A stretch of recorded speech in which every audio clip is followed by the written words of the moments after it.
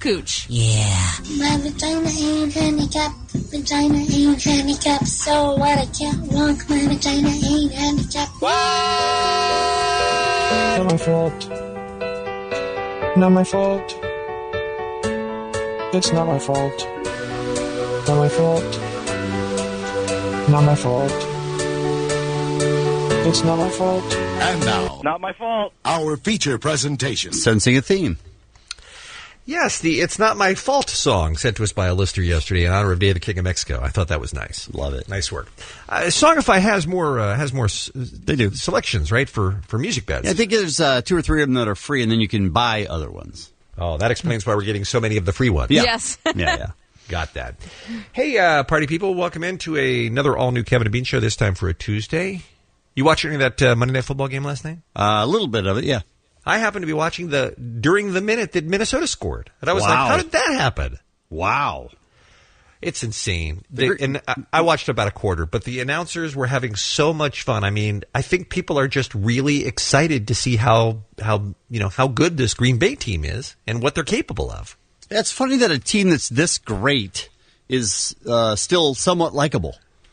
You know what I mean? Like that's it used to be interesting. New England Patriots were so great, but sort of everyone hated them. Right. Because they Belichick. thought the coach was an Yeah. ass and that the quarterback was a robot. Yeah, exactly. But this seems to be a likable team, and they're doing really well, and so people don't mind watching them. It's almost fun watching a team be that good.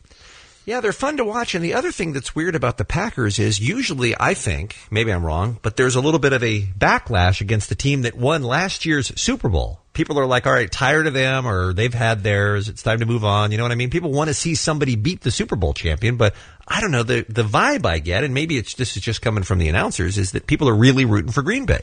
Yeah, I wouldn't doubt it. You know who's really not happy about it is Brett Favre. He's like, hey, this place was supposed to collapse when I left. I know. I was thinking about that, too. What an unbelievable transition they made from, one Hall of Famer to another. It's incredible. Well, I was thinking about the game last night as I was looking for a story to bring you first thing today. And we go to the great state of Wisconsin. Shania Edgell is her name. She's got a fantastic mugshot that's worth checking out on the Smoking Gun. And, Kevin, you'll appreciate this story. There are times after an evening of imbibing, shall we say, adult beverages. Sure. Where the only thing that works for you is a hamburger. Oh, yeah. You got it. What's that about? I've been there. I gotta, and how many times have we heard Kevin Lisa say, I gotta get me some meat? I mean, how many times does that come out of his mouth? All the time. What's that about? I think you just need something greasy. Something about the grease and the bread soaking up the alcohol. I don't know. At that moment, though, you either get a hamburger or you die. Mm-hmm. Right. Those are your options. I need meat. I've seen that look in your eyes where you have felt exactly like that. Well, Miss Edgell arrived at 3 a.m. at a McDonald's in Janesville, Wisconsin. She needed a cheeseburger. She wanted a cheeseburger, and she wanted it bad. Right. Except for some reason, and I don't know how this generally works, but they had already switched over to the breakfast menu at 3 a.m. So the only thing available to her were hash browns and egg McMuffins and pancakes. That doesn't work. Not at all. Doesn't work. She freaked the F out. She's 22 years old. She turned on her 40-year-old boyfriend, biting him on the arm, What? tearing off his shirt, explaining to the cop, by the way, when she was arrested and booked later, that she just wanted a burger, that she had driven to the restaurant to get a burger. And they'd stopped serving hamburgers. They were already serving breakfast. She wanted a cheeseburger. Then at some point, and I'm not sure why, after she bit and hit her boyfriend, she ended up on the roof of his car screaming about McDonald's at 3 o'clock in the morning. Wow. Was he driving? With her on the roof? No, he wasn't driving with her on the roof. I'm taking off. If she's on my roof, I'm going to just turn the car on and step on the gas. Cop asked why she was on the man's car roof, and she said, because I was acting crazy. Wow. She was booked for disorderly conduct and held in jail in lieu of a $150 bond. But I guess an Egg McMuffin just doesn't do the trick. It doesn't. Sometimes you need a burger. You don't change your menu at 3 a.m.? Yeah, that's I was weird. going to ask about that. I mean, that is you weird. would think That's 3 a.m. wrong. you're still getting the post-bar crowd. You think you'd want to have the Maybe dinner menu 4. available. Maybe. But I mean, Yeah. even not till almost 5 do people, they're going to work and they want to stop and get something for Right. breakfast. Oh, So you feel her pain then? she's right. Well, I think they're wrong, yeah. Is what I'm saying. Exactly. Look at her. And- wow, Muggs just found her. Wow, look at her. Woo! She looks like someone who needs a cheeseburger. I'm making her a cheeseburger right now. When she gets to court, the judge should say, 3 a.m., come on. You ought to be able to get a cheeseburger. Let it Seriously, go. she was right. There you go. All right, let's talk about today's Kevin and Bean Show, shall we? Oh, that's such a big liar. Well, you said anything yet. How do you know it's a big liar? Because you're saying it. Here's the story that's the lie, I believe. And that is that there's a rugby player, Bean told us about yesterday at this time, that went into a coma after an injury playing rugby. When he woke up, he was gay. And we're going to have Dr. Mo, our favorite doctor other than Drew, on the program and ask him if that's possible, because to us it smells like that's a fake story. Doesn't seem likely. But that's boy, for did sure. he go gay. Man, like he used to play rugby, now he's a hairdresser. That's one of Who the lives things. with his boyfriend. Yeah, and Ralph brought that up too. Is like that's one of the things that's maybe it smells a little false. He also started frosting his hair, by the way. Sure. And lost a bunch of weight and started working out, in addition to being a hairdresser. So it sort of seems like the Daily Mail newsroom said, what other stereotypes can we throw in there? Yeah, exactly. But who knows? So we got that coming up. I don't know if you have been following the whole Twilight saga, but it comes out this weekend. Of course. What? I have my Why tickets already. Why hasn't that been talked about? And some of the people that have been camping out just for the world premiere last night, they camped out for 4, 5, 6 days that didn't have tickets to the movie and weren't going to get tickets to the movie. Yeah. They were out there to see the stars walk in. And we sent our man on the street, Beer Mug, out to interview them. Excellent. As you know, Beer Mug is our guy. Like, he gets out there and he really, he's like a pit bull. Gets right to the truth. Won't have anything else. So he interviewed a bunch of people in Tent City, as they call it, right outside the Twilight premiere. And he talks to them, and I can't wait for you to hear it. Oh, I'm It's excited. unbelievable. You know, between all the Occupy movements around the country and the people camping out for Twilight, does nobody sleep in a house anymore? What's happening? That's a good question. It's a good question. We also have Max Greenfield from New Girl. He's Schmidt. We're going to talk to him. That's one of our favorite shows. And we have Ask a Porn Star. That's what I'm talking about. Ask a Porn Star. That should Lovely be Katie Morgan. interesting. A lot of questions that come to mind when people think about porn stars. You bet. So you're going to get a chance to ask her that coming up this morning on the Kevin and Bean Show. We'll take a break and come back with the Showbiz Beat next. 106.7 K-Rock is KROQ, and it's 10 minutes till 6. Welcome into the Kevin and Bean Show here on a Tuesday. Coming up right after the top of the hour. I'm very excited about this, Ralph. It's the race to the bottom here on the Kevin and Bean Show. Couldn't be more excited myself. How dare you? Muggs has really made some gains as being the worst person on air here on the Kevin and Bean Show. I mean, he's definitely going for it. There's no question that he's in the conversation right now. Yeah! But every once in a while, our man Kevin has to slap him down and go, hey, remember who the boss is here, okay? It's stunning. It's stunning on this staff. We're like the Indianapolis Colts in terms of personnel, and yet somehow we keep winning games. It's ridiculous. Well, you'll hear exactly what we mean right after the top of the hour in about 10 minutes or so here on the Kevin and Bean Show. First, though, time for the Showbiz Beat. Ralph Garman joins us. What's going on? This is why Leonardo DiCaprio is better than you. Now what? He had a birthday party. Now, most celebrities seemingly these days have birthday parties in Vegas, and they get paid to show up at their own birthday party, and they pop in for 20 minutes and collect their check for $250,000, and they I'd sell do out that. to the casino. Yeah, that's why you're bad. If I could. And Leonardo DiCaprio is better than you. That's my point. No. He had a birthday party this week. Celebrated his 37th birthday. He threw a giant bash. Invited the likes of Robert De Niro, Chase Crawford, Naomi Campbell, Benicio del Toro, Kevin Connolly. And you had to pay to get in, but it was all for charity. All the proceeds from that party went to the Leonardo DiCaprio Foundation, which is not only raises money for wildlife protection, but for disaster relief and for clean water projects around the globe. Raised $1.3 million at his birthday party. Wow. All for charity. I just really want gifts. I know. You want to go to Vegas to be paid to Right. drink your Hennessy and Coke or whatever it is you're working on these days, and you get the money. But see, Leonardo DiCaprio is better than you. He's giving it to the world. Yeah. I guess if that's your thing. Yeah. Meanwhile, porn star Kim Kardashian is headed for a mental breakdown, according to friends. Yeah! She is emotionally and physically exhausted after her divorce for Chris Humphries. Well, when you spend that much time, and you invest that much time in a marriage, and to watch it all just crumble around you, Sure. it just must be devastating. Friends saying she isn't eating, she isn't sleeping.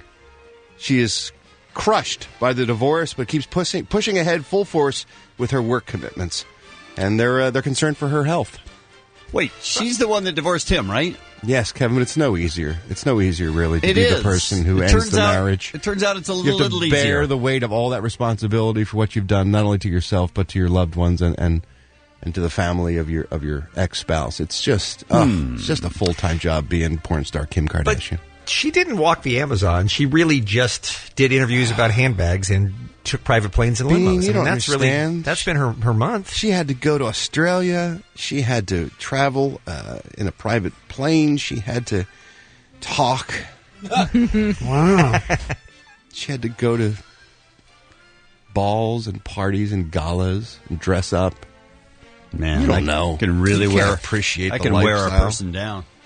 Disney is entering the beauty products market. They are releasing a line of cosmetics inspired by everyone's favorite fairy, Tinkerbell. I'm so glad that tiny little girls will be wearing more makeup. That's really what they need, because they look kind of crappy, all natural and stuff. That's true. I don't know how they walk. Sometimes these 4 or 5 year old girls walk around with no makeup on in public. It's like, hey, how about a little self-respect? Little How about effort, sure. Slapping on a little foundation and some mascara. A little eyeshadow wouldn't hurt you either, sister. The only good kids are on that Toddlers and Tiaras show. That's what I'm talking about. That's a kid who That's is a well-adjusted who is kid. taking every possibility to look as good as they possibly can. And some of these 8, 9-year-olds now, their skin is just hideous to look at. It's just starting to get so weather beaten. Ever heard of Botox, girls? Look into it. Gotta check that out. Yeah, it's Tinkerbell-themed makeup products for little girls. There is a lip crayon. Okay. I think little girls should be using crayons for other things other than putting on their lipstick. Called Magic Tink Tint, which is very hard to say without slipping and saying taint. Mm-hmm. Fairy Tale Face Palette. That is your foundation, basically. Your blush. I believe and our things guest like that. Katie Morgan was in How that. dare you, sir? And then Fairy Dust, which is a shimmering powder that you put on once your makeup's all set. I believe Beer Mug was in that movie. It'll be in Target stores next spring, so sadly not available for this year's lucrative gift-giving season. But What are little ugly girls going to do it now I this just year? stay at home. Stay in. Yeah, just That's stay what at I'm home. saying. And the Parents Television Council. Oh, we love them. Boy, are these people bad. These are the folks who complained about the Playboy Club before they even saw it, and were boycotting, threatening this, that, and the other thing. Do they have a headquarters? Is there someplace we can go picket them? I don't know. Where do they hide in the shadows like little moral ninjas? Now they are threatening NBC. Released a statement this week urging NBC not to hire Howard Stern as a judge for America's Got Talent. You know, there was a rumor going around that they were talking to Howard Stern. Right. They tell The Hollywood Reporter that the move would alienate millions of families, and with it, tens of millions of advertising dollars. This Tim Winter, who's the head of the PTC, continues to garner power in Hollywood with these power plays, with these threatened boycotts and complaints. But, I mean, NBC is the judge of whether it's a worthwhile risk for advertising dollars or not. What does the PTC care, whether NBC makes money or not? That's how they have influence. Because They try to hit the bottom evil line. Howard Stern will be on television. That's what they Oh, so care the about. PTC will try to get those companies to not advertise in the show. Yeah, I see they're what you're threatening saying. Okay. boycotts, which is what they do. And lastly, while we're talking about television, CBS and NBC both announced their season changes yesterday for the mid-season replacements and some shuffling of scheduling. The new comedy starring Rob Schneider will be added to the lineup over there on CBS. It's called Rob, with an exclamation point, but also with an upside-down exclamation point in front of it. What? Because he marries into a Mexican-American family. And that's how you punctuate exclamation points in Spanish. Does hilarity ensue? The title alone is funny. Yeah. Because it's got 2 exclamation points. Yep. Did somebody order Mexican? Undercover Boss also returning for CBS. That'll be added to their lineup in January. How's their punctuation? Just a period, I think, at the end of Okay. that. NBC is shelving Prime Suspect Ooh, and Community that Really? hurts me. That one hurts me. to make room for its Thursday night comedy lineup, adding 30 Rock back to the mix on Thursdays at 8 o'clock in January. Which I can't say I'm sorry to see 30 Rock come back. It's a shame it has to be at the cost of Community. But actually, what they're really moving Community for is to make room for the high-powered Are You There, Chelsea sitcom based on Chelsea Handler's life. All right. They're gonna put that back to back with Whitney. Yes. I dear God. think I saw tears coming off of my flat screen this morning when it heard the news. I think it was Your flat screen was crying? my television was actually crying at the news that there was going to be a Whitney Are You There Chelsea block back to back. How is Whitney still on the schedule if Community's not? Why can't you make that switch? That's an instant improvement right there. I can't imagine. I told you I watched it again this week just to make sure. Like maybe I was off. Maybe the first few episodes were bad and I was wrong. I'm gonna check back in just to give it a shot. Wow. So it was Not good? funny. It was good? Oh. Wow.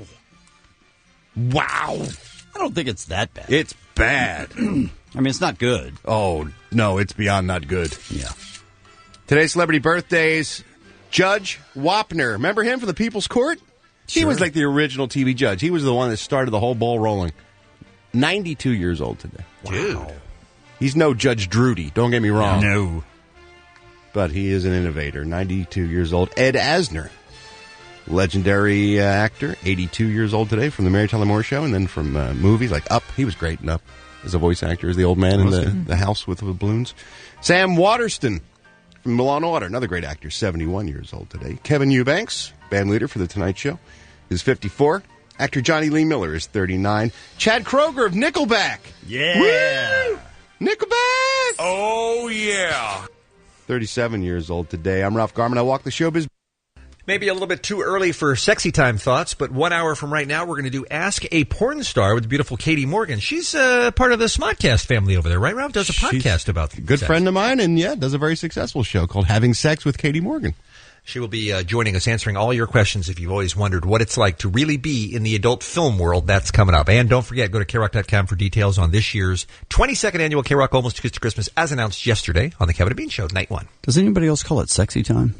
No, just him and the Beebs. Let's talk about the race to the bottom. This is it's a battle that's been going on between Muggs and I. Kevin! Come on, Muggs. It's no comparison. Well, here's what's happened. Here's the behind the scenes. The behind the scenes is Bean loves bad. So that's why he's partnered with me, A. And That's why I'm on this show. He Absolutely. better love bad, or else he's in for a world of hurt. So we have these giveaways to do over song introductions, and he has Beer Mug do it because he likes to hear Beer Mug screw it up. Well, because here's the beautiful thing. 100% of the time, Beer Mug does it, and he's awful at it. It's hilarious to me that he can't go on the air for 20 seconds one time and do something without screwing up. I love that. Which is written, prepared material, by the way. It's not like he's got to make something up. He's not improvising. This is a giveaway he knows the details of. Yeah, he can read it off a sheet of paper in front of him. They're written down in front of him. Yeah, it's printed out. All you have to do is read it. But, so then I said, we had a little behind-the-scenes argument where I was like, it's our show. We should probably be doing it. And Bean's like, but Beer Mug screws it up every time. And I said, well, I'll do it then. So here are a couple of Beer Mugs first. Because Ralph didn't hear yesterday's fine performance. All I heard was the song restarting, and I couldn't understand why. This is Beer Mug doing a giveaway, and this is the kind of stuff that Bean loves because Beer Mug screws it up. K-Rock. How about winning a pair of lift passes to Mountain High and tickets to Ski Dazzle at the LA Ski Convention Center? They don't ski there, but they do sell snowboards and skis if you want. Callers 15 through 20. Oh, man. Oh, man. The Ski Convention Center. Yeah, the Ski Convention Center. There's a convention center, really, but it's not a ski convention center. For that weekend it was. No, there probably was a ski show at the convention center. Sure. Yes, that's exactly what it was. And one of the things I love about Beer Mug is, and I don't look, the guy, he's been in radio for a couple of years now. He's done his own shows on the station. He's DJ'd before. No. Yet he gets so unbelievably nervous and he starts screaming at us, too. And I don't understand why that is. And then he just falls apart in the middle every single time.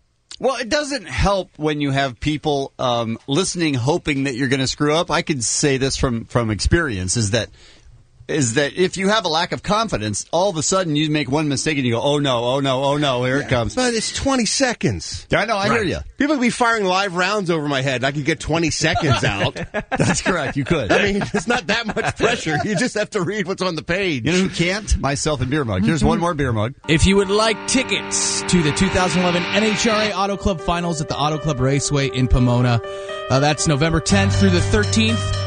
Callers 1 through 5 at 800. What's the number, Lisa? 520-1067? 67, okay, yeah. that's it. Be the first 5 callers, and you'll win. Ralph Shoulders Beat is next. Well done. Wow. So you got that going for you. Yeah. Wasn't Mug also the guy who said the first 5 callers, 20 through 24? Yeah. Last time he did I it? think the first 5 callers 20 through 24. Which Yeah. are, that's 2 different things. It's the first 5 people to be number 20 through I don't 24. believe that's I what he think. meant at all. No. I think what happened is Kevin saw an upstart. He saw a guy who's muscling on in his territory, starting to get a little bit of attention, starting to get a little bit of love from the ladies, and he said, hey, wait a minute. Are we forgetting who the heavyweight champion of the world is over here in the corner? Kevin's the veteran quarterback who's taken him to the playoffs, and he sees this new guy get drafted, and now he's concerned for his job. Tebow's apparently. not coming after my job. I'll tell you that right now. So yesterday I did this intro, and it went horribly wrong. I'm going to play the whole thing just so that you can hear. Just to set the stage, you decided to take that job away from Beer Mug. Because he kept screwing it up. Right, so you wanted to put a better face on it for the sake of the show. Yes. Since your name's on the show, you said we should deliver professionally. We should do this. Well, it's not just that we should do it professionally. It's also that one of us should be the one doing the giveaway. Uh-huh. And so Bean won't do it because he finds it funny when Muggs does it. So What's going on where Kevin wants to take more responsibility on when it comes to the show, well, by the way? wait till you hear, and then you'll be in favor of it. This was yesterday, late in the show. Hi, this is Mike Ness from Social Distortion. K-Rock's Almost Acoustic Christmas. Night 1. They are playing. Go to KRock.com for the details. If you'd like a pair of tickets for the USC-UCLA crosstown rivalry game, Saturday, November 26th. Be callers 1 right now. Hold on a second. Hold on. Seriously, hold on. Hang on. Hold on. Seriously. All right, hold on. Let me try it again. Let me set that back up and try it again. All right, can I try it again? Do you mind? All right, one more time. Hey, if you'd like a pair of tickets for the USC-UCLA Crosstown rivalry game on Saturday, November 26th, plus passes to the K-Rock Tailgate Party located at the LA Sports Arena. Get your tickets right now at USCTrojans.com or win them at 1-800-520-1067. So, much better. Thank you. So that was... Wow. That was me. Be callers 1. Be callers 1. Well, it's just a rivalry. I like how he came out of the gate with... They'll be playing. Go to KRock.com. Playing what? Where are they go? What's going on? That was coming out of a social D. Right. I understand. Okay, so then I thought, well, maybe I should make some mention of the fact that that's an intro, and they just said night 1. So maybe I should make a reference to the fact of Acoustic Christmas. Right. Maybe you should have mentioned Acoustic Christmas then. You'd think. Instead of, they'll be playing. Go to the website, look, see them there. You would think. But I actually had to stop the song and restart it so that I could try it again. All right, one more time. Let me hear that one more time. Come on. Because I missed it. It's Mike Ness from Social Distortion. K-Rock's Almost Acoustic Christmas. Night 1. They are playing. Go to KRock.com for the details. If you'd like a pair of tickets for the USC-UCLA crosstown rivalry game, Saturday, November 26th. Be callers 1 right now. Hold on a second. Hold on. Seriously, hold on. Hang on. Hold on. Seriously. All right, hold on. Let me try it again. Let's set that back up and try it again.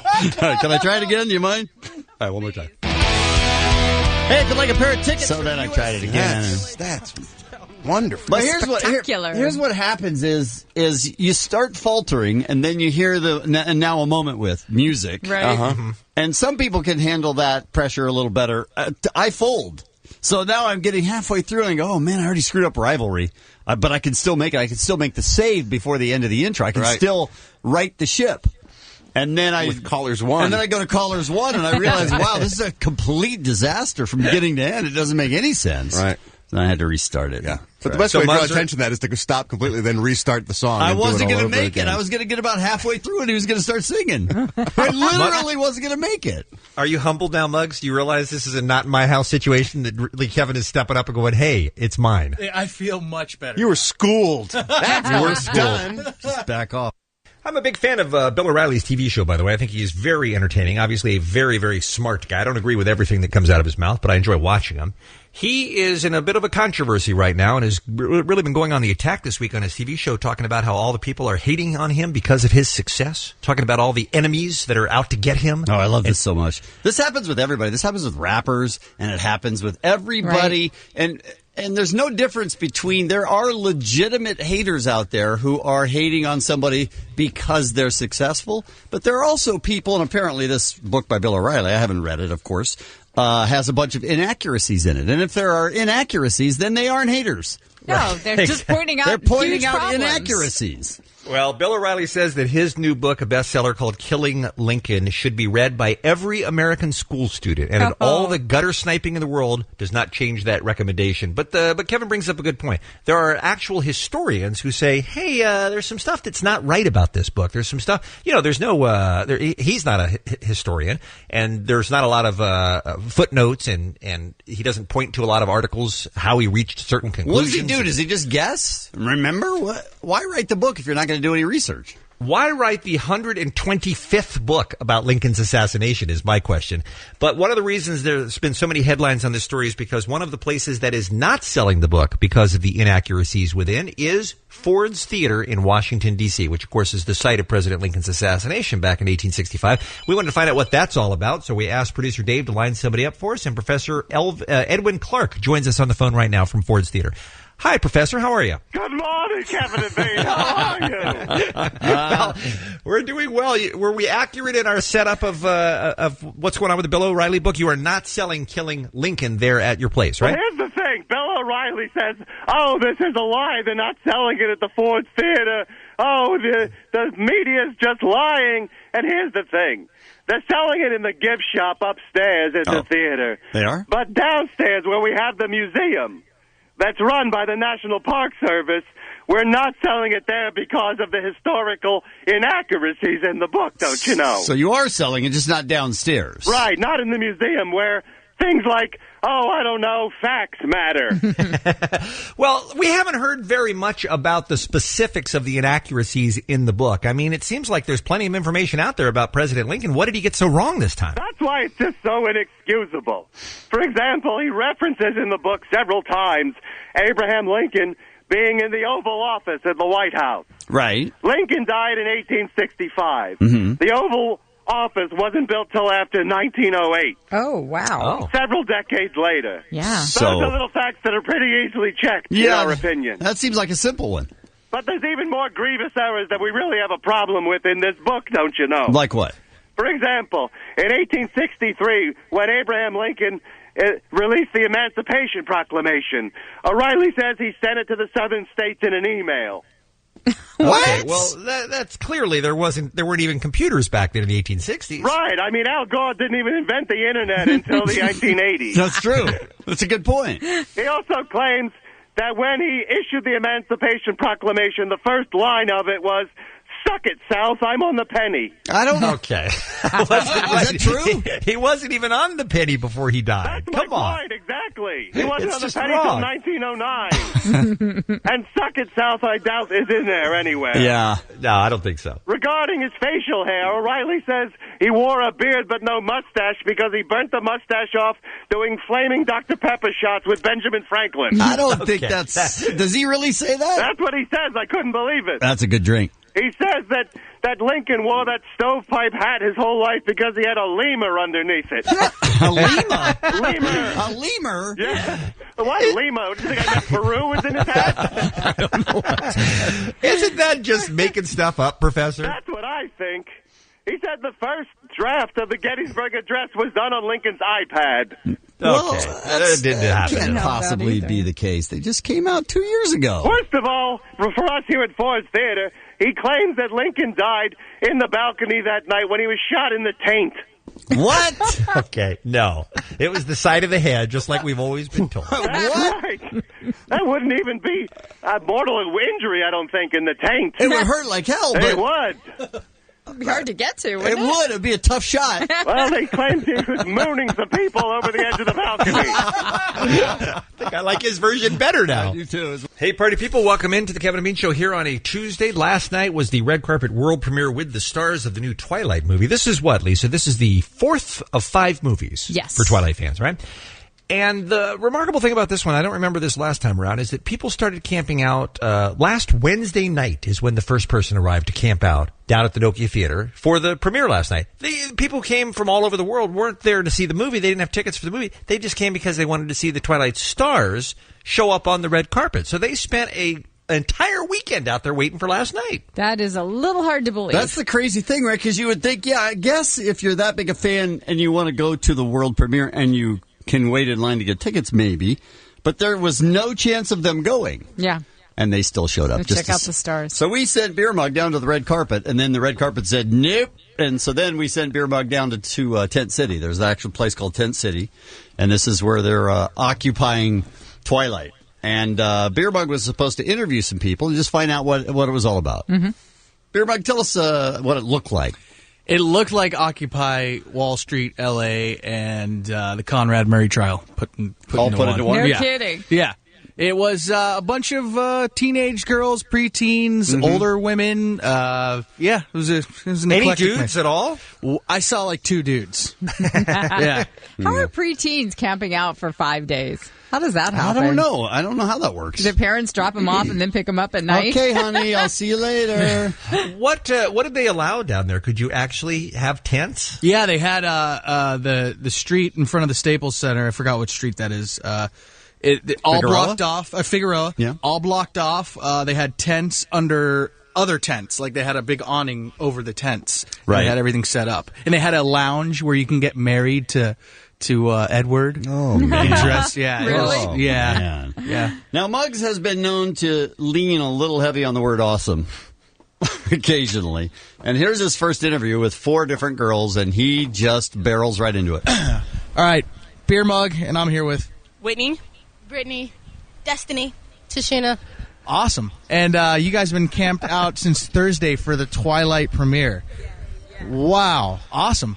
That's a little insane to me. Yep. Awesome. Why is it awesome that there are 4 names that they gave you? How's that awesome? They were cool names. Oh my God! I would. He's sticking with Whitney, it. Brittany, and Destiny. Right. Kill me. You're either in a strip club or you should be killed. Those are the Right. 2 options right there. But to Muggs, here's the thing about Muggs. I don't think he hears anything. He's thinking about what he's going to say next. So what Yes. they go, blah, blah, blah, blah, blah, blah, blah, Right. blah, and he goes, awesome. Yeah. With no I mean- idea what's happening. They could have said, "I'm dying of cancer. I maybe have till the end of the week, and this is how I wanted to spend my last week." And Muggs would go, "That's fantastic." That's great. Well, let me ask you a question. All right. Oh, no. Is it a question? Here's the thing about this. If you have a microphone and you're talking to them, you don't ever need to ask or say, "Let me ask you a question." Because they know already. Well, it's sort of implied in that Okay. you've already asked them a question. So then you're going to ask them another one. So you don't need to set it up with, "Let me ask you a question." Already doing that. Well, let me ask you a question, because I'm not really on board with the whole Twilight thing. I don't really understand it that much. How is it that... All right. Now, you can hear that it's going to take a while to get there. But Yes. do you remember when we were making fun of Twilight because when they got in the sunlight, when Edward got in the sunlight, his skin turned into diamonds? Yeah, he Yes. sparkles. So we made fun of that. We were like, come on, what are they doing? What's up with that? How's the skin turn into diamonds? Well, this is Muggs' attempt Oh, okay. All right. to really, really bring the heat on these girls, to really turn the spotlight on what a ridiculous storyline that is. And so he begins it that way. Back in the day, vampires used to be allergic to light, and they used to die. What makes them turn into diamonds all of a sudden? They're cool. They're just cool. You know, they're cool. That's it. They're cool. No follow-up. That was it. That was his attempt at it. And this is attack journalism. He told Omar as he was leaving the station, I think Mean Muggs is going to have to come out today. Oh, he's going to hold their feet to the fire on this crappy series? Is that what you mean? Was that Mean Muggs? No. And for a person like myself who's not on board with the Twilight thing, what would you do? What would you say to maybe bring somebody into the franchise like you guys are? What? Is it possible to use more words? If it came down to it. Right. It's the strangest question. You can just go, I'm not into Twilight. Tell me about it. I mean, it really is just like unbelievable. And, for a person like myself who's not on board with the Twilight thing, what would you do? What would you say to maybe bring somebody into the franchise like you guys are? Oh my God, it's like the best thing ever. The movie's amazing. Like I can tell you, it's just amazing. You have to like it. Like I don't understand if you don't. You have to like it. You know what Beer Mug says to that? Nothing. He just has no response. It's not awesome? I don't think he listens. Awesome. I don't think he listens to what anyone is saying. And I also think, by the way, that he knew, as we know, what you're going to get if you ask teenage girls to describe what their fascination is with Twilight. They just love it. You know what I mean? They just love it because they think it's romantic and the boys are dreamy and they're singing dog and everybody else is in that movie that they love. Whatever it is. I'm just saying you're not going to have a serious discussion about Twilight with teenage girls that are camped out to see the stars on the red carpet. You guys are camped out here all weekend? Yes. First of all, great question. As they are sitting there with tents. Nope, we're leaving Monday morning, Muggs. We just came down we don't even care about the premiere. Why in your sane mind would you ever do something like this? Twilight. Okay. That is insane to me. Are you going to get a chance to go into the premiere? We're here to watch the actors pass by. That's it. And you've camped out all weekend to do that. That is insane. Do you think it's insane? I don't think Muggs has anywhere to go. Is he drunk or high? Or what do you think? Is there a mixture going on there? I think he's just Muggsy. Yeah. Let me ask you a question. Right back to that. You've already asked her 15. I'm not down with the whole Twilight thing. So for someone like me, like myself, in 10 words or less... How about you ask the question in 10 words or less? How would you get me to hop on board with you guys? hot actresses. Okay. So, hot actresses. The reason you're camping out, I like a lot of things. A lot. Oh my God. What just happened? Oh my God. The reason, hot actresses, the reason you're camping out, I like a lot of things. I like a lot of things, pause, a lot, is what Muggs said. The reason you're camping out, I like a lot of things. A lot. But I don't think I'd ever camp out for something. You guys are hardcore. Yes, very. Do you think any of the actors in the movie would ever camp out for you guys somewhere? Yes, Muggs, yes. Yes. The cast of Twilight is going to sleep. Was that a rhetorical question? Intense. And for those people that are to see a 14-year-old chick from Pomona. Sidewalk. Well, we have more, but I don't have time. Oh, come on! We have a lot more Muggs tape because You're such a tease. Muggs is really Muggsy on this one. I know less now Wait till you hear those people than I did when you started. Wait till you hear him ask how they use the restroom. How do you take what's the process, the bowels? You sit down and you push, right? Yeah, the vowels and the how do you and the if it comes right down to it, doesn't even make any sense. So we'll have to get to those a little bit later on the Kevin.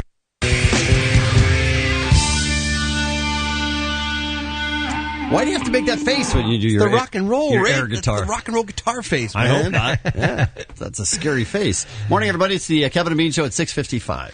When you're at KROC.com getting all the details for the 22nd annual KROC Almost Acoustic Christmas, don't forget while you're there, ladies, that you only have until the end of the show Friday to submit your entries for Miss Double December 2012. Would you like to wear the crown of the Kevin and Bean Show for 2012 and come to all of our events, our breakfasts with, our live shows, Weenie Roast, Acoustic Christmas, other concerts?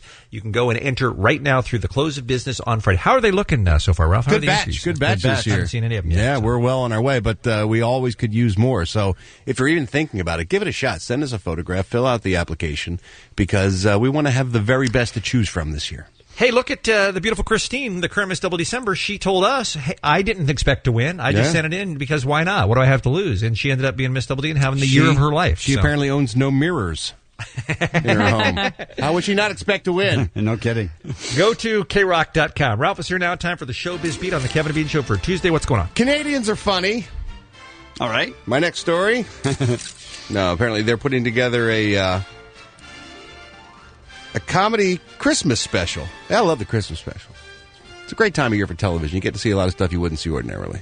They're putting a Christmas special together for Canadian television on CTV, starring Russell Peters. Now, he may not be a big star here in the States, but he is a very popular Canadian comedian. He is an indigenous American, I guess you would call him. Can't even call him an American Indian because he's not American. He's Canadian.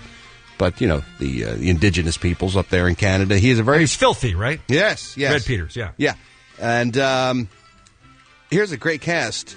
John Lovitz is in it. Michael Bublé, Ted Lang from The Love Boat. What? Scott Thompson from New Kids on the Block. And Pamela Anderson starring as the Virgin Mary. Now, that's a sense of humor right there. That is. I'm on board. Hopefully we'll get to see it here in the States. We'll have to wait and see. Boy, no one wants to play this Man from U.N.C.L.E. lead.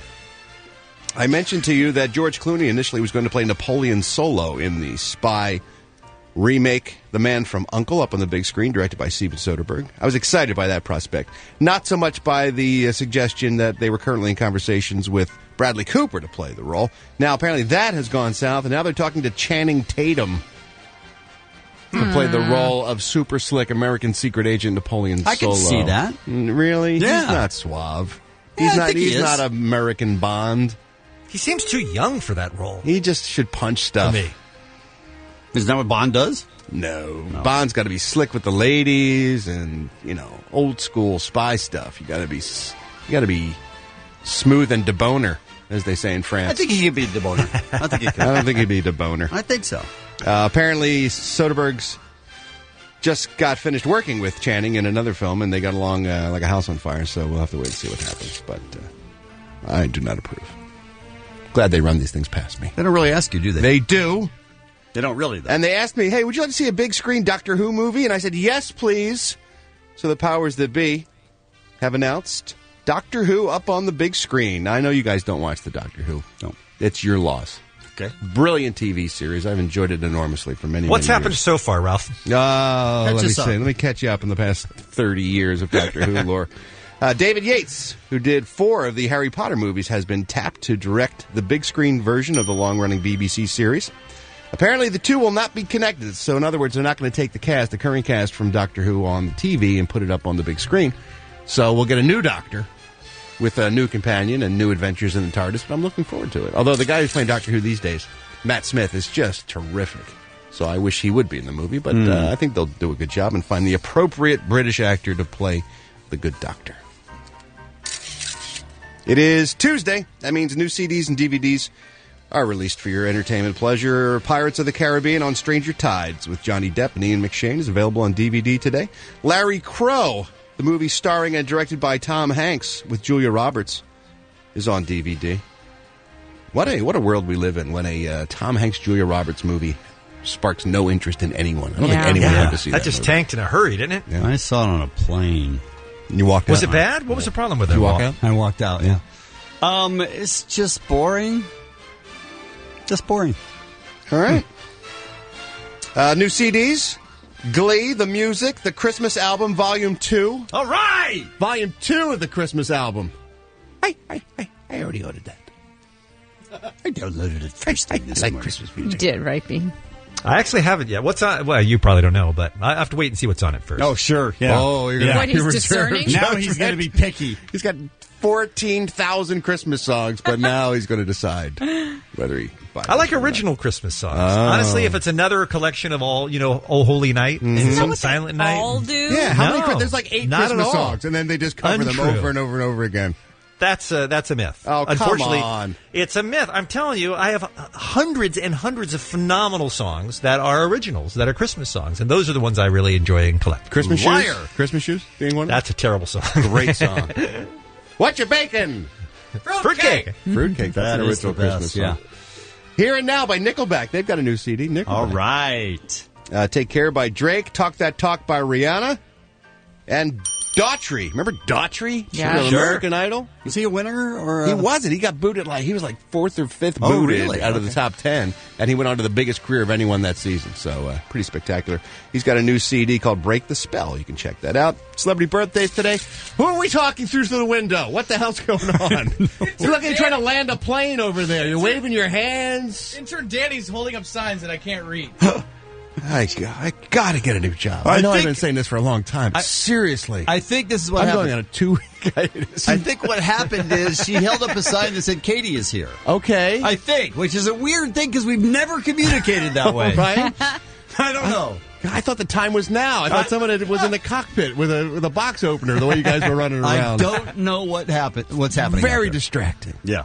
Anyway, just birthdays, people were born, whatever. Look it up. Have cake. Yeah, have cake. I'm Ralph Garman. I walk the showbiz beat. 106.7 K-Rock is KROQ, and it is 9 minutes after 7 o'clock.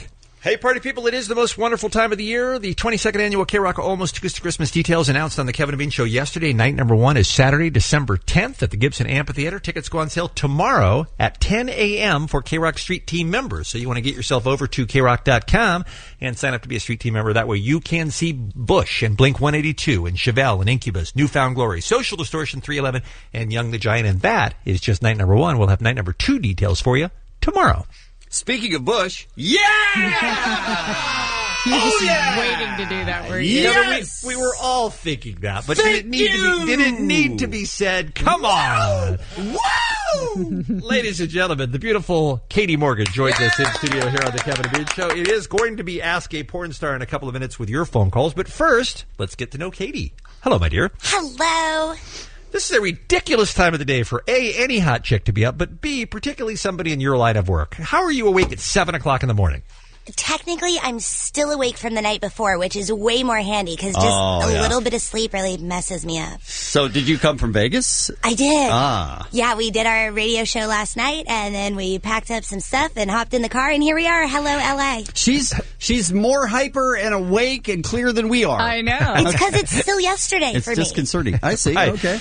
Let's, before we find out about the adult film work, let's talk about the radio show because this has been hugely successful. Kevin Smith has the network called the Smodcast. Our own Ralph Garman does a show, of course, with him, the HBO show. And you're one of his featured performers. Tell me about your show.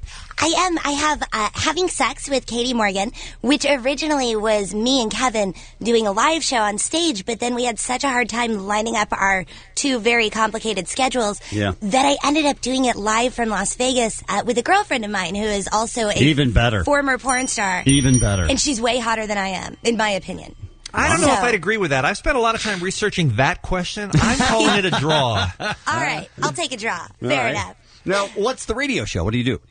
Well, the show itself is Having Sex with Katie Morgan. There's a comma, Having Sex, comma, with Katie Morgan. And we talk sex, we talk relationships, we talk any kind of advice, and based on our many, many years of very interesting practice and experience. Sure. And we have a lot to draw off of in that area. You're both former porn stars? Yeah. Or still current? No? No, we're both retired. I did 7 years, she did 6.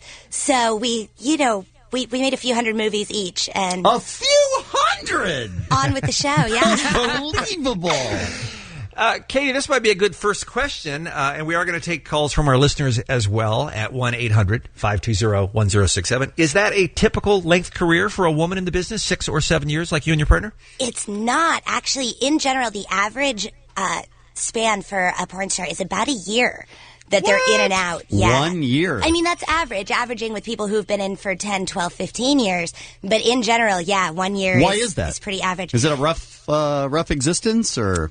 It's really not a rough existence. It's definitely a fast-paced lifestyle as far as you work when they're shooting movies. And they're shooting movies all the time, apparently. All the time, and with no unions. So sometimes for long times, 14, 16, 18 hours on some features, it can happen. Oh, my God. So when you're doing it, it's kind of fun. It's fast-paced. It's a lot of money. But it can be a lot when you first start of, new stuff and hardcore stuff. And not everybody falls in love with it the way some of us did. Some of us were like, this is the best thing ever, and we stayed forever. Now, is part of the reason that you stayed as long as you did is because you were so successful? I mean, when you get to the echelon where you are a name that people will seek out, I would imagine the life becomes a little bit more comfortable. You have a little bit more flexibility with your schedule. You get to call your own shots, right? I'm very flexible. Yes. Technically, yes, I did get successful in the industry. I was trying to hang around anyway just because I loved it so much. You have to kind of restart stuff. And for me, I was really lucky. HBO picked me up and really forwarded me just even inside the adult industry because then people knew my name. Before I did the HBO, I was really more of just a average working porn star. I was never a contract girl. I was never huge in the industry itself. HBO really did that for me. And that's when you say HBO, you're talking about the television network. You are a sexpert on HBO. You have a show there as well, right? I host multiple documentaries on HBO. They're on all the time. They all have different titles. Wait a minute. They replay stuff on HBO? Is that what you're saying? Yeah, it'll be around until I'm like 40, I'm sure. So nice. When you talk about those girls who get out after a year, you made some reference to something that I thought was worth following up on. Is it that they get to a point where they don't want to go any further in the types of things they're asked to do, or they start to become uncomfortable with what's necessary for them to do, and that's why they quit? No, it's even simpler than that. They shoot out everything that they are interested in doing and willing to do, and without some kind of change in what they do or how they look or learning to act, without some kind of change to keep them going past all those new girl gonzos that everybody wants to shoot them for, then they just kind of run out of work. Isn't that interesting? So they do in other everything words, that's possible that they're interested in a year, Right. and then they go, done it. Well, I mean, we're talking 80, 100 movies easy in a year. So Jeez. you make a lot of money real quick, but then they're done with you unless you have something else to offer. I got it. For me, Right. I did all right with the acting because I definitely moved into features after the gonzo, but I also changed my look and got, big boobs. So Can we get a shot of that, Dave? We- Can you zoom? Do you mind? can you see them past my giant scarf? Yeah, it is a little much, I have to be honest. Do you, not that do cold you in here. find, let me ask one more question before the break, and we come back with listener questions for Ask a Porn Star. Katie Morgan is our guest here on the Kevin and Bean Show. Do you find that when you're 22, 23 or something like that, you're looking over your shoulder at the 18 and 19-year-olds who are showing up for work and you're going, those bitches? Yes, and by the time I was 26, 27 getting out of the industry, that was actually a bit of a deciding factor. I was Really? quickly coming to an end of competitiveness with these hot chicks coming straight out of high school as like prom queens, beauty queens, and they're like, we're going to be porn stars. And they That's were. the way this country should be moving. Yay, America. I am down with it. So they would say to you, do you want to do the brown necktie? Because we got somebody waiting that will. And you go, I guess not. I'm out. Yeah, no brown neckties for me. Not for you. No ties of any variety. Just checking. All right. I don't want to know. All right. 1-800-520-1067. That is the toll-free number here on the Kevin and Bean Show. It's been a long time since you've had this opportunity to ask a porn star. Call now. Talk to our guest, Katie Morgan, when we return right after this. The beautiful Katie Morgan in studio with us right now on the Kevin and Bean Show from the popular podcast on Kevin Smith's Smodcast network called Having Sex, with Katie Morgan. Very disappointed about that comma. She also has a series on HBO. Katie Morgan's Porn 101 airs December 1st, and perhaps you've seen her in some of her greatest movies like Desperate House Whores, Flashdance, another one of my favorites, and Meet the Twins 8, I think was. And you were also in the Busty Beauties 20, if I recall correctly, Katie, right? I was. That was a classic. That was a classic. You don't have to tell me.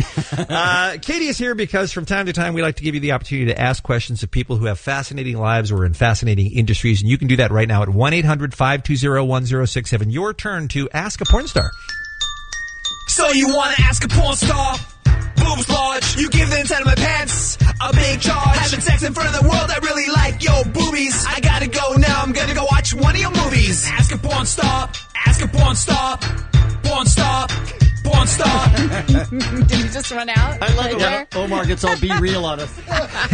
1-800-520-1067. Why don't we start with John? He's on line 1. I'm sure a question you've been asked before, Katie, but people always want to know. John, welcome to the show. You're on with Katie Morgan. Go ahead. Hey, good morning, Katie. Good morning, everyone. Hi. Hello. Hey, Katie, here's my question. How do porn stars who have kids deal with the stigma of the porn industry and what goes along with, maybe the kids' friends wanting to use your videos for target practice or something like that? Yeah, nicely said.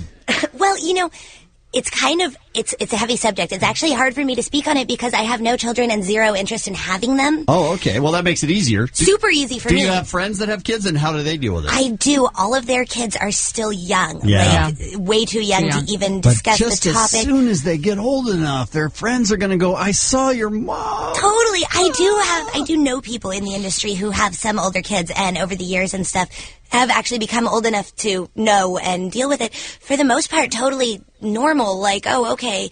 A lot of them were tipped off kind of early that mom and dad were kind of sexual. Yeah. Usually with like whatever, excessive making out in front of people even. Sure. People do it. I've never heard of anybody having a problem from their kids or like the kids not talking to them once they were mature. The only problem is the kids always insist on doing homework at your house. Sure, why not? Let's Mom go has to hot your friends. house, right? And I would imagine there are a lot of adult performers who just would try to keep it a secret and hope their kids never found out so they didn't have to deal with it too, right? That must go on. Sure, and if the kids are young enough too, I mean, really, you're talking 18, 19 years, and then that porn's pretty much gone. I mean, yeah, you could maybe find it. Oh, but, you could find it. Well, sure. But why would you? But I mean, the point is, But why would yeah, they're you? looking at the Yeah. new stuff, right? And then your kid walks up and asks you what the Cincinnati bow tie is, and you have to explain it to him. And I will tell you As this, you Katie. should. and I'm sure you talked about this on your podcast, the stigma that is still associated in a lot of people's minds with people who choose to be adult performers, which, by the way, is a completely legal business for adults. I mean, the Sasha Grey story this week is a perfect example of the parents who are all up in arms because she came to school and read for little kids. I mean, get over it. So what? So she used to have sex on film. That doesn't mean she doesn't care about your kids and don't want to read to your kids. What do you make of all that? I am all for literate children. So you're a thumbs up on literate kids. I'm a thumbs up on reading to kids. Right. You know, honestly, I get a lot of email from people who are not 18 yet, and I just simply, as soon as I get to that line and I just put it down, I want to be 100% respectful of parents and their children and how they want to raise them. And it's seriously none of my business. As soon as they turn 18, I will send them a porno movie and a signed autograph if they call me. Right. Like, you know, it's that line. So I just avoid kids in general. Sasha's thing was kind of weird. Like, I don't think I would go to a school and read to kids. Done that, right. No, but I would go to a college and talk to students, and I have done that. So I'm all about spreading the word and go porno, and there's nothing wrong with having sex on camera or having a lot of sex in your private life or wherever you enjoy getting down. Get over it. I don't care. But, yeah, leave the kids out of it. I'm kind of anti anything to do with kids. Don't mix with kids, yeah. Let's talk to Johnny real quick. He's got the flip side of the first question we had here on the Kevin and Bean Show. Ask a porn star. Johnny, you're on with Katie Morgan. Go ahead. My question was, is it difficult to enjoy sex out of work, like with an average Joe? Not with... Yeah, that's my question. Right. Not at all. It's actually completely the opposite. Sex on a porn set, yes, we have all these fabulous men with all these fabulous endowments, but that's work, man. You got to show the camera, you got to do weird angles, and often things don't fit as well as you'd like them to.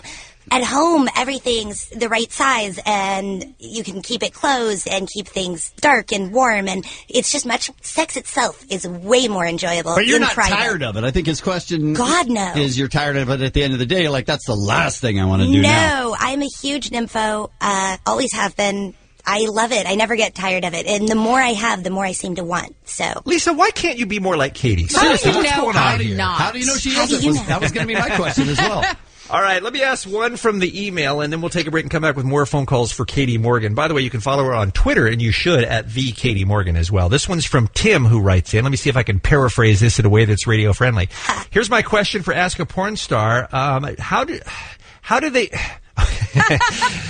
Do they decide ahead of time how the scene will end? I guess is essentially what he's asking. Or is it just you go with it and make it up at at that moment? There are two schools of thought to this, believe it or not. The first is that the partners and the director work everything out, and we're talking everything, positions, location, everything, right at the beginning. And even the beats, give us 3 minutes of this, 3 minutes of that, 5 minutes of this, and they'll call it off, and we switch. Transition, if you will. Sure. The other school of thought is we want to see the natural love happening. Here are two people and action. And in that case, no, you just kind of go with it. It depends on the director's style and the style of the performers to some extent. I can go either way. I'm a switch hitter. Yeah. Great answer. What's the least amount of time you've known somebody before you had sex with them when you show up for is it literally you shake hands, say hi, and then drop your outfit and you're off? There has been those moments. I would say the absolute shortest would have been like 10 minutes from intro to landing on camera. Wow. Especially if he got there late. Wow. Not really. I know people who've gone that fast in real life and like hooked up with dudes in the bathrooms at clubs. So See, now we're talking. Yeah. Now we're getting somewhere. And they do the Boston pancake. Right. Well, I don't know about that. That's not legal in California, by the way. It's true. 1-800-520-1067. We have time for your calls next. It's Ask a Porn Star. Katie Morgan is here. We'll return on this right after this on the Kevin and Bean Show. Ask a Porn Star. 106.7 K-Rock is KROQ, and it is 7:41. So you want to ask a porn star? Boobs large, you give the inside of my pants a big charge. Having sex in front of the world, I really like your boobies. I gotta go now, I'm gonna go watch one of your movies. Ask a porn star, ask a porn star, porn star, porn star. The porn star on the other end of the phone right now at 1-800-520-1067 is actually retired. You get is there a ceremony? Is there a trophy, a watch? What do you get when you walk away from the adult business, Katie Morgan? When I walked away, I got the Crossover Star of the Year award, which was kind of fabulous. And this year, actually, I guess technically next year, 12 in January, I'm getting inducted into the Legends of Erotica. Oh, how about that? Yeah. I'm all Hall of Famed and shit this year. All right. Okay. Okay, Sorry. Right, radio. There's a girl that's been doing a podcast too long. She forget what you can and can't say. And, of course, Katie was also seen in Zach and Miri Make a Porno with your friend Kevin Smith. That's probably the most mainstream thing I would imagine that people have seen you in, right? Absolutely. That was the biggest screen I was ever on. I had never seen myself from quite that angle. It was shocking. All right, let's get back to a few more calls in our remaining moments here. We're going to talk to Eric because I know he'll be speaking for a lot of guys who are listening right now thinking, hey, if I get into the porn business, I can have sex with Katie Morgan. What? Eric, you're on. Go ahead. Ask a porn star. How's it going? Yeah, it's going good. How about you? Let me tell you. Yeah. Go ahead. I was just more wondering, like, do you have any pointers, like, how to get into the industry? Because, I mean, like, I know, like, I don't want to sound like a stud or anything, but, I mean, I try to... Oh, you don't. Don't worry about that. I was just kind of like, you know, when you go do your business with ladies, like, some of them really can't hang. It's like, oh, okay, so you're done. What do I do now? So Eric's... He's too good. He's too much to handle. He's too much for one woman. Right? So he needs an entire industry filled with them. Sure. Eric, die. Thank you for calling. However, for people who aren't tools like Eric, what is the advice you give? Because I'm sure that's got to be the number one question you get asked from guys is, how do I get into the business, right? It comes up a lot. Because they think it's awesome and it's easy, but it's not. It's not. It's actually very hard work. What I suggest and what everybody will tell you, get a group of friends. Find a girl you've never been with. Get a group of friends of yours, male friends. The less attractive, the better. And a camera and try it. If you can do it in front of your own friends with a random stranger, go to the industry and get an agent because you are made for it. If you are like most people, panic at the last minute and go, what am I doing? Then you're normal and you should not be a porn star. Most people probably shouldn't get into it? No, it's very difficult. It takes a certain mental connection between man and member to be able to function that way in public, in front of everybody, and put on a show. Nobody's still having sex with the hedgehog, right? He's done. Please tell me he's done. I think he might still be working. Really? He was when I left, but I've been out for a few years. I know he's still around, at least as non-sex roles. I don't know if he's still doing scenes, but he was up until a couple of years ago.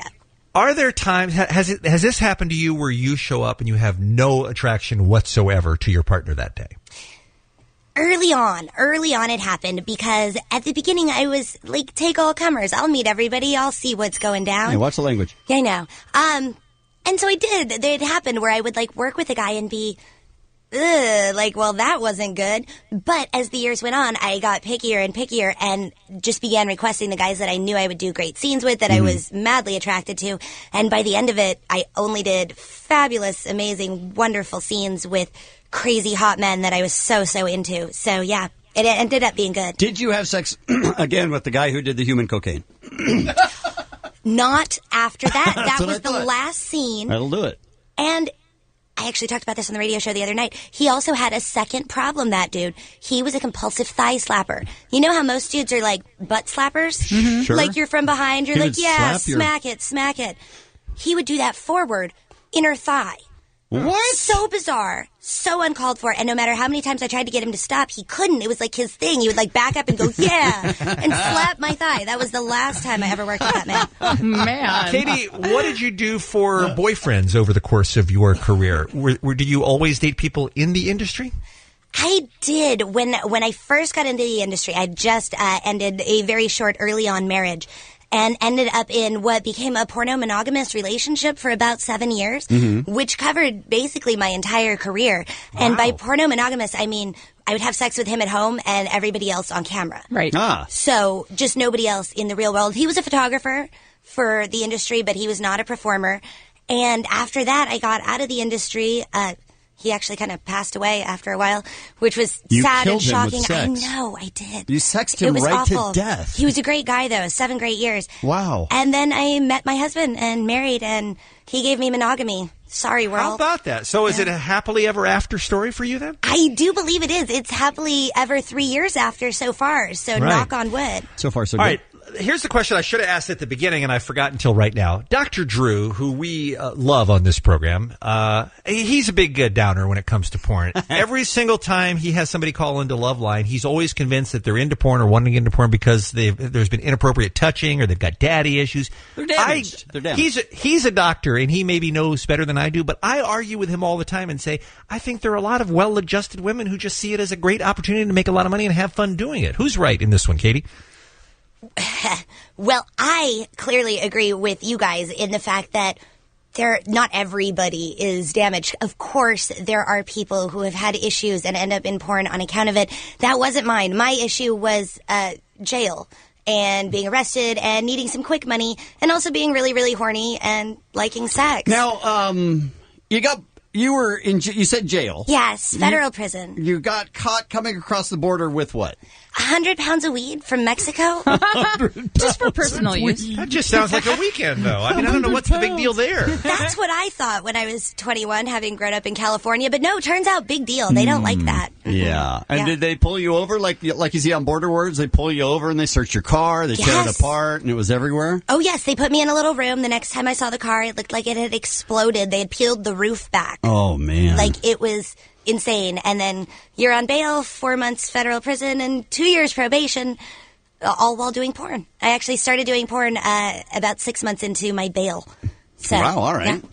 She's got it all figured out. Yeah. What a fascinating life and a fascinating woman. Let me give you the details on how you can catch up with Katie. You can follow her on Twitter at @TheKatieMorgan. The website is KatieMorgan.com. The podcast is Having Sex, with Katie Morgan. You can get that on the Smodcast network. And you're going to be on HBO, back on HBO December 1st. Is this a new special called Porn 101 where you do, it's instructional, right?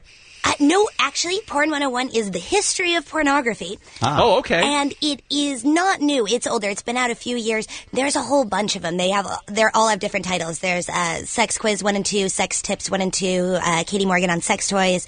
Most of them, I guess all of them really, are documentaries. I am a documentarian educating the world on sex and sexuality through the ages and now. There's a lot of Katie out there. I like it. This is a good thing to find out today. Dun, dun, dun.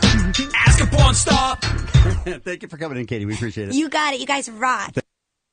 Today, all kinds of advanced devices are part of our lives, which is why there's one network that should definitely be part of your life. Verizon Fios. It's the network that enhances the abilities of all your devices. Learn more at verizon.com/Fios. Part 2 of Beer Mug's interviews with the Twilight fans, camping out for the weekend on the red carpet to see the Twilight kids show up for the premiere last night. That's on the way. awesome! Right after the top of the hour here on the Kevin and Bean Show. Also, your friend Schmidt from the New Girl, Max Greenfield, who plays Schmidt on that TV show, is going to be joining us next hour too, Ralph. Love me some Schmitty. First, though, time for the Showbiz Beat. What's going on? Why do all the good ones want to quit? Brad Pitt has announced he wants to quit acting when he turns 50, just 3 years from now. And yet Adam Sandler's still making movies, so go figure. He said he'll probably move behind the camera at one point. Well, his looks have gone, let's face it. Yeah, I mean, he's you could shot. barely look at a guy like that anymore. He said until he starts directing, he'll only choose to act in films that his children can one day be proud of. If I'm choosing a film now, Brad said, I want to be maybe less immature than things I have done in the past. I'm very conscious that when they're adults, I want it to mean something to them. I want them to think, Dad's all right. Note to self, don't see Brad Pitt movies. How dare you, sir? You know what's a shame you about won't be that? farting driving a Segway as a mall cop. Sorry, Kevin, you won't be able to enjoy his films. What's sad about that is he gets all the press for being, he's in the tabloids because he's married to Angelina Jolie and because he's a pretty boy and all that. He's a really, really good actor, though. Yes, he He's is. the kind of guy. People don't ignore that because of the other I stuff. do. I do. I think he is thought more of as a celebrity than he is as an actor. I really do. And I think that he's a really good actor, and I'd like to see the work that a guy like him can do in his 60s, 70s, and beyond. You did. It's called Benjamin Button. Look at it. There's all kinds of ages in that movie. It's amazing. In real time. In real time, too. Yeah. Leonardo DiCaprio, another pretty good actor, gave the world a big gift on his 37th birthday. See, he gave. He didn't take, Kevin. He gives. I don't know what that means. I'm sure you don't. New York Post page 6 got a great story about a birthday party he threw for himself, which sounds a little self-indulgent until you realize that all the proceeds from the party went to his foundation, the Leonardo DiCaprio Foundation, which is an amazing charity that not only protects wildlife, but provides disaster relief all over the world and clean water projects for many parts of the globe that don't have it. Raised $1.3 million at his birthday party. Guests like Robert De Niro, Chase Crawford, Naomi Campbell, Benicio del Toro, Kevin Connolly all stopped by and contributed money to his cause. So he took a day that was about him and turned it inside out, man, and made it about the world. Why? Because he's good. Oh. That's what I'm going to be doing at San Manuel Indian Bingo and Casino on Thursday. I'm sorry? I'm going to be taking my day and turning it out. It is your birthday. Making it about the world. Right. So you're going to let everyone the world win. of booze. You're going to let everybody else win? World of coke and hookers. That's the world I'm going to be giving to. So whatever you win Thursday night, then you're saying now you're going to donate to poor kids who don't have water? I can't even win, man. It's a $10,000 grand prize. We can't win?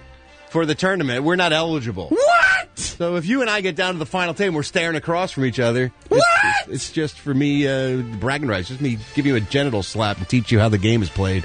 That's the only thing I'll get out of it. Please. Who's the better poker player between you two? Probably Kevin. Probably me. Wow. Big man. I don't know. Big man. Although I lasted longer than he did last time. Yeah. Yeah. And Kevin's got to tell.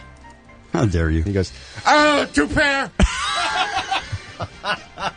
Sometimes he'll do that when he's got two pair. He'll say, damn it, I lost this! And he'll walk away from the table, and it turns out he won, and they have to go get him and bring him back. Yeah, Kevin's a great poker player. He's magical. I'm still me, after all. That's the problem. Yep. No matter how you slice it, it's still baloney. You know what I'm saying? Yes. Hello? This thing on? Yeah. Madonna embarrasses her kids.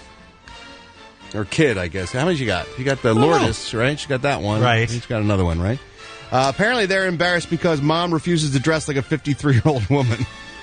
I imagine. Yeah. She was recently out last Saturday night wearing a white blouse, fishnets, thigh-high boots, and a pair of black panties. That's all she wore, no pants. Okay. And word has it that her teenage daughter especially gets embarrassed when mom dresses like that. 53. Look, I don't care if you're Madonna or not. Put some freaking pants on. And you That's know that embarrassing. she has to going be out with your kid. Yeah. She has to be sitting at home looking at Lady Gaga and the crazy stuff that she does, and she goes, "Hey, what about me? I'm over here. I have no pants on. Look at me, no pants." At some point, don't you have to sort of age gracefully and make a transition into another phase? You would think. Life. You would think, sure. Yeah. I know you're going to find this ridiculous, but that's ridiculous. There's a show on TLC, I think. No, it's the HGTV called Selling LA. And my wife and I, this is going to sound bizarre, but we get into these real estate shows, these house hunting shows. Mm-hmm. Yeah. And they've got all different ones. They've got like House Hunting International, which shows people want to move to another country looking for a home. And there's one called Selling LA, which is just about selling high-price real estate homes in Los Angeles. Right. Which I find fascinating, not only because there's some amazing homes out there for prices that you can't imagine anyone would pay for a house. They do on a regular basis. Right. But the people buying, selling homes at that level are just douchebags! And I just love to hate them and scream at the television. But almost every female realtor on that show is like some former model or actress type or whatever. Sure. And they're all like 52, 55 with the Botox faces. And they're all wearing outfits that are just... I'm trying desperately to look like I'm 25. Yeah. And they're 50-ish, and it just is creepy. It just makes you feel icky. It seems like nobody's willing to sort of age anymore and just sort of progress gently into that stage. You can be of a their beautiful life. 55. You absolutely can, but you don't have to be. You don't have to have your the hem of your dress just below your kuka. You know, you can add a foot of fabric. No one's going to judge you. No one's going to judge you poorly by that. I think a lot of that is Southern California, too, Ralph. I don't think that's the case in much of the country. I do, too. That's why I think that Selling LA program is very entertaining for me. Yeah. All the dudes are gay. All the women are desperately trying to pretend they're 22. I wonder you don't have time for good TV shows. That's we were talking about that's that a good TV earlier show. Today, we were talking to Ralph. I got no time for any shows. This is crazy. Look, now if I want to spend time with the wife in front of the LA. television, I have to make some concessions. I'm just glad she picked some fairly entertaining programs. And you've never seen it, Kevin. You might like it. You might go, wow, that guy's a douchebag. We'll never know. It's fun to mock. Today's celebrity birthday is Judge Wapner from People's Court. He is 92 years old today. Actor Ed Asner celebrates his 82nd birthday. I bought some solar tiles for him for my roof. Never worked right. Really? Yeah. On one of those infomercials? No, he came to my house. He was selling the solar panels. I don't know what was going on there. Feel bad for him? 82 years old. There's no catch. He's 82 years old. Sam Waterston is 71. Kevin Eubanks from The Tonight Show, another Philly boy, 54 years old. Chad Kroeger of Nickelback, celebrates his 37th birthday. I'm Ralph Garman. I walk the Showbiz Beat. Lincoln Park on K-Rock. It's 106.7 KROQ. Looking ahead toward tomorrow's all-new Kevin and Bean show. It's a good one. The 22nd annual K-Rock Almost Acoustic Christmas Night number 2 details are going to be happening for you at around 7:20 or so. We'll give you all the information you need to know about Night 2 this year. Also, we have Dan Henderson from UFC 139 tomorrow, and we'll talk to the new editor-in-chief of Maxim Magazine. All of that tomorrow right here on the Kevin and Bean Show. All right, let's talk about Beer Mugs. He went out to the tent city where the kids for Twilight have been... Well, they were camping since last week. That's crazy. Just so that they could be at the movie premiere, but not go in and see the movie, just so that they could see the stars come into the movie. Yeah, but how often do you get to see vampires, right? Yeah. Okay, but For they're real. really just actors. We were talking about this last week. Look, there are celebrities that I am in love with, that I worship. I would never camp out one night. I wouldn't camp out 5 hours to see a celebrity in person. These kids are out there for 5 days to see people from a distance on a red carpet. But What's that about? But I think that I think that payoff is not the stars coming by. I think the payoff is that it's just fun to hang out with people and just go through that. Don't you? Oh, you think so? Yeah, I think like people that camp out at Coachella and stuff like that. Same thing. It's just it turns into its own. Right, So it's a and if Twilight people community more than anything. love it as much as they do and can talk about it all day. Exactly. But Yeah, Coachella is 3 days with something to offer. People were camped out for a week. I hear you. Just to see stars walk by. I'm with you on that. I'm just saying, I think the camping experience is part of the payoff. It isn't just waiting for the stars to walk by. But we sent Muggs out there, and he was asking people why he should get into Twilight, and they told him that there are some hot actresses. The reason you're camping out, I like a lot of things. A lot. But I don't think I'd ever camp out for something. You guys are hardcore. Yes, very. Do you think any of the actors in the movie would ever camp out for you guys somewhere? I think that's a great question. I'm glad you asked it. No is the answer to that. Let me ask you one final question. How many times can you say, let me ask you one final question? Not enough. How many? Honestly, you said it like we played clips earlier this morning. You already said it like 4 times. I know. So ask one final question. Let me ask you one final question. Do you guys get a lot of flack for being Twilight fans? Of course we do. Especially since they were having games over there on the Staples. Oh my gosh, they were just telling us, boo, Twilight sucks. They were telling us we had no life. No life. Yeah. Let's see. Games played at Staples Center. No NBA. That would be Kings fans. And they did the right thing. And then Muggs has this well-crafted question. One final question. I'll let you guys go. To what? Let him go to what? That's a good Just point. back to camp? Just Back to camping. Back to not doing anything? Yeah. One final question. All right. How many more movies left in the Twilight thing? How many movies are left in the Twilight thing?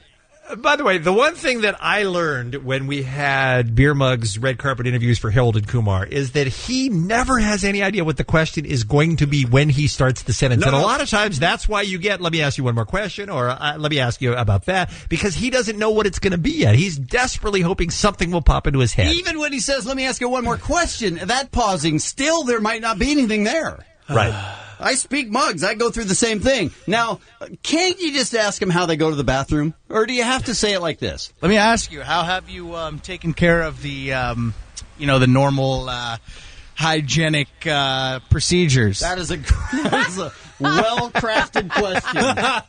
You can't just say, how do you go to the bathroom?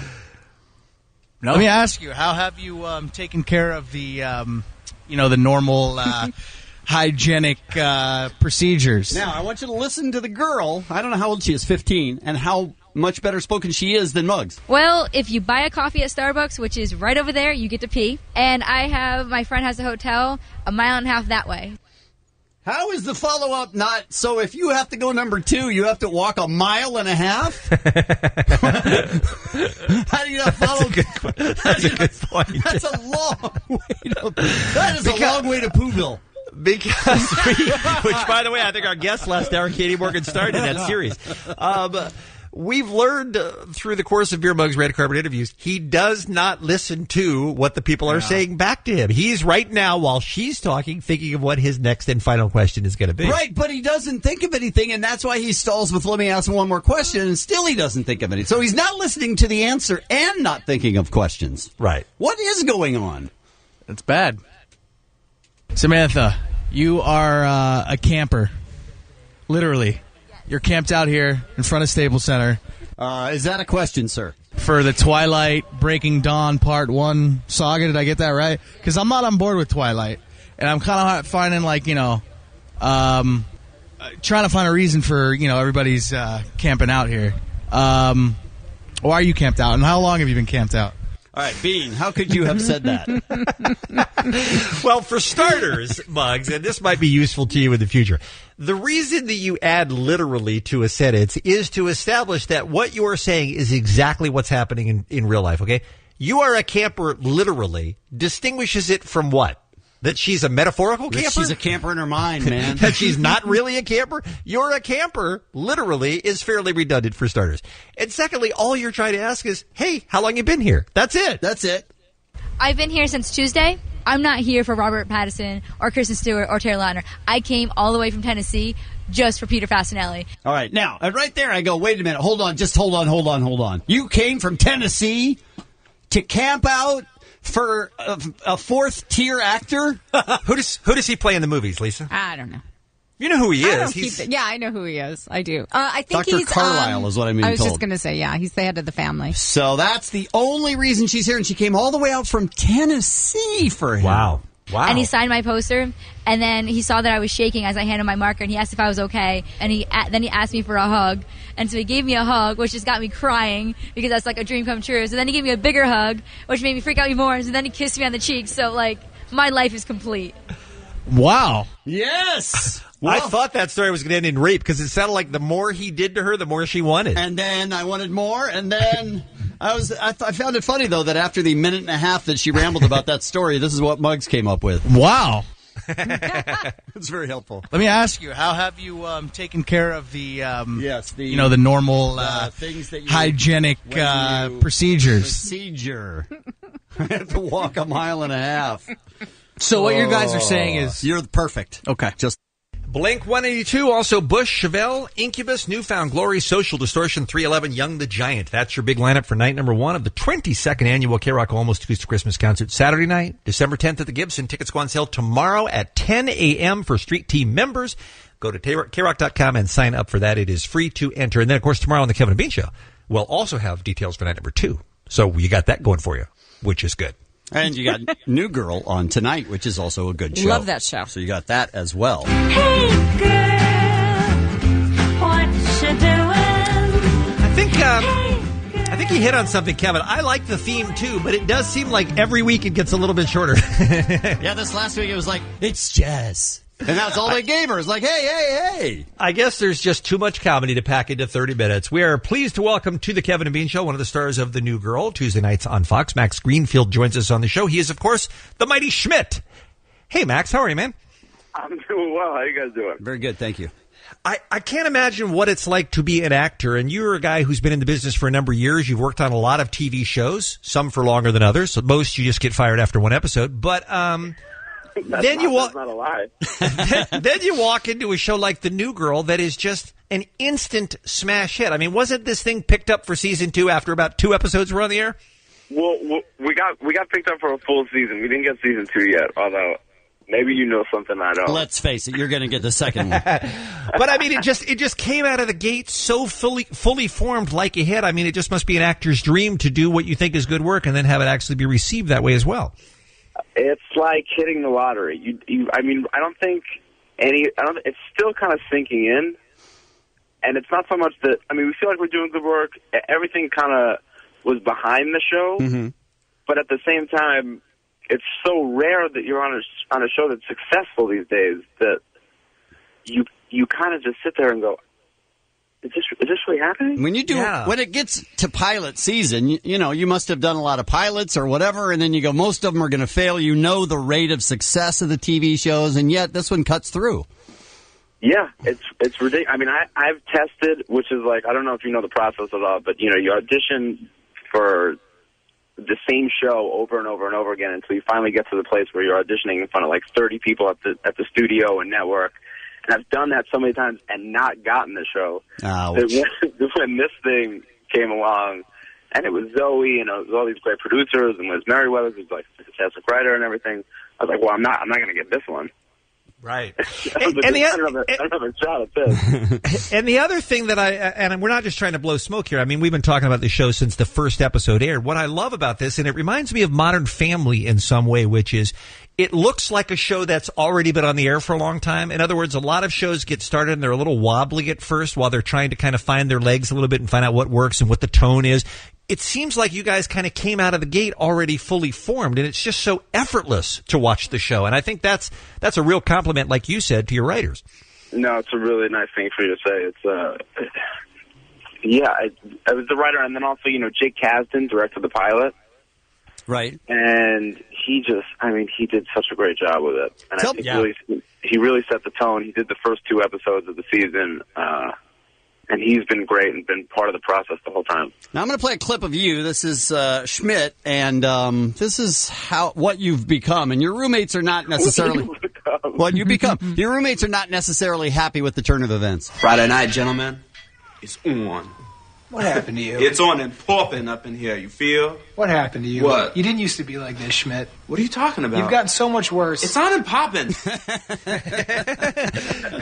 How do you describe Schmidt? What's the backstory on Schmidt? What's he all about?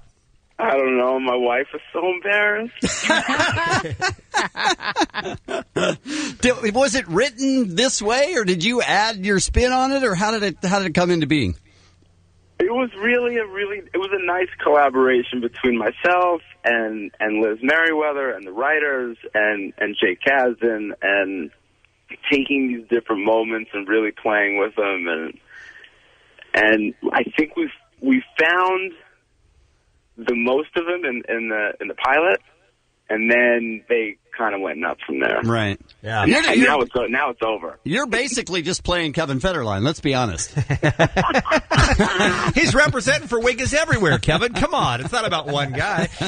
This is the voice of actor Max Greenfield here on the Kevin and Bean Show. He's one of the stars of The New Girl with another new episode tonight at 9 on Fox. We'll talk about what's going on in tonight's episode in a minute. But first, what's it like, even a guy, well, I identify being in the same kind of shape roughly you are, Max. Easy. But what's it like on a television set to take off your shirt to act in front of a whole bunch of people?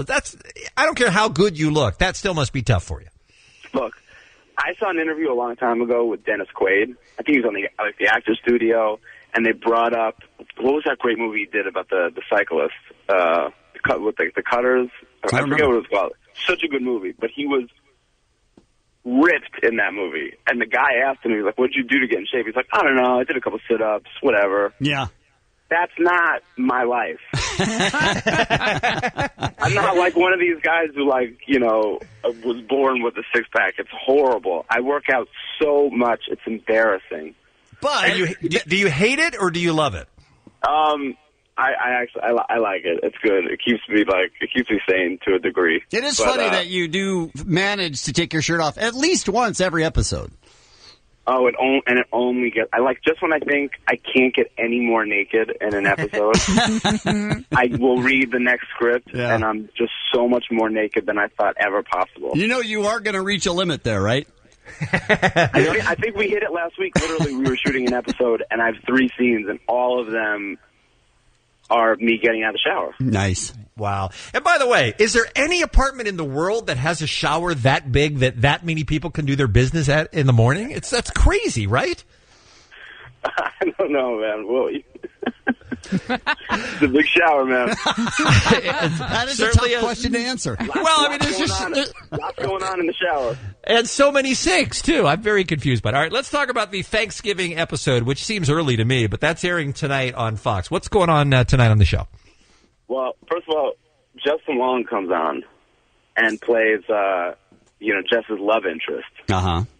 And Justin Long is one of the funniest people I think I've ever met. He's so good in this episode. He does a few episodes this season. He's so good. He's fantastic at everything he does, I think. Yeah, he's just so good in this episode and so good in this role. It's exciting. But so Jess ends up, the guys are at home and they usually, for every Thanksgiving, they kind of just hang out and watch TV, and then Jess shows up and she's invited Justin over, her new boyfriend, and is like, I want to do a full Thanksgiving dinner. Somehow ropes the guys into it, and it becomes a bit of a disaster. Yeah. Hilarity ensues. I can see that. Do you keep in touch with the old black guy on your show, or do you only talk to the new black guy? Who, Damon Wayans Jr.? Yeah. I never talk to him. Okay. Well, he's not on the show anymore. Who needs him, right? No, exactly. I mean, we I think everybody just totally cut communication with him. Nice. I think you got to. Well, it has to be done. The show is great, Max. You should be very proud of the work you and the whole cast are doing. It is, it's called... I can't tell you how appreciative we are. I know you guys have supported the show. We love it to death. New Girl, tonight at 9 on Fox. Max, great to have you on the show, man. Thanks so much for coming on. Absolutely. Thank you. 26-year-old British man engaged to be married to a young lady has an accident, ends up in a coma, wakes up, decides he is in fact gay. Now he loves the penis. He quits his job at the bank, breaks up with his fiancée. Now he becomes a hairdresser. He frosts his hair and is living with a boy. Nope. I'm with Ralph. Nope. I don't know. We're going to talk to Dr. Mo. He is, of course, a real-life medical doctor, not like a fake doctor like Dr. Drew on TV. Doctor? Does he do brain stuff? I think he does it all. I think he's one-stop. He does everything. He's a magical doctor. He fixes every part of your body. Well, we gave him a heads up on this. He's done a little research for us to find out what the history is of what happens to people when they have strokes and and the likelihood of whether this story is true or not. So we're going to discuss that with our friend Dr. Mo coming up after the top. I've never seen his diploma. That's all I'm saying. I've never seen. So he may not even be a real doctor either. Is that what you're suggesting? Hey, Dr. J. Ooh, he wasn't a doctor either. Anybody can call themselves a doctor. Well, this one is performing surgery every day, so I hope he's a doctor. Hello. Did you ever see Catch Me If You Can? Leonardo DiCaprio flying planes. Didn't make him a pilot. Wasn't a pilot. That's true. That's coming up next on the Kevin and Bean Show. First, though, Ralph's got the Showbiz Beat. What's happening? Before I get to Showbiz News, I'd like to give away some very cool prizes. I've got a prize pack. It is a DVD Blu-ray combo pack of a movie by J.J. Abrams that I enjoyed enormously when it came out. I saw it in theaters. Super 8 is the name of the movie. Sort of a tribute, homage, if you will, to the Spielberg films of the early 80s, the E.T.s, and those sort of things. Takes place in the early 80s with a bunch of kids making their own Super 8 movie, and they accidentally filmed something perhaps they shouldn't have. The government is not pleased with what they captured. And chaos ensues from there. Very entertaining film. Kyle Chandler's in it. Is great in that film. There's a government cover-up like that ever happens. Yeah, exactly. You know? So if you'd like to win that pack, I'll throw in a Fandango gift card. Fandango.com, of course, the website where you can go to find info on the movies and to buy your tickets. If you'd like that prize pack, then be the first callers 20 through 22 right now. First callers 20 to 22. So not first callers, but 20 to 22. First callers 20 to 22. What did I say? First callers 20 to 22. That's right. All right. So callers 20, 21, and 22 right now. 1-800-520-1067 is the number to call. Poor porn star Kim Kardashian. Friends and family are worried she's headed for a mental breakdown. Well, first of all, you'd have to have a mental, wouldn't you, to have it break down? They say she is pushing so hard with her work commitments after her divorce from Chris Humphries that she isn't eating, isn't sleeping, is physically, emotionally exhausted. She's burying herself in her work. Does that mean she's stocking shelves at Sears, where she's putting up the Kardashian collection? That's so weird. This whole story is being spun like she got blindsided. Right, like she got dumped. She's the one who did the dumping, right? She sure did. And he didn't have any idea it was coming. No, he found out on TMZ. That's where he found out he was getting a divorce. So how is she so hurt by it? Because, Kevin, she's a woman of deep, deep emotions. No. Imagine the guilt she carries around knowing that she ended a relationship that lasted, what were they married, 12, 13 years, I think? 72 days. They had 3 kids, right? No, they had the kids, just 72 days. What? That's all. Yeah. I hope she has a breakdown on a desert road in her Beamer and then meets the hill people. Wow. I'd like her to meet the hill people.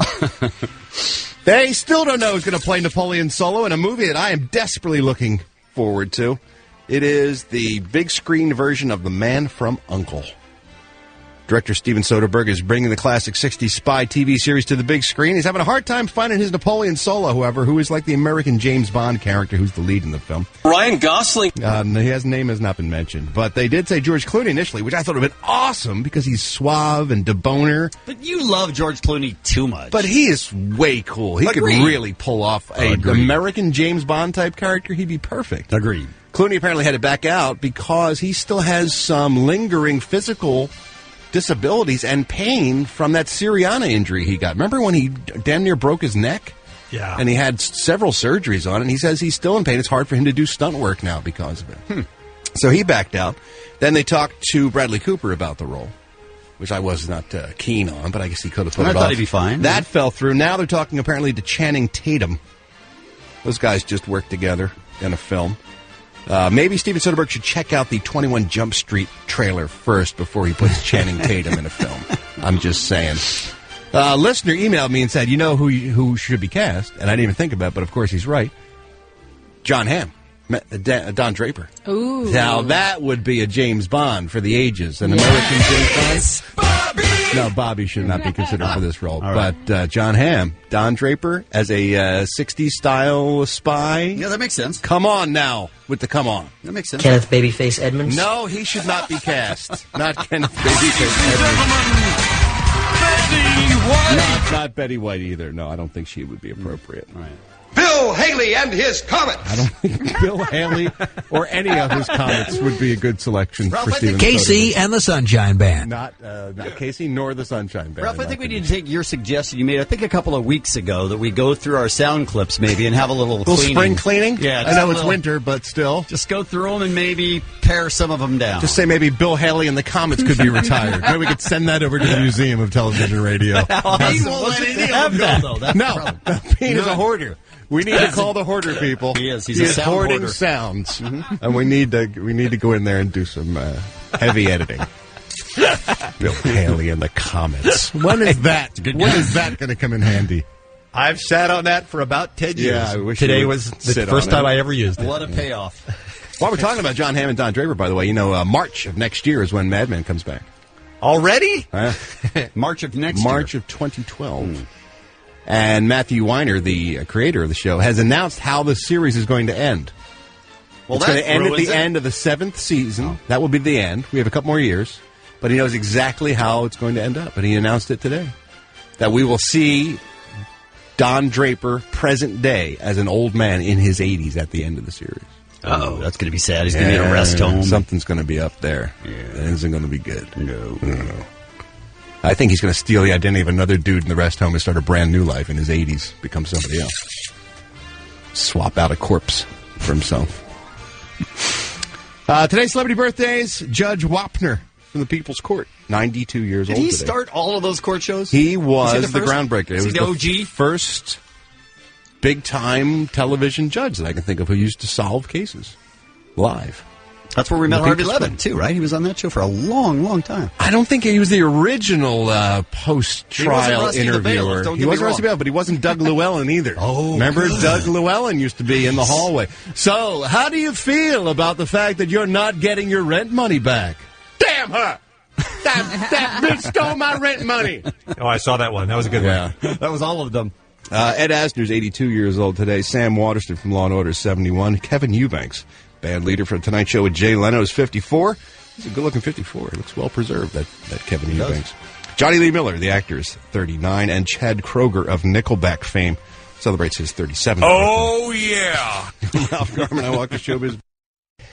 I don't know if it's true or It's not. not. I It just isn't. think it's interesting. That's all. That's why we're having the expert on to discuss.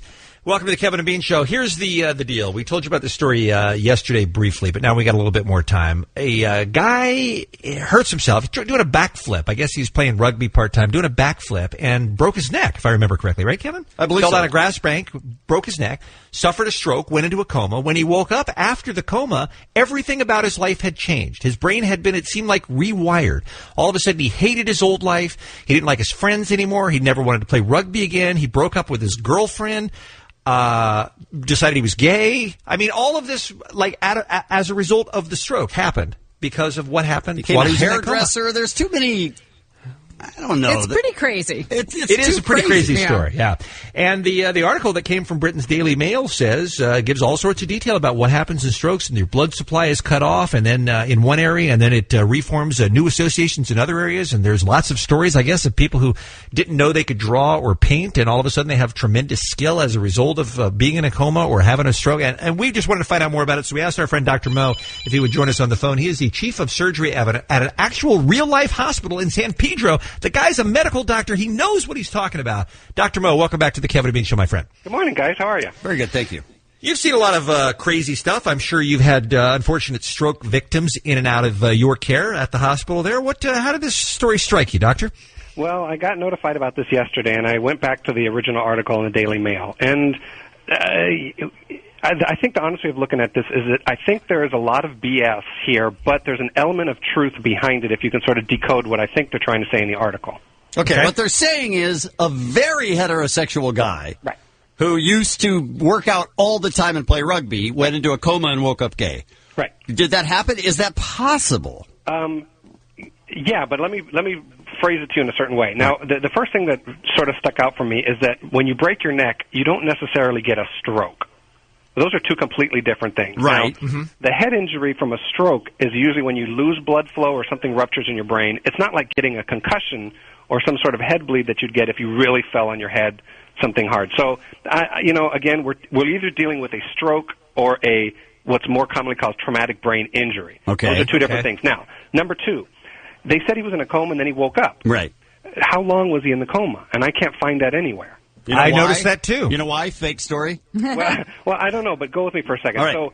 So as you keep reading the article, it says he lost a lot of weight, and they said he lost 8 stone, which I guess if you convert that to pounds is 110 pounds or something like that. Wow. Uh-huh. Right. So, again, I'm trying to put this stuff together. Now, this guy goes to sleep, wakes up, says he's gay, says he's a different person. Now, breaks up with fiance, has a boyfriend, starts cutting hair. Right. I mean, come on. Totally different guy. Now, let's say there's two elements to this. There's a neurologic component, which I'm talking about the brain injury, and a psychologic component. So, wouldn't it make more sense that this guy maybe had some sort of repressed or latent homosexual urges? That's what I think. And he was hiding them. His repression was causing him, maybe it came out as an aggressive sort of behavior, and again, he was a rugby player. Mm-hmm. So that's where he was getting his testosterone on, is playing rugby. I can see that happening, and then maybe the brain injury, because the brain is a mysterious thing that does all sorts of things you don't know about, like, for example, the guy that wakes up and can paint, or the guy that wakes up and has a British accent, or the guy that... Right. I mean, there's a lot of really amazing... And those things are real. Those things are verified actual stories, right? Yeah, they're real. They may not be 100% explainable, because, again, we don't know everything about the brain. So let's get back to this guy. He is this repressed guy. He may not even know this is happening, but something about the brain injury uninhibits him. And we do know that in stroke victims, sometimes their behavior changes. They can either get depressed, they can get manic, they're difficult to control, they're impulsive. So we do know the brain can respond to a stroke that way. So let's say this guy was repressed. This stuff is sort of like he's uninhibited, and look what comes out. Or, that's not a point, but you know what I mean. So your possible explanation is that the guy had been gay all along, didn't know how to express that, got an injury, and that seemed to flip a switch, and now he's able to do it. Is it possible that he was a complete heterosexual, which is how it was reported, and woke up gay? Well, there's a lot of fluidity to sex, and we know that. But a lot of studies, a lot of fluids too. Yeah, and then tons of that. Yeah, great. Yeah, whatever. There's a lot of evidence that shows that homosexuality has a genetic, a physiologic. It's not a psychologic component. Right. So it wouldn't make sense that you could change your body chemistry. It wouldn't make sense that you would change who you are. That's what I think. You get hit in the head doesn't make you something that you're not. But it would make sense there's more. I mean, there's a lot of people have always joked about pro football and pro athletes and a lot of stuff. A lot of this repressed stuff is latent homosexuality.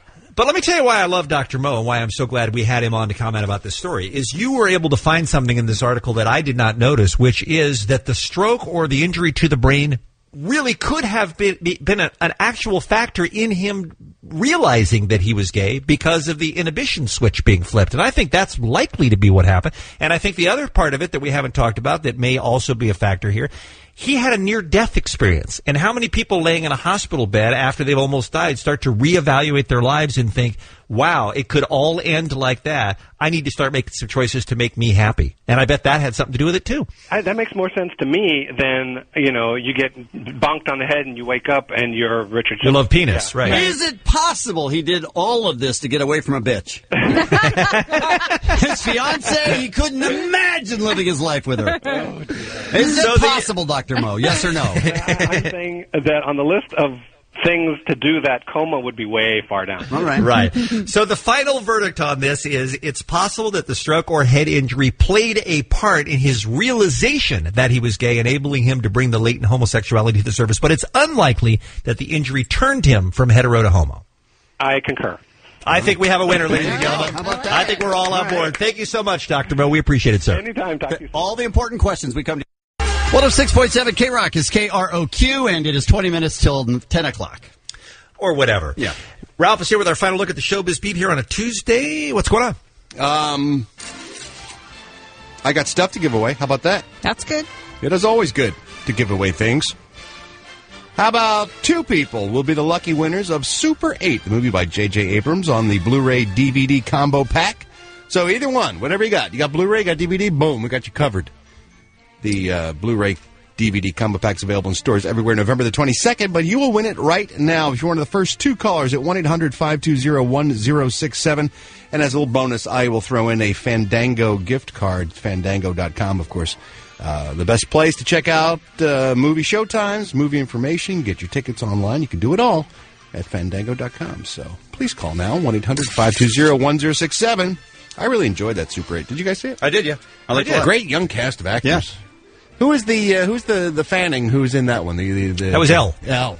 She was tremendous. Jeez, what a performance she gave. Yeah. It's ridiculous. I don't remember that much about it. It's so funny she that kicks Dakota's ass. It's funny that Dakota is now like, what, 16 or something? And Over the hill. she seems so old and out of Finished. fashion now because Elle is so popular. Oh, she's so beat looking, too. Yeah. So aged. Ugh. Got that one line on her face. give me Elle. Give me that fresh Elle. Yeah, I'm being. Yeah. So while we're talking about great performances, Kim Kardashian. I'm sorry, porn star Kim Kardashian. Yes. Thank you. Of course, co-stars in the new Tyler Perry movie, The Marriage Counselor. It raised a few eyebrows when it was announced that she would be starring in a movie because, well, one, she's not an actress, and two, she can't act. But maybe she realizes that because, according to Life and Style magazine, she has hired Susan Batson, acting coach to the stars. All right. To help her nail down her performance as the star of that film. Susan has worked with such actors as Nicole Kidman and Tom Cruise.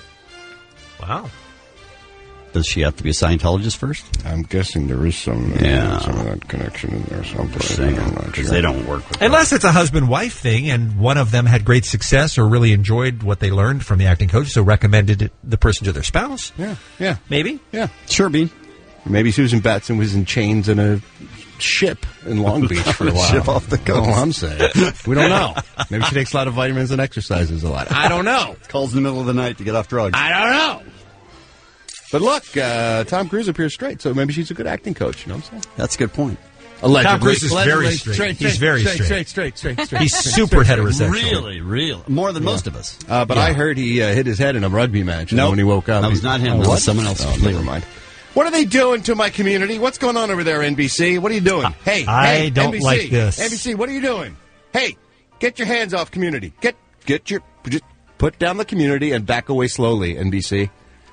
Are they hiding it? What are they doing? They're taking community and putting it on the shelf. Yeah, they're hiding it. That's actually accurate this time, Kevin. They got to make room for Are You There, Chelsea, the new sitcom based on Chelsea Handler's life. Oh, wait a minute. No, they don't have to make room for that at all. They should just start a bonfire. They don't have any other show that sucks because Community's good, right? Well, they got to bring back 30 Rock 2, so they got to make room for that. Mm-hmm. They've still got Whitney on the schedule. You can't move that. You can't move the laugh track packed sitcom Whitney. Can't move that. That's not as bad as you say. It sucks. It's not that bad. I'm with It Ralph. sucks. It's horrible. It's a 6. No, not even close. It's not even a 5. Give it a 5. No, it's a 5. It's horribly It's written. at least a 5. The jokes are pathetic. Yeah, that's what a 5 is. No, that's not what a 5 is. 5 is like, okay, that's fine. I can see why some people like it because there must be some humor in that for some people. There are a few 5s amongst the rest. I don't know. It's just not that bad. It is. All right. No, It's that bad. that's where you're wrong. Okay. It is that bad. And Community, what if Whitney's a 5, what's Community? 10. Yeah. So you don't make room for a 5 with a 10. Well, I don't think you keep your Community's 10. a 10, but it's a good 8, you know? You just said 10. I know, but compared to... What's wrong with you today? Compared to... I'm confused. Kevin was talking about a crossbow in the other room. He said, I like the arrow bow gun. I don't think we need to bring in off-air conversations. I'm just saying, you need to get to a doctor immediately. Me like arrow bow gun. I'm not really I don't understand. That's ridiculous. Yeah. They're also moving Prime Suspect, putting that on hold as well. I like that show. That's a laugh riot. I've been watching it, and every week I want to like it, and it's good. It's well done, and yet I'm done watching. I go, I don't need to watch that again. I always look forward to it. Yeah. Now, what does that mean in TV language, Ralph? These shows are not canceled. They could still come back. They're just not on the current schedule. It depends on how their replacements perform, I'm assuming.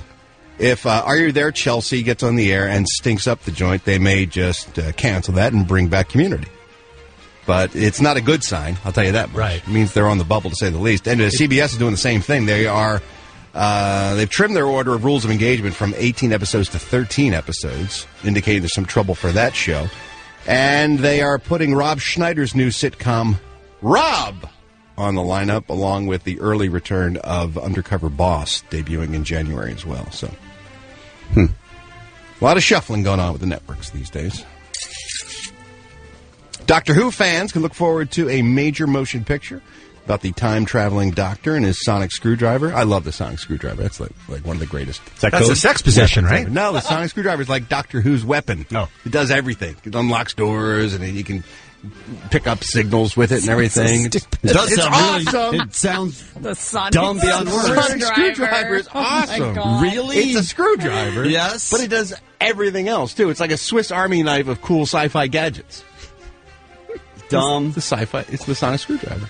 It's not dumb. Everything you've told me made me like that show, Doctor Who, until the sonic screwdriver. Now, I don't know.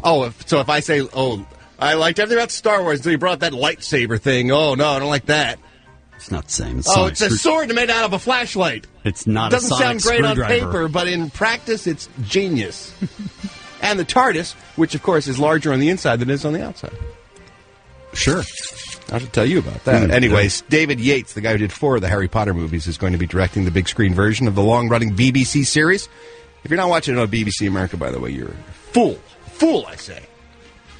It's not coming back till Christmas. They're going to have a special Christmas episode, and then next year they bring back 2 episodes. But I'm very excited. Tell me. Matt Smith, apparently, who plays the Doctor to great acclaim these days on the TV series, will not be playing the Doctor. No word yet on who they'll cast, but I'm guessing it's going to be a high-profile British actor who will take over the role of Doctor Who. It's a coveted role for the Brits. There's a bunch of good actors, I think, who would be good choices.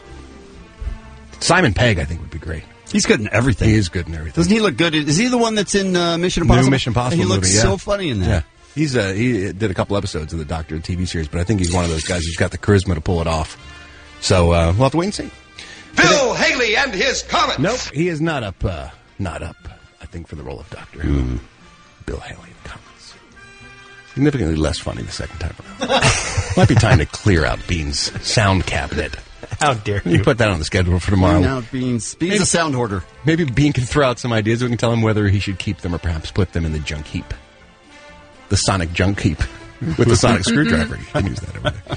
Today's celebrity birthday is Judge Wapner. You remember him from People's Court? Sure.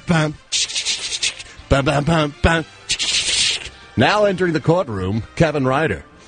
It's always something tiny, too. He's accused of attacking his neighbor with an arrow bow gun. He is 92 years old today. Ed Asner, 82. Sam Waterston from Law & Order is 71. Kevin Eubanks, he was the band leader, is the band leader for Tonight Show with Jay Leno, 54 years old. Johnny Lee Miller celebrates his 39th birthday. He was so good on Dexter, by the way, Johnny Lee Miller, remember? He was the guy, the motivational speaker guy at that Empire. Yes. He was great. And him and his friends got a hold of Lumen and did bad things to her. Yuck.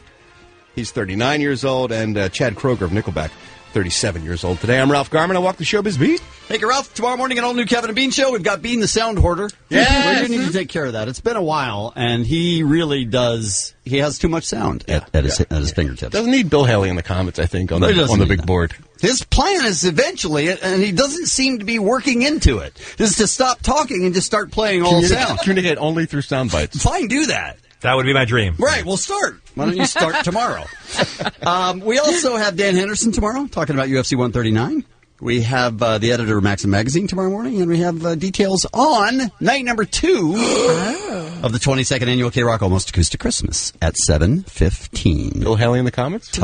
So get ready, everyone, because you are all about to go through hell together. If you don't mind, I will begin at the beginning. It's a new day. Let's get going. 1, 2, 3. Bad boy. 4, 5, 6. B.I.G.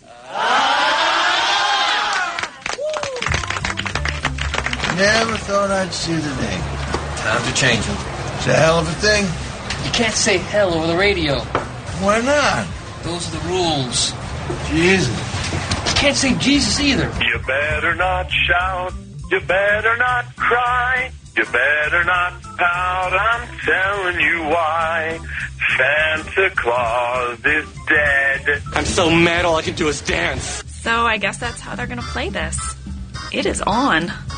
It is so on. That's the way it is? Then I just hate you, and I hate your ass face. I like you so much better when you're naked. That's a crock, and I don't believe it, and you know better than that, and I know better than that, and you should know that I know better than that. How much fried chicken can you eat?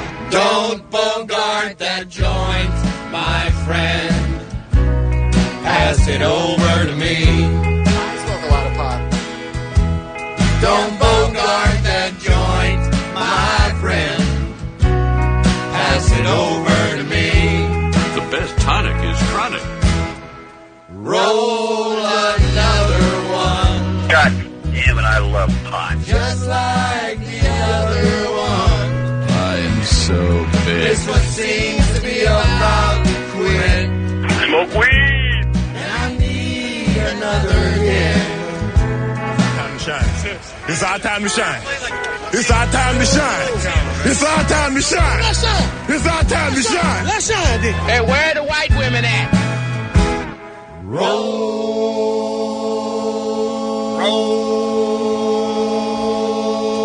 another one. Munchies. Who wants some munchies? Just like the other one. I'm so high. This one seems to be about 10. Does anybody have any drugs? I don't have another cent.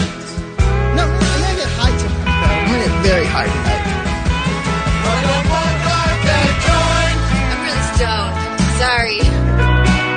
Just pass it around. Wait and bake. I don't want that joint, my friend. Buy somebody. I just pass it on down. And now, No, thank you. I prefer to get high on life. No. our feature presentation. I'm sorry I did that. I'm embarrassed that I did that. I did a bad thing. Really? What'd you do, Kevin? What are you talking about? What are you referring to? What's the inside scoop here? Hey, morning, everybody. Kevin and Bean Show, 5:33, and it is Friday, the 12th of double December. Boobies! I haven't seen the video that the reaction shots of Lisa and Psycho Mike are up at KROC.com. Kevin and Bean page watching. They're watching a video that I have not yet seen, and I see the horror. I see the look on their faces. And you're not gonna. I'm not going to watch it. I'm not interested. It involves a man in a jar. I don't know too much about it. I don't really. I haven't heard. That is enough. Yeah. Really? Yeah, that's enough. That's all you need. I'm using my imagination, and it's horrible. Mm-hmm. It's, You're right. What I'm thinking might happen in the video is something that I would never want to see. Right. But how do you know unless you see it? I'm just not going to. I'm not going to watch. Right. I still haven't seen Two Girls, One Cup, by the way. Good. Yeah, I've only seen about 5 seconds of that. Yeah. When things start to happen, I screamed and closed my eyes. Lisa seems to live for this stuff. I don't know why, but if you've got stuff like that, send it to Lisa at KROC.com. By the way, if you want to call on this or any other topic, of course, the phone lines are always open. First thing on the Kevin and Bean Show, 1-800-520-1067 for Kevin and Bean's What to Do Nephew. But the reason I bring it up is that even having not seen the video, I suspect that after the very long series of meetings that we had yesterday after the show, I suspect that my ass feels just like the guy's ass in the video. That's possible. That's about right, I think. Once is again, possible. Yeah. I think you are correct. So we're going to have a video of us watching you get the news yesterday. That's what we're going to do. That's about as horrifying. Yeah. I felt like I'd been in a bullfight yesterday after that one, man. That was good times. That was Merry Christmas, Kevin and Bean is what that was. Dude, I'm telling you right now, we have got to do our goodbye show while we still can. Yes, you are so right. We need to schedule that, and we need to schedule that soon. Yeah. Because it's only a matter of time. That's our life now, my friends. And by soon, we mean by 7 this morning. You know? They sure have turned their backs on us. They sure have dropped the level of support that used to be present in, hey, Kevin and Bean, you guys are good guys and you do a good job and the listeners like you. That doesn't happen anymore. No, those were the good old days. Now it's Next stop, Kansas City. Well, you could be right. You might be right about that. But anyway, we can't say much more, but good times. If we don't get a chance to see it between now and the holidays, best of luck. Merry Christmas. Stay Merry alive. Christmas. Stay alive, no matter what occurs. Exactly. All right, let's take your phone calls. 1-800-520-1067. We're sorry. You must first dial a 0 or 1. What it do, nephew? So, what it do? What it do, nephew? When I eat hot Cheetos, I get crazy. I just love hot Cheetos! I love them so much! And how can you not when the little kids love them like that? 1-800-520-1067. Get on the air, get a prize. It's America's #1 extruded snack. Of course, we're talking about the famous family-sized bag of the hot Cheetos. That's what you get for Kevin and Bean's What It Do, nephew. All right, let's begin our day with Dewan from Los Angeles. Yes. What's up, party people? How's it going? Very well. How's it going with you? Good, thank you. I'm having a good time. I'm in bed thinking about I will probably be on TMC in the future because I think I'm famous because I call you guys all the time. Oh, I don't know if that... I mean, you do call us and we love you, but I don't know if that makes you famous. Because I'm on YouTube and your website. Right. Yeah. We did a Cribs. Psycho Mike did a Cribs. Oh, yeah. At your house and watched 90210 with you. Yeah. Everybody at the LA Train Tech got to recognize me, the guys and the ladies. Oh, no kidding. Oh, good. Go to LA Train Tech. What is that, Dewan? Los Angeles Train Tech College. Oh, I see. So they teach you how to do stuff there. Oh, yeah. I got you. Hey, Dewan, let me ask you this. When you do become famous and you're on TMZ, are you still going to talk to us? Are you still going to keep your same friends, or are you going to blow them all off and just hang out with other celebrities? Hang out with you guys. Yes. Oh, that's nice. That's great. Oh, yes. Oh, yes. All the students at the LA Train Tech got to watch my videos on KRAC.com. There you go. Good. That's fantastic. Dewan, before we let you go, you doing anything special for Christmas this year? Probably spend time with my mom for Christmas. And New That's Year's, nice. probably go over my best friend's house for the New Year's Eve party. Oh, that sounds fun. Oh, that sounds nice. I'm just glad you're not going to blackmail Mike into throwing you a New Year's Eve party. Hey, Dewan, it is Psycho Mike. And before you go, I've talked to you about this off the air. I've talked about it on the air. Please, I'll come over and do it if you need me to. Can you please change the battery in your smoke detector? I can hear it still while we're on the phone. I will try to do that. I just don't want anything bad to happen to you, dude. Okay. That beeping's not driving you crazy, Dewan? Nope. How often is that? Okay. All right. Fair enough. All right, Dewan. I'm good. Thank you for the call. By the way, tell me if it's like this at your house. At my house, when they start chirping, you never have the 9-volt battery handy to replace it with. So you just go and you just rip it off the ceiling. And then the next one goes bad. You rip that one off. Before you realize you have no smoke detectors in your house because they're all in a drawer with dead batteries. Yeah, that's the way it works pretty much. Okay. All right. Let's go to Marcus in La Mirada. Good morning, Marcus. Good morning. What'd it do? Hey, so my wife and I want to go to this concert on Sunday with The Cure and The Killers. We're shopping online because you guys sent us the email. $79 or $75 or something. Right, $75 plus Ticketmaster fees. Ticketmaster's looking, and all of a sudden we're like, hey, there's tickets right there. Cool. On the screen that you guys sent us to. Right. But now, and my wife's so excited. She's like, we got them. But now we got a confirmation. They're $318 a piece. What? Yeah, Ticketmaster is in the scalping business now with a company called Tickets Now, right? Yeah, what's going on? Like, that's not right. My wife is so excited now. We're like $750 in the hole. Yeah. Well, what's going on is that Ticketmaster realized that there's a secondary market, as they call it, for tickets, that there are people who buy them for $75 and then decide, hey, I'd rather sell it and pocket the cash than go to the concert. So they basically have Ticketmaster resell them at a markup. Right. Which, by the way, is legal, and we have no control whatsoever over it. It's something that Ticketmaster chooses to do that we can't stop. I think I would be angry, though, if I would be too. If I got into Ticketmaster. I don't blame them. Kidding? If I got into Ticketmaster and was expecting a $75 ticket, and all of a sudden they're $350, that would really anger me.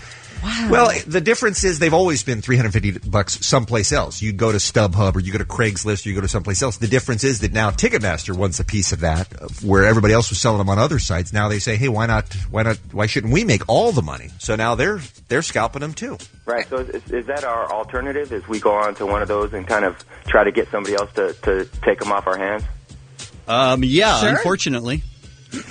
I heard several stories just like yours, Marcus, of people that bought them not realizing how expensive they were going to be, and apparently Ticketmaster says they're not going to refund your money. I mean, they're just being dicks about it. And I don't understand, if you call back 10 minutes after you buy something that was way more expensive than you thought, it seems fraudulent to me for them to not honor your request to return them. Right. So they're not. And do you guys know, besides StubHub or any other places, are there people calling your show saying, "Hey, we'll buy those tickets for $300"? Because I'll give them to them. I mean, if they give me the $318, we'll hand them over.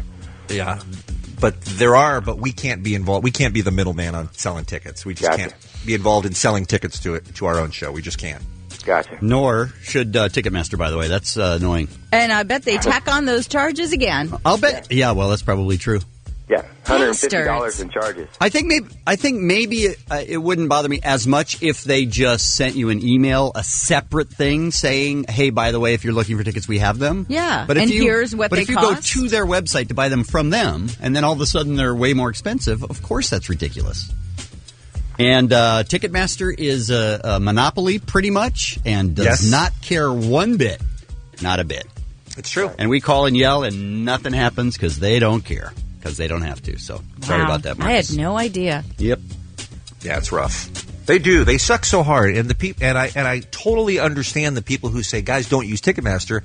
Talk to Pearl Jam about how hard it is to put on a concert without. I mean, could we do a deal where you are forced to show ID that you're the person who bought the ticket, so they can't be resold? Yes, we could. Could it also take 12 hours to get into the Gibson Amphitheater to see the Acoustic Christmas Show Saturday night? Yes, it would. Yeah. That's the problem. The room is too big. You can do that at the Showbox. You can't get away with that at a Will Turner bigger. Yeah, it does suck. So we're kind of hosed. I mean, Ticketmaster is about the only ticket delivery system that we can use. So, they got our backs against the wall too. So we have great sympathy for you if you've had experienced the kinds of problems we've been talking about here this morning. Yeah, trust us. We wish you didn't. We don't want people getting a surprise like that. I'm still stunned by that. That's new this year, isn't it? I think so. It is. Yes, they bought this Tickets Now or whatever that is. Mm-hmm. I did some research last night because I didn't know anything about it. Yeah. And they bought one of these ticket scalping places, and then now they own both.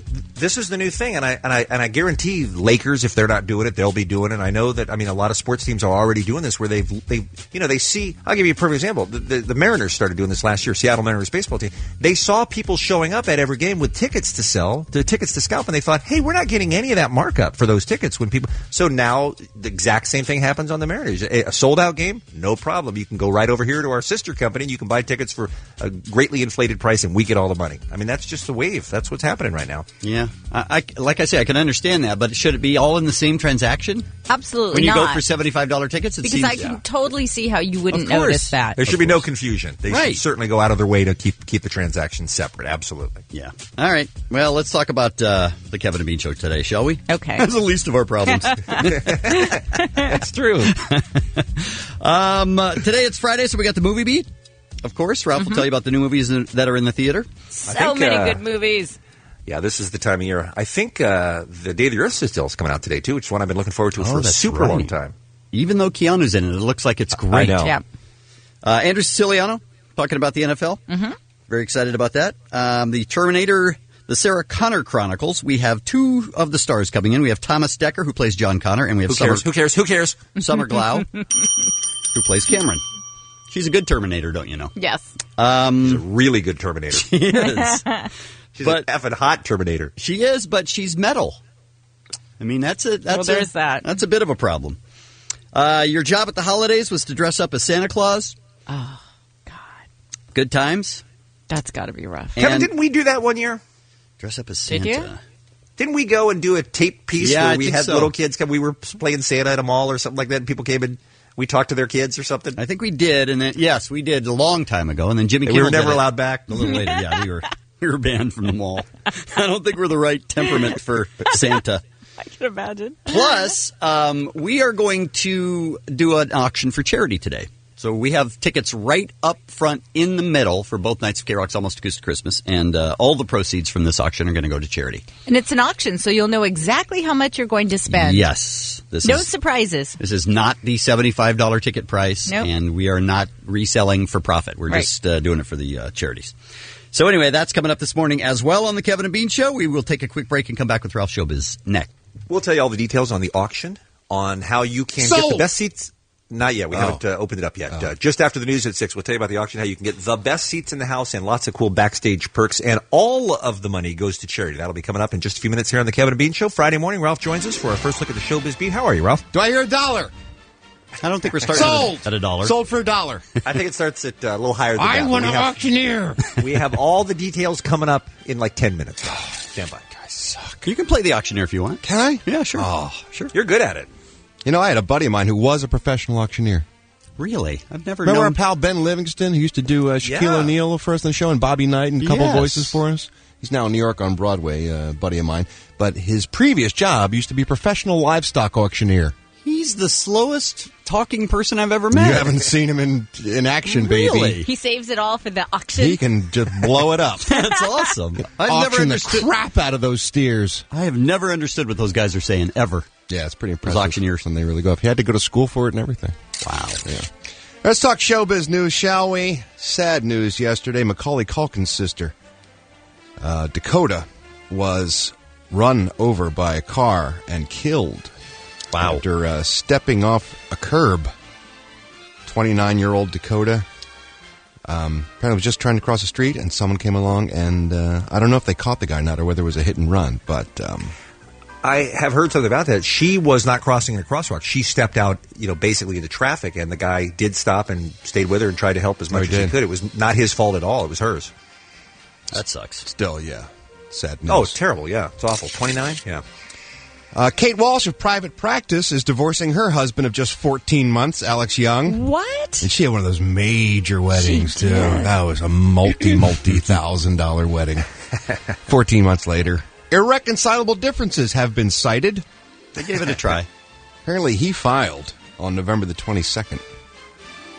She's pretty hot, that Kate Walsh. She is. Yeah. Turns out. Isn't that an Escalade commercial she has, or that Cadillac commercial? She's driving the car and says, it's not whether, when you turn your car on, does it return the favor? Yeah. I want a car that does that, but I do too. I've been unable to find it. This Paul Abdul, Paula Goodspeed story just won't go away. Apparently now Paula's in all kinds of hot water with her producers for claiming that she begged them not to let this crazed fan Paula Goodspeed through on the American Idol auditions, and that's how, reportedly, Paula Goodspeed found out where Paula Abdul lived, where she consequently killed herself in front of her home. That seems all bad. Apparently producers have told her to zip it and no longer talk about the issue, but Paula, being as heavily medicated as she is, has ignored that request and was on Letterman talking about it, wouldn't let it go, retold the story that she told to Barbara Walters on her radio show, and Letterman just went off. He just, she was trying to play it down, and he just wouldn't let her. Dave urged her, and I quote, sue those baboons. This will be the biggest lawsuit in the history of network television. So he's stirring things up a little bit. However, the producer of the show, Nigel Lithgow, says they didn't know that she was a stalker at all when they put her on the show. Mm-hmm. Paula Goodspeed had been through an audition process with the producers, an audition process with the executive producers. We were wheeling her in as a huge fan of Paula Abdul. That is what we knew. That she was a great fan, that she was a lovely girl and a great fan of Paula. Yeah. If you see the footage of her coming in, you can tell she is... With the drawings, the life-size drawings of Paula Abdul. Wide-eyed and bushy-tailed. As you're telling that story, Ralph, it occurs to me, that Letterman had a crazy stalker that followed him home, if you'll recall, who ended up killing herself, which is a bizarre coincidence. Those two would be having this conversation. Yeah, Dave is very stalker sensitive to those stories, as you can imagine why. Little Bronx Mowgli Wentz. Wow. Isn't that popular with the public? Oh, really? Great story out of New York Post where Ashley Simpson and Pete Wentz are desperately trying to sell their pictures of their newborn son to every celebrity magazine. But so far, they've received thanks but no thanks from everyone. Love it. Wow. Apparently, covers featuring the newlyweds didn't sell so well, so they figure it's not worth the money to pony up to get pictures of the kids, so they're having a hard time pushing off pictures of Mowgli. It's hilarious. No Mowgli photos. That is bizarre that they would go, all right, everybody, bidding is open. Anyone. Jennifer Connelly celebrates her birthday today. We'll mention her later on in Celebrity Birthdays, but there's a great story about her trying to make it through a security checkpoint on a recent flight from London. Apparently, the trip took place shortly after Halloween, and her son Kai was very excited about bringing his treats and his costume home back after a big day of Halloween in London to the States. Apparently, the 11-year-old was worried the officers wouldn't let him return with his candy. That was his concern, but he also forgot to tell his mom that he packed his costume, including his toy gun that went with the costume. As everyone was going through the x-ray machines, security told a shocked Jennifer Connelly that she had a gun in her bag. Yeah. And alarms went off, lights flashed, and there was much patting down, I hope. Absolutely. But they sussed it all out, and everything was fine. But imagine you're just walking through security, your kid has snuck a gun into your bag, you don't know it. Yeah, that'd be a little shocking. And they tell you, hey, what's this? Freeze, mother effer! Tom Cruise and Spencer Pratt. There's a combo, huh? Are they a couple? I don't know if you saw the footage or not, but in the Hills After Show, the hosts of the After Show, which are, by the way, the only people more annoying than the people on the Hills. Yeah, they really are. We're interviewing Tom Cruise as he was promoting his new movie and asked him what Tom thought of Spencer eloping instead of giving Heidi the big family affair wedding that she originally wanted. They asked Tom Cruise this because he's been married lots of times? I'm still trying to figure it out. I don't even understand that. Tom told MTV that if the girl wants the big wedding, you got to do it because it's a special occasion for her. They'll be remembered forever. Then the host of the show demanded that Tom say it to a photo of Spencer and address him directly. I'm not kidding you. Tell Spencer. Tell him. And they're holding up a picture to his face, and Tom does it like a sap. Spencer. And he just goes off. Anyway, Spencer has responded now in Us Weekly magazine, saying he'll be more than happy to throw a big wedding for Heidi if Tom agrees to be his best man. Yeah, that's Can they always happen. just try to turn around to some publicity machination? Yes. Oh, sweet Jesus in heaven. And more reality TV show news. I guess it pays to be horrible on reality television because Denise Richards has a new gig. She's being paid over 5 figures to appear at the Privé nightclub in Las Vegas to ring in 2009. She's the host of their New Year's Eve party. Just got to show up. 5 figures. She is not a party, by the way. She does not bring excitement and joy to a room. Not in any way, shape, or form. But I guess things are tough for Las Vegas, so they're trying to wrangle in what celebrities they can to host their parties. This is not a party atmosphere at all. Paris and Nikki Hilton have a gig doing the same thing in Australia. And Samantha Ronson and Lindsay Lohan will be doing it in Miami at a joint called The Mansion in Miami. So all the celebrities are getting paid for their New Year's Eve parties. That's how they make a living now. I guess. They don't have to do anything else. Today's Celebrity Birthdays, game show host Bob Barker. And please, don't forget to get your pet spayed and neutered. He's 85 years old today. As I mentioned, actress Jennifer Connelly turns 38. And by the way, someone get her a piece of cake. A big piece of cake. I agree. Lost a lot of weight. She looks emaciated. Hit the buffet. She used to be such a full-figured, sort of voluptuous sex toy. Yep. Now she's one of those lollipops. Just giant head on a stick bouncing around down the red carpet. Just very strange. Back in her Inventing the Abbots days when she was hot and sexy. Wow. Rocketeer. Remember the Rocketeer? Rocketeer. Oh. Yeah, absolutely. Rocketeer, yeah. And Mayim Bialik. Yeah. Blossom. turns 33 years old Blossom. today. Happy birthday, Blossom. As you can tell, light day for birthdays.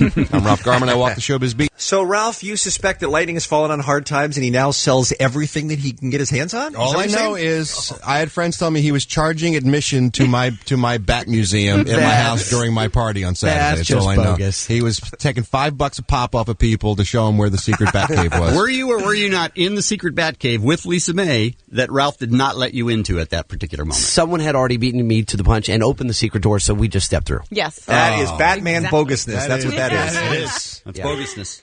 And by the way, that room is so cool. It would take you a month to find that room. How long? A month.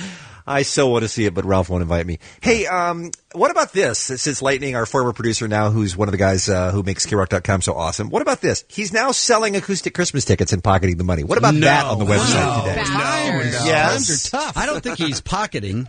I don't know. All I know is that he's selling acoustic Christmas tickets. You tell me what that's all about. I know, K&B Bay's up on the air, up on the website again, and they're taking bids. That's all I know. This is a charity auction. Yes. Okay, good. Just double checking. Just want to see if I have the information correct. You were buying into Bean's rhetoric? Can I see some proof of that? Yeah. Before we move on? The money doesn't go to me. It has to be a cashier's check made out to K-Rock Acoustic Christmas, which we'll get to in a Cashier's little bit. check. How convenient. Right, yeah, interesting. Oh, just run out to cash. That'll be fun. Just cash. St. J. Tillis Research Hospital. Here's the thing about Ticketmaster, and we talked about this a half hour ago. Good times with them because when you log in to try and buy tickets for $75 a piece plus their exorbitant charges, they send you back an email saying you could buy them for $300, $400, $500, which is their legal ticket scalping company. Here's the thing. You know, when you write to Like We Care at KRock.com, guess who? That's me now. Right, so that's part of my gig. So last night I wrote back to about 160 people, and I called about 20, and then I just realized that was taking too much of my energy. But people were really bent out of shape. I would have been. So Ticketmaster was linking people to tickets now and saying that there are more tickets available if you pay this price kind of thing? Here's the crap part. Yes. Seamlessly. They were seamlessly forwarding you. So people were calling me who you didn't have to click a link. They went right to it. I just bought tickets for $300, and people are caught up in the moment. Sure. Right. I mean, they know they've got 90 seconds to get in and out, and We've got tickets. Click here. Yep. Boom. Bottom, $300, and just like your caller this morning, I was answering those calls last night, and it sucked ass. That's rough. So I'm guessing that something will happen, come Weenie Roast time. I'm hoping that this won't happen again, because this is ridiculous. Well, here's the deal. Ticketmaster is pretty much a monopoly and could care less that we're upset or any of our listeners are upset. That's the problem. But the way that they're doing this almost seems actionable to me. I think so, too, but... here's the point. Someone takes action. That's all I'm saying. So here's the point. We are going to have an auction for seats right up front in the center for both nights of K-Rock's Almost Acoustic Christmas. A pair of seats right in the center, right up front.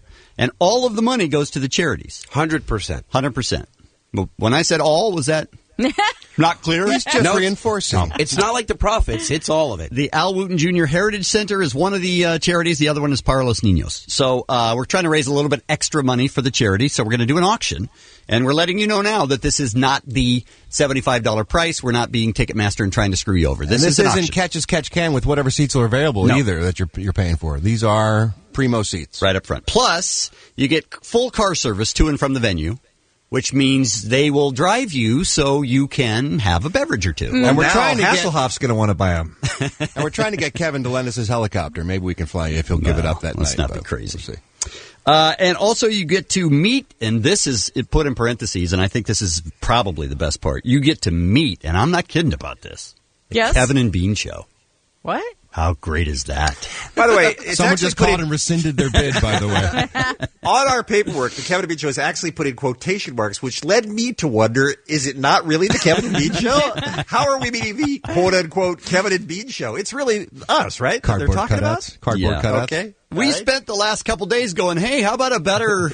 meet and greet. Yeah. How about someone meeting Scott Weiland or somebody? Yeah. Right. Us. Well, so you're also going to be able to join us on Saturday night, tomorrow night, for when we're on the air, and we're going to be interviewing a couple of bands, 2 or 3 bands, I think, including AFI. And so you're going to be able to sit with us when we do that, unless you're annoying, and then we're going to kick you right the hell out. But anyway, this is the auction. You go to, how do you get to it? Lightning, you go to the street team? Just go right to KROC.com, right on the front page. It'll link you into the KROC street team. You do need to be a KROC street team member. We're trying to filter out. In order to bid, you have to be a member? Correct. But you guys have been on it. It takes you just a second to become a member. Yeah. Right. I don't think you mentioned, Kevin, forgive me if I missed it, backstage passes for each night as well. I did not mention that. You're right. Which is kind of a big deal, kind of a big draw, the type of thing that you can't buy any other way. I mean, this is the only way you can buy your way into backstage. Otherwise, you have to sleep with somebody, and that can I Yeah, quickly. I don't know how you do it, but it doesn't have to get messy. 2 front row center seats to both nights, Saturday and Sunday at the Gibson Amphitheater. Backstage party passes for both nights. Car service to and from the show. Meet Kevin and Bean. And all the money goes to charity, and the auction is up and running right now. Now, before we even announced it officially on the air and kicked off the bidding, Lightning, some people have already been to KROC.com and have already started the bidding. Where are we? That's correct. I think we were at $600 or $650, somewhere in that range. Yeah. We started at $500 because 100% goes to charity, so then it went from $500 to $600 to $650. So and you have to bid in $25 increments, and again, we're only accepting a cashier's check. That way we can hand it right over to production, and they can recut the check to charity. So they need to be able to get that today? Yeah, that's not a credit card situation, so you need to have access to funds today. Okay. Yeah. To liquid assets. Last question. What time is the deadline? When are we going to have to cut off the bidding? Good question. It's 8:30, I believe is what Alex asked us to do. Yeah. 8:30 it is. We had you in here because we thought you knew. Dude, I'm just swimming in numbers. 8:30 this morning? 8:30 this morning. That's a fast auction. Between now and 8:30. That's it. People better start bidding. Well, it is Friday. I mean, the show is tomorrow. Bid! Yeah. So between now and 8:30, and then at 8:30 we will get the highest, bid, and then we'll talk to them, make sure they're legit. This is one bid for both nights. Yes. You got a pair of tickets for both nights of the concert. Backstage passes, car service, and you get to meet Kevin and Bean. Let's play that down. Can I bid? Am I allowed to bid? There's one thing where I'm not eligible. Those guys probably I would love to meet you guys. Those guys wouldn't like you. Yeah, it's probably true. All right, so Kevin and K and B Bay, I should say, front page of KROC.com if you'd like to get in on this, and we're going to do it till 8:30. So best. I can't speak for the rest of you, but I love black people, and I think they're awesome. Okay. Got a great story yesterday from MSNBC.com, and you love these stories this time of year with Santa's Gone Wrong.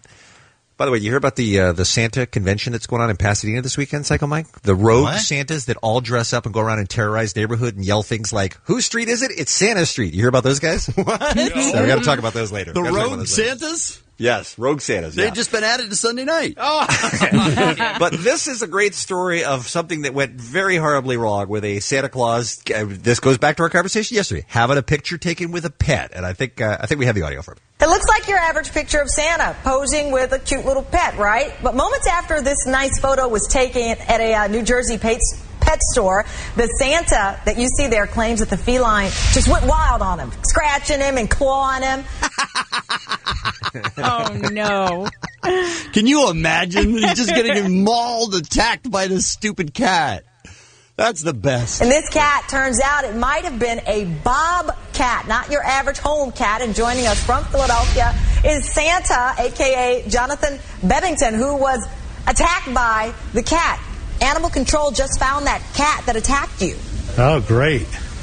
Great. Oh, great. Oh, great. Great. That's a relief. And he, by the way, on the news piece, dressed as Santa.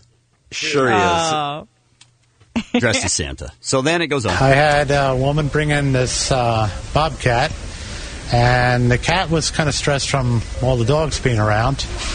And we ended up getting a picture of it, as you can see on your the picture that you were sent. Right.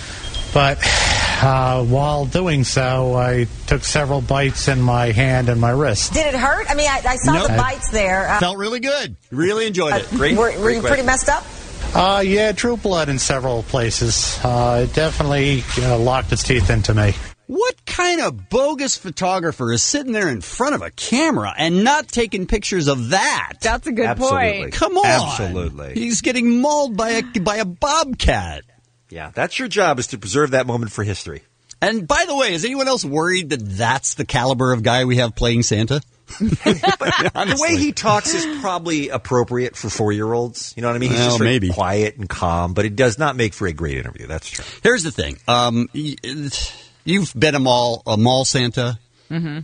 And kids are bad, and parents are bad, and people are And people got to get cranky, and they've been waiting in line. throwing up. Yeah. There's gotta Oh, be it sucks. that's got to be one of the worst gigs ever. Has to be. To Very be a few- Santa. Very few jobs that don't involve the sewer are worse than being a department store or a mall Santa. I can't imagine. I mean, I couldn't do it, Kevin, but even you who loves kids, Yeah, I can you couldn't do it. imagine hour after hour, kid after kid sitting on your lap and whatever comes out of them is on you? No, because if you're supposed to be Santa, you can't really say anything to anyone. No, I mean, no. you can't say, "Hey, how about getting control of your kid?" Nothing. Right. There's no way. There's no way. There's no you'd be possible. fired. So you would so be screwed with all those kids. Absolutely. I promise you. Oh, yeah. I promise you that you will get that helicopter. I'll There's get no you 3. question about it. How about a pony? I'll get you 3 and I'll throw in a pony. Can I get you a pony? That's right. But there have to be people in our audience who have had to play Santa at some time or another, right? Yes, and I know because we take phone calls from people who have to dress up, whether it's at Disneyland or any place else. But this particular one seems like it's nightmarish because of everything that we mentioned. Everybody's frustrated, long lines. And they get to sit on you. Yeah. You know, and God knows what happens then. Yeah. So 1-800-520-1067. If you had to dress up as a Santa during the holidays, how was that? Good times? Oh, by the way, we're doing the auction for the front row seats and backstage passes for K-Rock's Almost Too Good for Christmas 2008. For both nights. Plus you get to meet us. And you get to meet some of the bands that we're interviewing, and you go to krock.com and click on the bid now. And I believe it's up to $800. 100% of it goes to the charities that are being supported by this. Great. Okay. Also, next half hour, by the way, from the Terminator television show, the Sarah Connor Chronicles will have 2 of the big stars, Thomas Dekker and Summer Glau, are going to be joining us in the 7 a.m. hour. We were talking about Santa getting attacked by a bobcat. Ho, ho, ho! Come, sit on Santa's lap. It's kind of an expensive mix between a bobcat and a cat, I think. But the bobcat took the picture, and then when the picture was over, just went to town on Santa. Oh. Yeah. Bobcat just destroyed Santa. And we're thinking, that's a horrible job anyway to be Santa. Even if you've never been attacked by a wild animal, it still is a bad job. And we wanted to hear your stories at 1-800-520-1067. And I want to start with Brian in Riverside. He's on line 4 because I just didn't know this is where Santa Clauses came from. Hey, Brian, how did you end up playing Santa Claus? What's going on, guys? Lisa May. Hey, Brian. I ended up getting a speeding ticket that I never took care of, and had to go to court and ended up doing community service. And the community service was to be served at a Goodwill store in Fontana. Right. And so as soon as I walked in, they said, go ahead and throw this on and get out on the street. And I dressed up as Santa like noon on a Saturday and was out on the street waving to everyone and being an idiot. It was ridiculous. Wow. I can't believe that was what they made you do. That's so funny. There are judges telling people, hey, murderer, you're going to have to go dress up as Santa. It was horrible, and I was trying to keep it from my friends, and my little brother ratted me out, so I ended up getting egged and water balloons. You have good friends. I loved it. It was horrible. They And did then the I had right to do it thing. a couple days in a row. It sucked. Wow. That's fantastic. That's brutal. All right. Thank you, Brian. Thank you for the call. Sean is in Los Angeles. He's on line 2 on the Kevin and Bean Show. Hey, Sean, how did you end up wearing the Santa suit? Hey, good morning, guys. Lisa May. Good How morning. are you? Good. Okay, so my son goes to a Montessori school daycare kind of thing. Director, the principal asked me last year, hey, please, we need someone to play Santa. You're a new dad. I said, no problem. My son had just turned 2. She's like, no problem. No one will ever know. Right. I step out the door, out of the crowd. My son stands up, points at me, and goes, Dad! 2 years old. So my wife and I have been on the Whirlwind Santa Claus tour this year trying to prove that I'm not Santa Claus because I'm stealing his childhood. Wow. Oh, that's rough. Wow. Yeah. Your kid at 2. I mean, I understand that little kids recognize their parents, but at 2, to be pretty aware that it's you in the Santa suit, you should be impressed by that, dude. Well, I'm definitely impressed. He's much smarter than me already, but like no problem. He'll never know. Piece of cake, and he's Sure. just out of just dad. So, Wow. Good times. All right. That's awesome. That's good. Thank you for the call. What are you going to do when Santa comes by? I'm gonna say what's up. Yeah, good point. Let's try Seth in West Covina. He's on line 7 on the Kevin and Bean Show. Hey, Seth, you got to play Santa too. How come? Well, actually, when I was in high school, I was in a show choir at West Covina High School, and we had to do Christmas shows like 3-4 times a day for elementary schools all over, our city. Right. So I had to be Santa because I was the biggest, fattest guy, but I'm like really dark and Mexican, so it didn't really make any sense. But either way, I had to, do Santa, but we never washed the suit. And so I'm dancing around in the suit, and it's getting all sweaty and nasty and moldy, but we're afraid if we washed it, it would fall apart. So we just Febrezed it every day, and so I had to wear this suit for the entire month of December, and it was absolutely disgusting. Oh no! I always wonder about those suits. I was having a conversation with Susie Pancake the other day at the IHOP near my house, and a different employee several times a day puts on the Susie Pancake outfit and goes out in front of the IHOP and waves at traffic. And I'm thinking that has to get just pretty bad inside that costume after the first couple of days, right? It's disgusting, yeah. And the material is not like the best material that you want to be wearing for hours on end. Yeah. So it just gets itchy and disgusting. But it made up for it. One time I went to a school and a little kid ran up to me and he's like, and he grabbed my leg. So, I guess that made it all worth it. Wow, that's a toss-up for me. Thank you for the call. We appreciate it. Let's go to Jay in Azusa. Good morning, Jay. Good morning. Talking about the story where Santa in New Jersey got mauled by a bobcat. What happened? Were you a Santa? Yeah, I was a mall Santa. I had joined the Navy, and my recruiter got me a job at the mall. Mm-hmm. And the job he gave me was mall Santa, and it was right outside a buffet that served alcohol. But wait a minute. You went into the Navy and you ended up as a mall Santa? Well, delayed entry. Oh. Delayed entry. So it's like they didn't want me to get in trouble, so I see. They found something for me to do. Wow. All right, so now you're a Santa right outside of a restaurant that serves alcohol. Yeah, well, so I was kind of mauled by cougars. They would come out of the restaurant and come out and want to sit and get their picture taken, and they'd take advantage and molest me. Is that right? You were mauled by the human cougars. This isn't like the Bobcat story. These were girls, women. Yeah, they're scary ones. They'd sit in your lap and they'd smoke and molest me. Hey, honey, what's going on? Wow. Oh, yeah. I love me some Santa. That is scary. And a couple of them, sit there too long, and then I had a couple of them pee on me. No. Oh, you did not. You didn't. I did. Yes, I did. It's ridiculous to think that they wouldn't, but no. Come on. Like, you think at least they're not little kids, so I'm not going to get peed on, but then you end up getting peed on anyway. That's no good, dude. All right, thank you for the call. Let's go to, we've got Bob on line 9 on the Kevin and Bean Show. Hey, Bob, welcome. You played a Santa? Hey, guys. No, I didn't play Santa. I just wanted to apologize to that Santa Claus that I bit. Okay, it was an actual Bobcat. Is this Bobcat Goldthwait? It wasn't you. We're not talking about you. I know, but you guys were talking about Bobcats, so I thought maybe I bit a guy. You didn't. That we know of. You didn't bite anyone. Sometimes I drink a lot. I don't remember what I do. You're off the hook, Bobcat. This time it wasn't you. You're not the Bobcat in the news. That's great. We have an update on the KMB Bay auction for the best seats in the house for the K-Rock Almost Acoustic Christmas 2008. We'll give you an update coming up after the news at 7. No, not yet. Deadline's at 8:30, Ralph. Can I say sold at 8:30? Yes. Thank you. Yes, you can. You can be the auctioneer. Right. I also want to mention that if you are not lucky enough to have gotten tickets for the shows when they went on sale last night, which is unlikely because virtually everybody who wanted to buy tickets was able to. I think we all know that.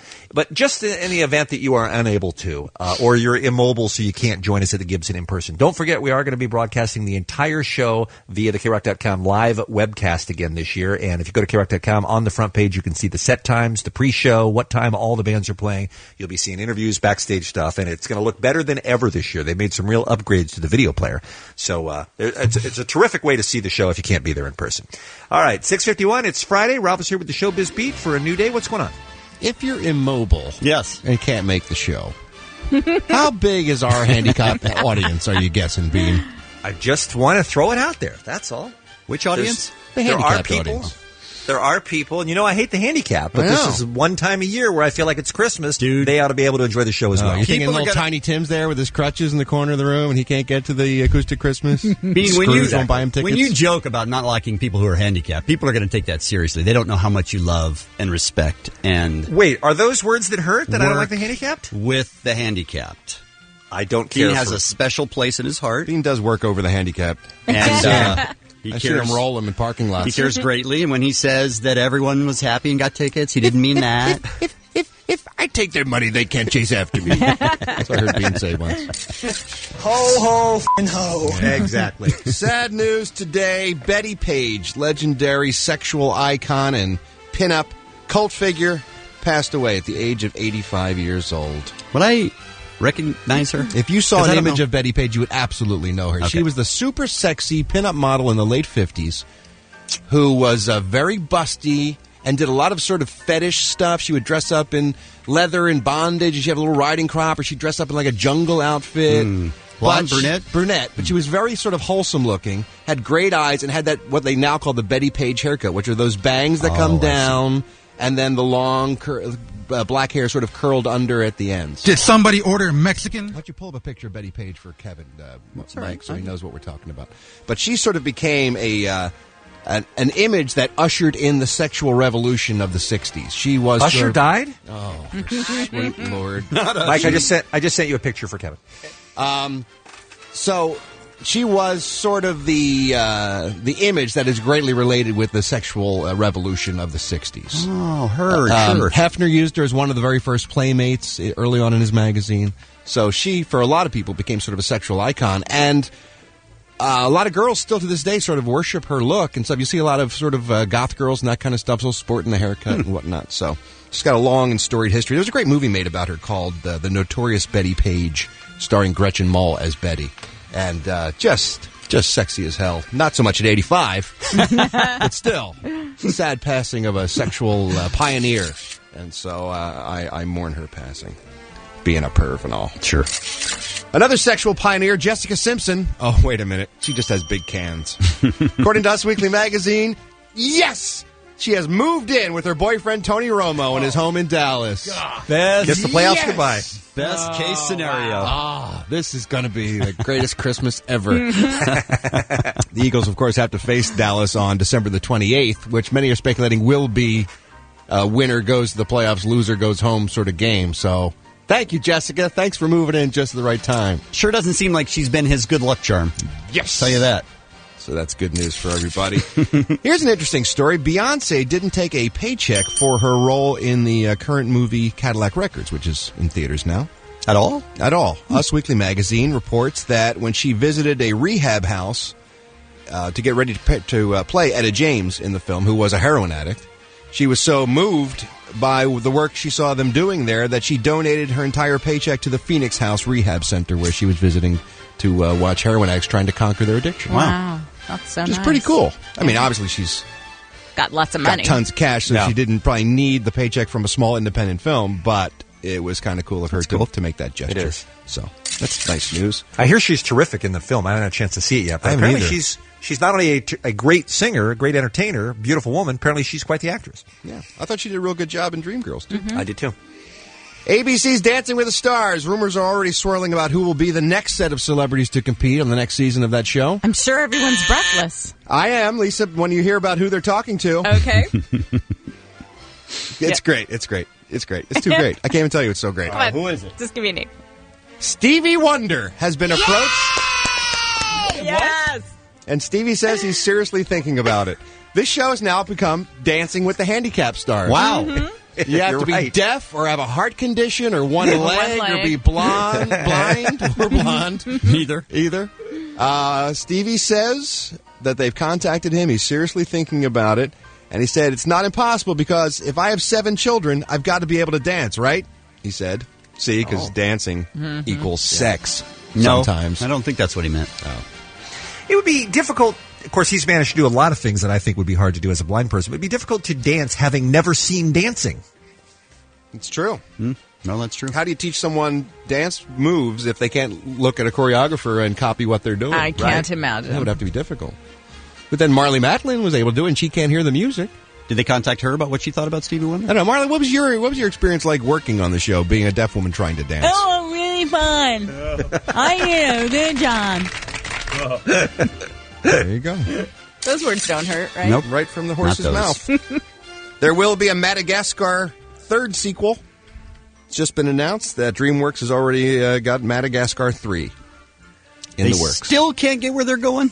They cannot get back to New York. It's a big world, my friend. In their defense, they are dumb animals. That's true. They're just a lion and a giraffe and a hippo. How do they get on so many planes? I haven't seen either of the movies. How do they keep getting onto a plane in the first place? Well, it's wear a hat. Initially, they were going to be they're on ship, right? And something goes wrong with the ship. I think it crashes or something, and then they end up in Madagascar. I see. But there is an old plane that the penguins repair in Madagascar that they take off. They're going to fly to New York at the end of the first movie. I think that was based on a true story. Yes, that part. The penguins have repaired and are flying the plane to get them back to New York at the end of the first film. And you assume that they will end up in New York, getting back to the Bronx Zoo where they belong. But apparently, in the beginning of Madagascar 2, there's a little problem with the navigation, and they end up in Africa. Do you think I need to see 1 before I see 2? I would, because the complex relationships between the characters really just can't be explored by watching the sequel. You really you owe it to yourself. And is anyone else as excited as I am about the day the Earth stood still? I'm excited. No, I'm not as excited as I am only second, only to I think maybe Dark Knight or Iron Man is my anticipation of this film. Definitely not as I think it's going to be awesome. Looks like amazing special effects. Super excited about it, Ralph, because I love the original movie so As much. do I. But I'm starting to see reviews now that are tempering my enthusiasm for it. Well, I'm still hot and heavy. Yeah, I'm going to go. I'm still going to go. And apparently 20th Century Fox believes that everyone else is too. They are releasing this film on more screens and more theaters than any movie has ever been released before. This movie? This weekend's release will include 3,560 theaters and more than 120 IMAX theaters. Wow. My God. Oh, that sounds like the way to see it, the IMAX. It would also will be released into space. What? I can't see it there. 20th Century Fox. That's inconvenient. Too expensive. That kind of time. 20th Century Fox will be using equipment at Cape Canaveral to beam the movie to Alpha Centauri, the nearest star system to Earth. Why? Just in case anyone in Alpha Centauri wants to see the movie. That's where the visitors come from, Lisa's Alpha Centauri. That's right. So it's like, hey, we're on your side. Visitors who want to kill us, we made this cool movie about you. Please don't be like this. Please don't do this to us. That's kind of what they're saying. See, now that's kind of clever. I mean, it sounds like a big fat waste of time in reality, but it is clever. It's a publicity stunt, but it's kind of cool. And if you know into space. Yeah, if you know the movie, they come here because of what they see from Earth transmissions. So it's kind of a full circle deal. I like that. Yeah, it's dumb. How dare you, sir? It's dumb. Klaatu barada niktu to you, my friend. I hear you. Whoa. All right, then. I can't believe you just said that. Those words could hurt somebody. I don't know who, but somebody could be offended. Klaatu, that's who they could hurt. Certainly not me. Today's celebrity What's Gord birthdays? have to say about it? That's my fear. Oh, Gorn. Gord's going to be pissed. Gord's going to be angry. You don't want to make Gord angry, Kevin. Nope, you really don't. What are they talking I don't know. about? Or Gossip Girl? Did you guys change languages? What just happened? Gort is the giant heat-blasting robot. Wow, how did we not know that? You don't want to tee off Gort. Okay. Gort. I'll take your word on that. Although in this movie, Gort is CGI'd. I kind of miss old real Gort, you know? Yeah. I don't know what any of these words mean. If you saw Gort the Robot, you recognize him. A very famous, iconic science fiction movie image. It's got like a silver robot with like a visor, and he's got red eye. Comes out. Beams of energy. Are we still Making on up the air? words won't save you. Today's celebrity birthdays. Bob Barker is 85 years old today. Jennifer Connelly, who happens to be in The Day the Earth Stood Still. Sure. Along with my dreamboat, John Hamm, and Keanu Reeves. Right. That's right. Great cast. Two great actors in that list right there. She's 38. And Mayim Bialik, who I believe is from Alpha Centauri. Is that right? Bialik. I think that's a planet, actually, in the star system. She is 33 years old today. I'm Ralph Garman. I walk the show. You can keep flapping your gums if you want, talking about other stuff, but I'm just saying that Summer Glau's in the next room. That's the only thing I'm pointing out from the Terminator show. I hear you. And our co-star Thomas Dekker. They're both going to be in here in about 50 minutes. First, though, let's take care of a little bit of business. That was the song you were listening for. Congratulations to Millie Gondola from Granada Hills. She was caller 20. She just won tickets in the pit and backstage passes for both nights, Saturday and Sunday night this weekend at the Gibson Amphitheater for the K-Rock Almost Acoustic Christmas 2008. Go back to KRock.com, find out what the next song is to listen for so you can win on this, the last day that we're giving away tickets. Let's talk about the auction right now. We are doing a charity auction at KRock.com, and basically it is for front row center. These seats are going to be pretty much better than anyone's. Wow. Except for you're not going to be in the pit. You're going to be seats, but they're going to be front and center, and you get backstage passes for both nights. and you get to meet the Kevin and Bean show. By the way, you get car service. You get car service. Yeah, That's a big deal for going for a concert. And I know meeting Kevin and Bean is lame. I completely acknowledge that. But we are going to be broadcasting live from out in front of the Gibson Amphitheater tomorrow. And here's what we do: we're on the air for a couple of hours. You will have special seating on the stage with us as we broadcast live. And we also are going to be interviewing, 2 or 3 of the musical artists that are on the bill tomorrow night. You'll get a chance to meet them as well. So all of that is included for one low, low price. And here's the important thing to remember. This is unlike Ticketmaster with their ridiculous surcharges. All of the money that you pay for this auction goes to the charity. 100% of the money, no matter how much it is. There's nothing that... Of the auction right now? Yes. But our phones just went dead again. What's going on with our telephones? I think it's an overload thing where people are calling to win tickets or whatever, and then I think our maximum capacity is about 3 calls, and it goes down. So they're getting the winning bidder back on the phone. But, okay. We opened up the bidding just after 6:00 this morning, and it started at $500. You can get all these details at KROC.com, by the way. You can bid in increments of no less than $25, and I think we're up to, well, what's the latest number that you have? I have $1,200.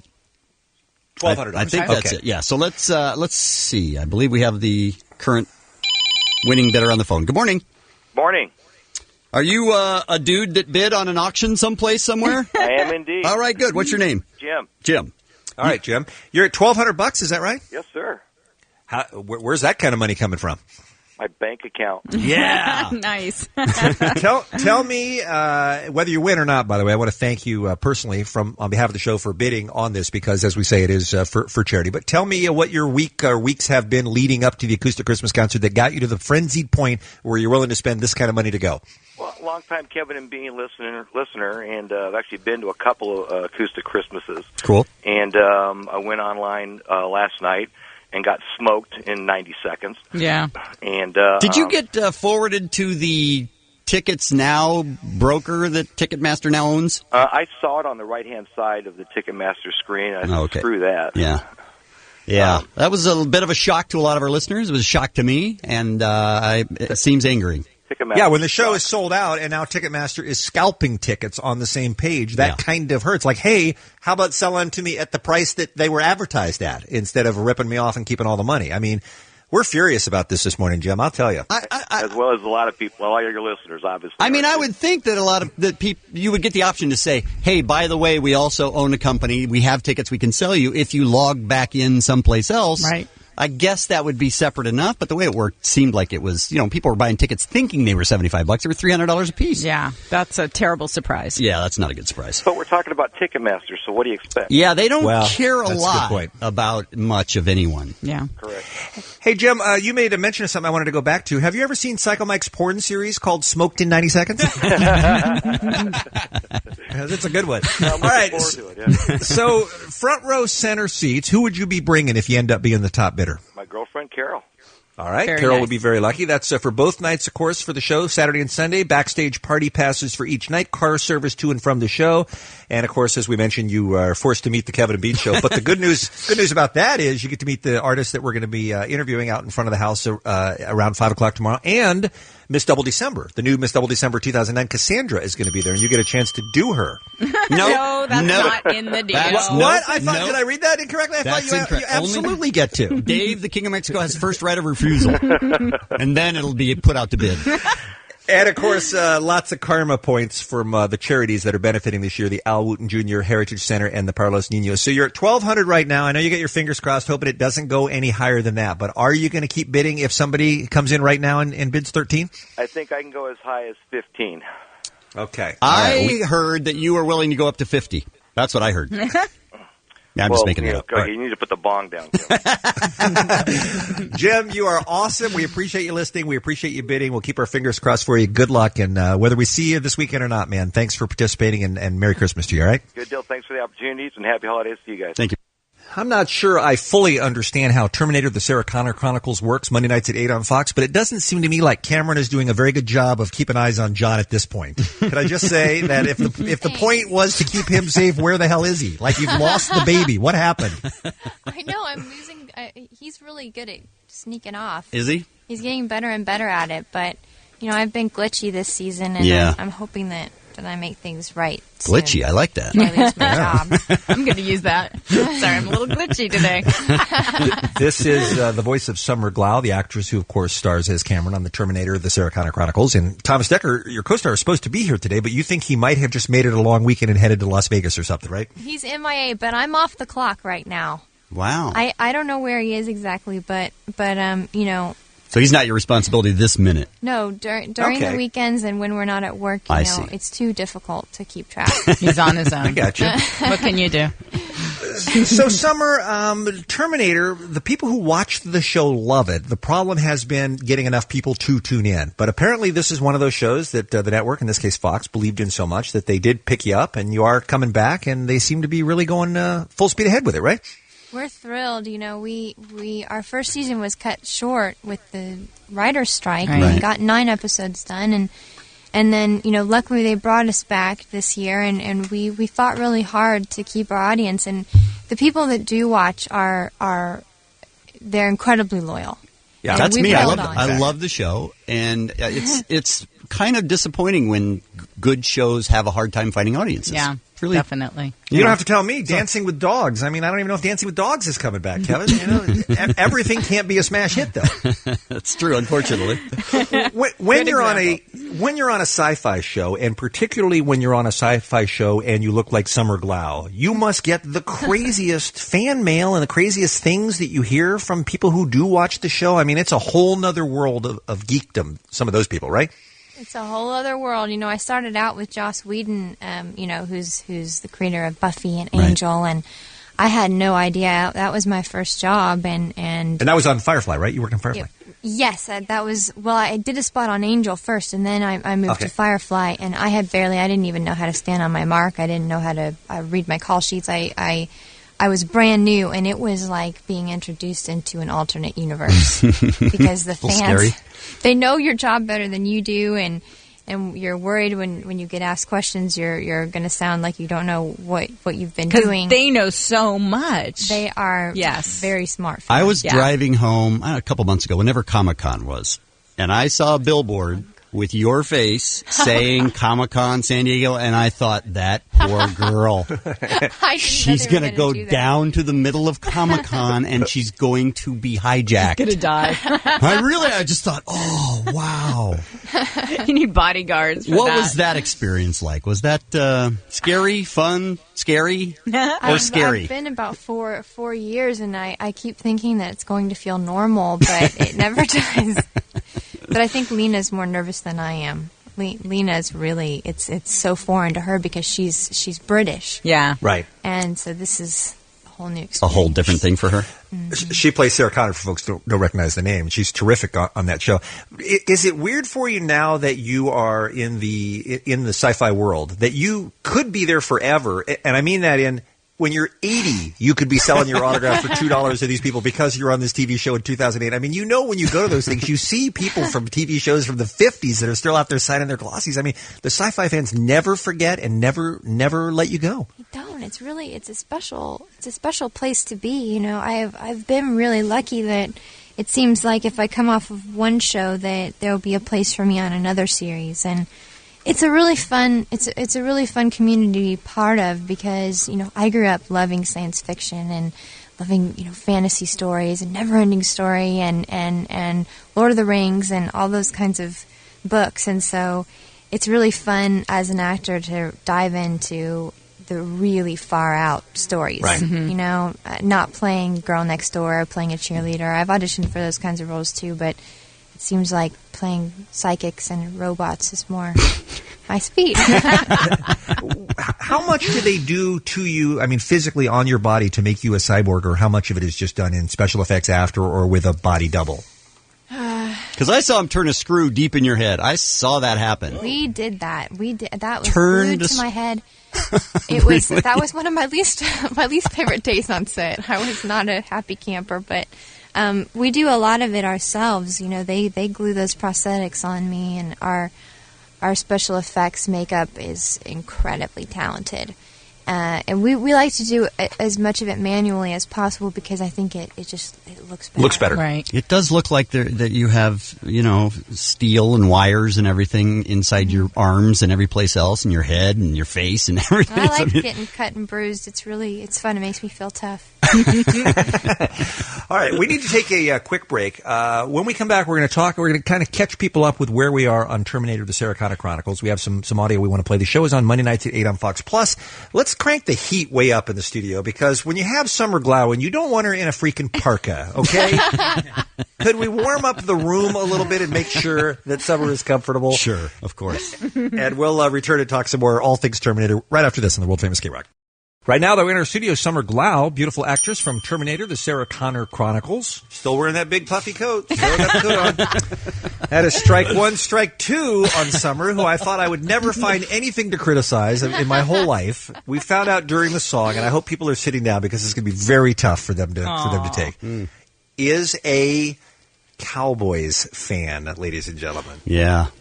The Dallas Cowgirls she roots for. What's up with that? And Tony Homo, their quarterback. Come on, you said Summer. His name is Romo. But I've loved Troy Aikman since I was a little girl, and I know he doesn't play anymore, but I'm always going to be loyal. Look, if you grow up there, you got no choice, right? I guess. Every Sunday, Wow. Yeah, wow. I guess. You go to the games when you're back home at all? Do you ever go see them in person? No, I haven't. I'm from San Antonio. It's really far. Yeah. Yeah, it is a lot far. Yeah. You were the perfect woman until just now. Just shattered any illusion we had that you and I were going to end up together, Summer. I'm sorry. I know you're devastated. All right, let's talk about Terminator: The Sarah Connor Chronicles. How many episodes left for the season? This has to be the last one coming up on Monday, right? Well, it's our mid-season finale. Okay. Kind of the break between. Right, and then we start up again in February 13th, and we're moving to Fridays with Dollhouse, Joss's new show. Oh, right. So that might be really cool. Yeah. It's less competition on Fridays than it was on Mondays. And is it, does it make you a little unsure of, moving to a new day, new time, new... Yes. I was not happy at first when I heard that we were moving, but we've been fighting for our audiences on Monday, so I'm hoping that this is going to be a positive thing. Yeah. And it's always good, when they're trying to work with you, Right. Rather than just cancel you. At least they're moving you around and promoting it and doing what they can for you, which is great. Some of these shows, and I don't know if this is, as some have suggested, the lack of attention that people pay to television anymore, but some of these shows that have multiple plot lines with a lot of storylines, in a case of your show, time travel, backwards, forward, stuff like that, people are having a harder and harder time latching onto those and keeping them straight and keeping track of them, which has got to be frustrating because on a show like yours, you have to deal with time travel. It's something that's essential to the basic plot of the show. But how do you do it in a way that everybody's going to be able to keep up? I mean, it must be a real balancing act for the writers. It is. It's a balancing act. We've added a lot of really great people to the cast this season. So there's even more than ever to keep straight. And time travel's it's tricky. It is, yeah. And sometimes we always wish that we had time to have meetings, before each script so that we could get our stories straight as a group, because there's people going in and out, and then we're doing a lot of flashbacks. But I have to say, working in the future is probably my favorite thing about the show. I love when they get to shoot us in the future. So I'm just hoping that people can ride with it, and I think by the end of the season we have some really amazing storylines that are going to wrap things up. Now, you play a reprogrammed Terminator. You're a good Terminator. Yes. Right? Yes, that's right. Okay. Is it difficult to play robotic? Do they say, hey, you're too human? Because Not for Keanu Reeves. It's easy for him. Because you do have it seems like you have human characteristics on the show, which none of the other ones do.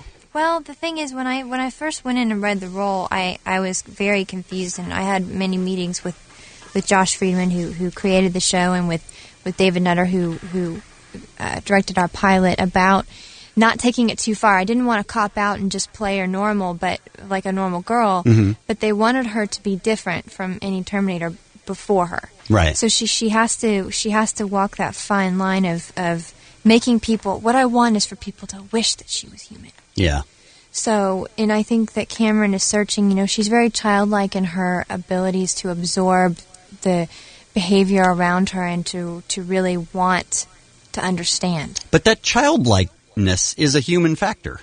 None of the other Terminators are interested in that in any way. And, for example, the episode when you told John Connor that you loved him, I was like, no, don't believe her. She's a robot! I was yelling at the screen. You don't believe me. No, you know what I mean? Like, how human, do you know how human your character ends up being? Or no, they won't tell me. You know, I keep working towards it, and I want to build it. I want to earn it. You know, I don't just want to say, well, my Terminator's more human. I want to earn it every week, you know, in the way that she absorbs things around her. And I think that her relationship with John is more complicated than any of us understand yet. But, you know, this year they've brought on a love interest for John, and it's been sort of this love triangle for me, and I've really loved it because I've been exploring the possibility if a robot could be jealous.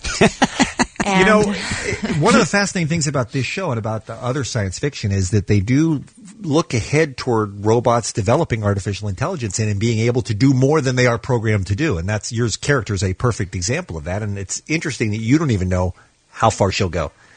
I wish more women were cyborgs, though. I've given this a lot of thought. No, I'm serious. What is wrong with you? Because they're just like women, except you can A, program them, and B, presumably there is a switch somewhere you can turn them off. I mean, it seems like a win-win. I wonder why women instantly hate being. You Let wouldn't me like think. it if it was like that. I think he would, but I think he's unique in that way. I don't think there are very many people who would. Summer, in all the dealings you've had with the Terminator universe, have you ever had occasion to meet the governor? I would run away. I'd be too scared. I don't. Scared because it's politics? Scared because he's a big guy? Scared why? Both. Just nervous to meet Arnold. You know, he's to meet the such an Terminator. icon. Yeah. Yeah. All right, let's hear some tape, shall we? Is this from the Monday show, Kevin, or is this from a past show? This is from this Monday show. I believe, I'm not positive, that this clip is from all of them. I don't. That doesn't sound. I don't think that's the right clip. Is it? Definitely one of them. No. That's the best. I saw that. That guys, you're confused. That's from 30 Rock last night. That's completely different. They fight the bad Terminators. It's awesome. That's my favorite clip. So Monday is the last one. What do we need to know before Monday's show?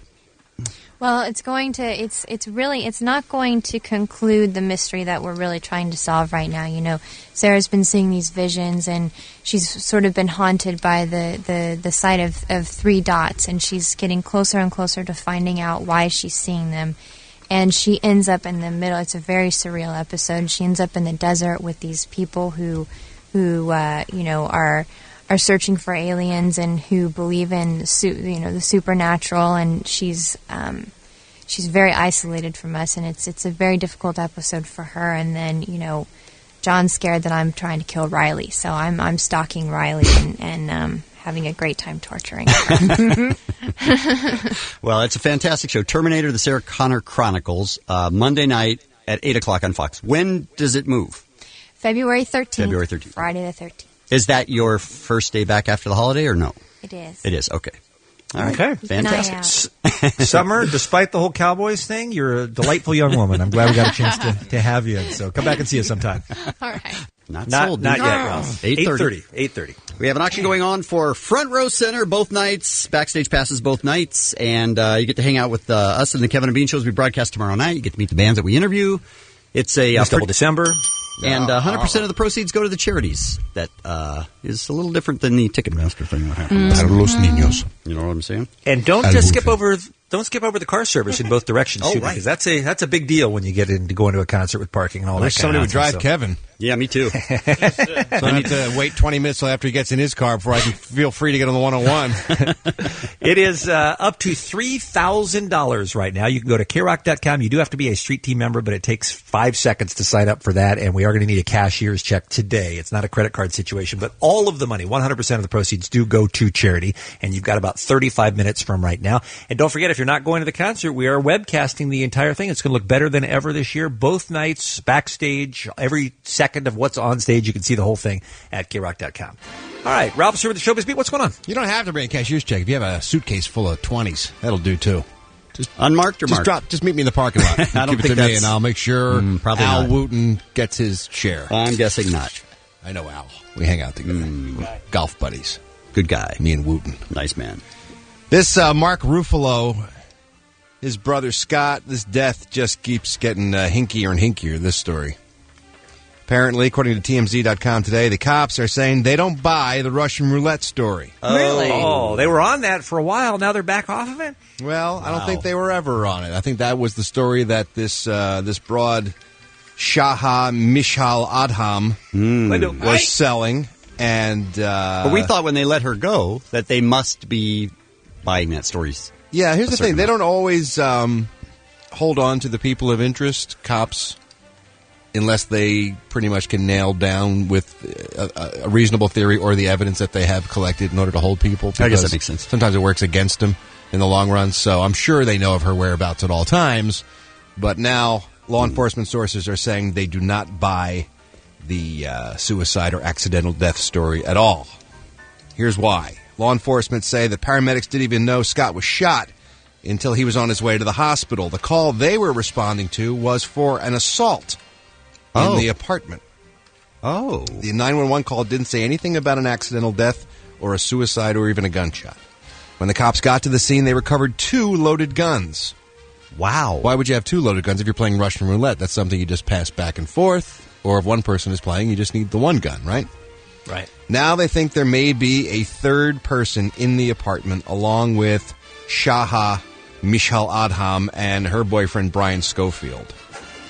So this story gets murkier and murkier the more we find out. But apparently cops are still investigating, and we may not know for some time exactly what went on in that apartment.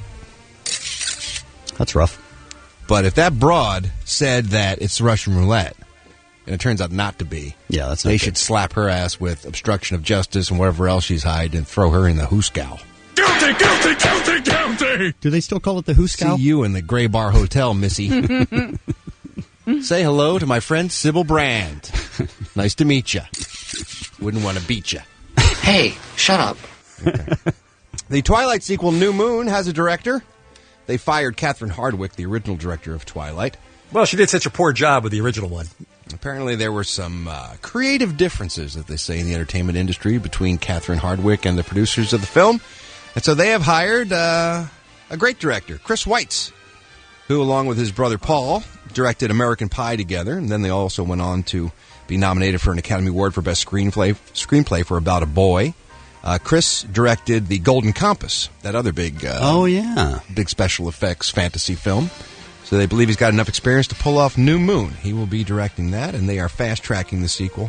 Hopefully, they hope it'll be in the theaters next year. So, is creative differences just an umbrella for everything? Yeah, it's like Too much irreconcilable money. differences in divorce. Yeah, okay. It's just whatever the petty problems are between people, they just slap that tag on it, and that makes people stop talking about it. Gwyneth Paltrow and Chris Martin, is their marriage in trouble? A close friend of the couple, I love, by the way, how the close friends of people are always saying the worst things about them. Sure. Says to the New York Daily News that their marriage has hit a rocky patch. They're trying to work it out in their London home, but things have gotten out of control in the relationship. Apparently, Gwynny's good pals with Madonna, and Chris is good friends with Guy Ritchie. And so that has added to the current difficulties because now they're picking sides in that relationship as well. So we'll wait and see. But that'd be sad if they broke up. Especially over Madonna's relationship. No, apparently they've got problems in their relationship, but this is just adding to it, causing more tension in the home, them siding with different people. And speaking of Twilight, Robert Pattinson is a liar. What does that mean? Well, he's a vampire, so I guess he's, can't trust them Oh, I anyway, see. right? He is always saying to the press how he can't get any girls and doesn't party. Right. Well, maybe In Touch magazine has something to say about that. They have photos of him making out with his ex-girlfriend Camilla Bell and partying at the Chateau Marmont in Hollywood, throwing him back. Is this after it came out? Or Yeah. Yeah. Mhm. So maybe Robert is a little looser than he'd like to have us believe. But that's the easiest way to get even more chicks approaching you is to say, yeah, I can't meet a woman. I can't find anybody. It's the no game. Right, We're some of exactly. the time. And now we know who will be performing at Barack Obama's inaugural ball next month. Sting will be performing. Sam of Sam and Dave will be there, and Elvis Costello will be headlining the event. Partay. How white is this guy?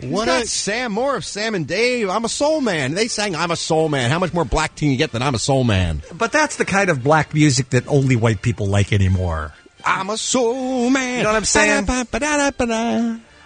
want Barack Obama to invite Parliament Funkadelic to the White House. I want to see him really black it up. Yeah. I'm sure Bootsy Collins is on the list. Don't worry about it. Old Square Rockers doesn't seem to be cool either, though. I mean, you got to... There should be a... Where's Little Wayne? I think Where's Barack Neo? Obama is Come on. overly concerned with appearing cool. Little Half Dead. Where's Little Half Dead? I don't think he's trying to please Bean. No. That's what I'm guessing. But the sense I get, and I could be totally wrong about this, is he goes out of his way to not appear black by inviting... He might as well invite John Fogerty to the White House. I mean, he's a 47-year-old black guy. He must be into some black music. Where is it? Why are you assuming that he is trying to alter his behavior just for you? Because he's a politician. He's a politician and he's worried about his image. But B, because it seems like most 47-year-old black guys are into some contemporary black music. Dude That's grew all. up with Whitey in Hawaii. He Right. was surfing and laying on the beach with a bunch of white dudes. It wasn't like he grew up in the projects of Detroit, Bean. I understand that. Well, apparently you don't. Why can't his taste not apply to what you think a black guy's taste should be at his age? I don't trust him. First of all, he's an Arab. First of all, and second of all, I don't trust him. I think hold on a second. Hold on. No, he's a fine American, my friends. Let's talk relevant. My friends, he's a fine American. Let's talk relevant versus irrelevant, though. Music. Don't you think? Look, maybe he doesn't. Maybe he's really not into music at all. I mean, he seems like he a doesn't very listen to anything new. busy Maybe guy. he likes Elvis Costello. Maybe he's a 47-year-old guy who likes Elvis Costello. There's a lot of them. I don't think anyone still loves him. I do. I love Elvis Costello. I love him. Kidding. Come on. But I'm saying, All right. I may be reading too much into it, but I would have been. I would have been think happier. You're right on target here. But I would be. It just seems like if I become president, I'm going to invite the bands that I really like to come play the White House. You know what I mean? If I'm Barack Obama, why not have Usher in or somebody that he probably likes? That's all I'm saying. Back to you, Ralph. That's why I'm not voting for Bean for president. Yeah, I don't think he has what it takes. Today's celebrity birthdays. You mean any sort of empathy with anyone ever? Likability. Any idea of the big picture at all? And not born in this country, which is pretty much the third strike anyway. Yeah. So, Bob Barker is 85 years old today as we look at celebrity birthdays. I wonder what Bob's doing these days. Besides counting his money. Yeah. Probably He's still not out there making PETA appearances. He's still Neutering doing animals. The price is wrong, bitch. Banging Barker's beauties. That's probably true, yeah. As they show off hovercrafts or whatever prize they've got going backstage. I don't think they ever gave away a hovercraft on Price is Right. Mm-mm. That would be a cool prize to get. A brand new hovercraft! Cruise effortlessly around your neighborhood on a cushion of air in this brand new hovercraft. That'd be awesome. I think he still has the microphone. Oh, yeah, the little pencil Little skinny one, yeah. Jennifer Connelly's 38 years old today, and Mayim Bialik from Blossom turns 33. I'm Ralph Garman. I walk the showbiz. Plus 17 minutes from right now is when the auction ends. Ralph, you're going to be standing by to say sold when it's over, right? Sold. I've been rehearsing. Not yet. Sold. Not yet. Sold. Not yet. So I'm working on it. Sold. This is our Sold. charity Sold. auction that involves backstage passes, the best seats in the house, hang out with Kevin and Bean, meet some of the bands, meet Miss Double December, car service back and forth. It's a pretty good deal. Right now, current bid is at $3,000. We'll see if that holds. Again, the deadline is at 8:30. It is Friday. That means NFL time, ladies and gentlemen. How about our friend Andrew Siciliano on the phone with us from DirecTV Red Zone? Andrew, good morning. Welcome back to the show, my friend. Guys, good morning. This is hands down the best week ever. Wow. Really? That's saying Andrew something. Siciliano may be your friend, Kevin and Bean. That's Why is fine. he not yours? He's not my friend. Did he pick against the Eagles? Not this week. He's not my there's a big friend. game this week. Not my friend this Oh, week. you're playing Cleveland? Yeah. Monday Night Football. Wow, I couldn't care less. Says the guy whose team is going to lose. The guy whose team is just going full steam ahead towards a brick wall. Now, Andrew, let me ask you about that. It's unusual that we start with the Monday night game, but do you think that the Browns will lose like they lost to Houston or more like they lost to Indianapolis, or perhaps they'll lose like they lost to Tennessee all games of the last 3 weeks? Actually, I would think think that they would find a new and ever more creative way to lose. The Browns are good at one thing, and that is finding creative ways to lose. They have a quarterback, Ken Dorsey, who, remember, won the national championship with Miami when they beat Ohio State a couple of years ago. Ken's a great guy, but he's a future coach. He would admit to you probably that he can't throw the ball 20 yards downfield. Oh, good. Yeah, he's there to tutor Brady Quinn. No one ever thought he'd have to throw a football. Great. That's what you want. They're not gonna. If they score 2 touchdowns on the Eagles, it would be more. Actually, if they score 1 touchdown on the Eagles, it would be more than they've scored the last 3 weeks combined. Well, and the worst thing that happened to the Eagles is when everybody counted them out, because then they've been back with a vengeance. They're just beating people up. You sure you still want to get rid of Donovan McNabb? I don't want to get rid of Brian Westbrook, that's for sure. No, you don't. What is the playoff situation for the Eagles, if there is one, Ralph? All right, the Eagles are alive, and actually the cool thing of it is coming into last week, 27 of 32 teams were still alive in the last week. The Eagles have the Browns, the Redskins, and the Cowboys. They need to win out, and they need other people to lose. If the playoffs were to start today, they wouldn't be in. Matter of fact, they wouldn't even be the first alternate for the wild card. They're number 4 right now for the wild card. So they need Atlanta to lose to Tampa Bay. They need to beat the Browns. They need the Giants to beat the Cowboys. They need a lot of things to happen. Wow. It's not unrealistic, though, that the Eagles can get in. They're in a better position, say, than the Redskins, than the Saints, who lost last night. Right. Sure. So it's not likely, but it's certainly possible. That tie might actually help them at the end of the season. It could, in that if you subscribe to the theory that weird math is good math, that it should throw people off and confuse people. Sure, it might. Yeah, there's a chance. Now, San Diego plays in Kansas City. How's that game going to go? It's a dog. Yeah. Yeah, it's a flat-out dog. But they're going to play it. San Diego's going to kill them. They're not going to cancel it just because it's a lame matchup? No, there's actually a game that should be canceled beyond that one. Hold on. The game that should be canceled, not the Lions and the Colts, because the Lions' quest for perfection continues. They should. I'm rooting for them to stay winless. I love this. I think they are, too. Dan Orlovsky will start a quarterback in that game. Okay. Never heard of him. Exactly. The dog of the week is, I was going to say New England and the Raiders, but, I mean, they have to go 3,000 miles away, so it really isn't the dog of the week. I would guess the dog of the week, the Redskins and the... No, here it is. The Seahawks and the Rams. Yeah, of course. That's what I was waiting for. They're a combined 4-22. Yeah, that's a battle of who can lose. And it's sold out. It's not sold out, rather, in St. Louis. It's a blackout in St. Louis. So, mercifully, the people in St. Louis do not have to watch it. You should hear them, this is Bean speaking, Andrew. I live in Seattle. You should hear them trying to hype up on the radio for people to tune in and listen to that game. They're like, it's an important matchup within the division this Sunday. You don't want to miss the Seattle Seahawks play and it's just like, no one, it doesn't matter who wins or loses that game. It couldn't be more pointless. I love to watch the TV promos for those games when you're stuck with a Monday night or a Thursday night game that's just a dog. Yeah. Right? And they'll say something like, Seneca Wallace faces Mark Bulger. Now, New York Giants, Dallas Cowboys. Is that going to be a good game? That's the game of the week. Hands down, the game of the week. And you have Terrell Owens, I don't know if you caught it, guys, confirming once and for all that he is an 8-year-old. Yep, and knocked him down. I didn't hear what he did. What did he do? He doesn't like the relationship between Romo and Witten. Yeah, and I hope his apologists and enablers finally fess up and say, you know what, it wasn't McNabb's fault. It wasn't Andy Reid's fault. It wasn't Jeff Garcia's fault. It wasn't Steve Mariucci's fault. It's this guy's fault. ESPN had a report yesterday that said T.O., and this is straight out of a 4th grade playbook, that Terrell Owens is mad because he thinks Jason Witten and Tony Romo are best buddies and they're roommates on the road, and that on the road they go into their hotel room and draw up secret plays and don't tell T.O. Yeah. What? Awesome. He doesn't get the football enough because Jason Witten is his favorite. They're conspiring against him. Yes. Wow. And T.O. sent Tony Romo in one of their meetings a note that said, do you like me? Check this box if yes. Right, exactly. And he didn't check the box. Even though statistically over the last 3 years, Jason Witten has 50 fewer passes thrown to him than Terrell Owens. Well, don't confuse it with the facts. Yeah. Hey, did T.O. cry about this yet? Do we know? No, he did not. Although not in public, he was complaining loudly when he walked off the field last Sunday in Pittsburgh. And B, am I stupid that I didn't know that you still have roommates on the road when you travel with a team? Not everyone does. Most teams still do most roommates. teams do. If you're the superstar, and maybe you can write it into your contract that you get your own room, But most guys Maybe. don't. They want to be with another guy of the Most team. teams do roommates, on the road for the NFL. They're very short trips. NFL teams leave at like noon on Saturday. They get in, they have a walkthrough, they eat the rubber chicken at whatever hotel they're staying at. They have a meeting, they have a bed check, and they go to bed. Do you They see get up. T.O. like looking under the door of Tony Romo, like trying to hear what's going on in there? Trying to figure out what plays they're drawing up without him? And then he goes back to watching Dora the Explorer in his room.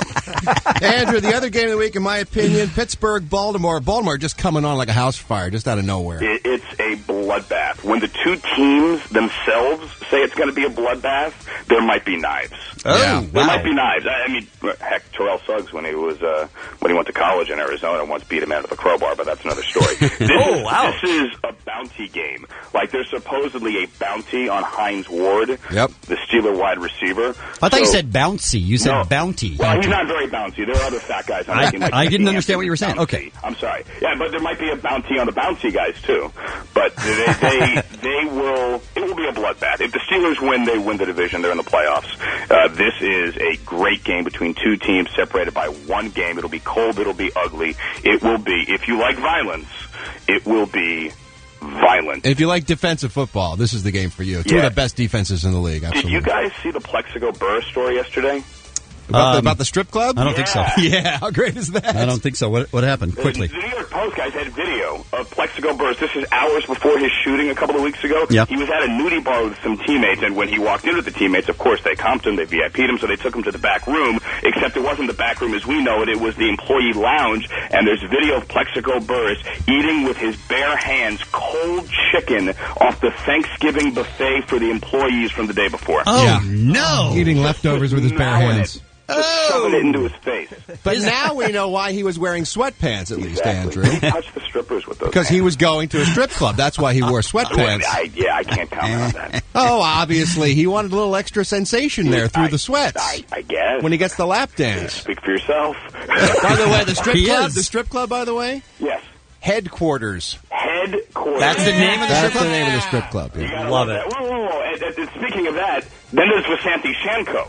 You know who he is? No, I don't. Okay, he's a Minnesota Vikings tight end. He's a decent football player, and unbeknownst to him, well, maybe beknownst to him, we don't know. Post-game locker room, the Vikings owner gave out the game balls last Sunday, and accidentally for a flash frame, literally a split second, you saw Vasanthi Shanko and his Vasanthi Shanko. Is that right? Oh! Just there for the world to see. Good times. Yes. A production company whose name I will not give bogus PR to, In the Valley, that makes Valley movies, Sure. yesterday offered Vasanthi Shanko a role in something called Bubble Butt Barbecue 2. Oh, I love Bubble Butt Barbecue. Finally, that one's coming. I love the first one. Ralph, did anyone like the first one? I love the first one. Yeah. Great work. You did great work. The sequels are never as good. No. I love that Andrew is now freeze framing locker room photos. That's Wait, fantastic. hey, I work in this business. It's All right. yes. the- Of course. research. Yeah. They had to bring out the chains, though, to measure to see if he had the first down or not. I hear his inch is short. The Red Zone DirecTV channel can only be gotten through DirecTV. You ought to call 888-777-2454 or go to DirecTV.com. Andrew will be watching on Sunday, man. Thanks for coming on. Have a great weekend. Happy holidays. I know that we promised you that you could say sold, but Sold. it's 8:32 now, which means that Sold. I the said it off the air. Sold. auction's over. Ended Sold. 2 minutes ago. So Sold. sorry about that. He can say sold when we talk to the winner because we're going to meet the Okay, winner all right. coming up in about 10 minutes. First, though, Friday morning on the Kevin and Bean Show, Ralph is here. It's time for a look at the movie beat. In a world, someone has been watching. One man who risked everything I'm sorry, I have not seen any of your films. without seeing the movies.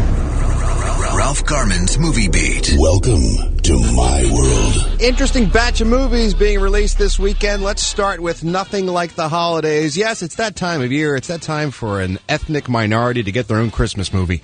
And this year, it's the Puerto Ricans. Yay! They get Nothing Like the Holidays, a story of the Rodriguez family and the crazy white girl who gets brought into their home over the holidays, and she sure is shocked by how crazy they are.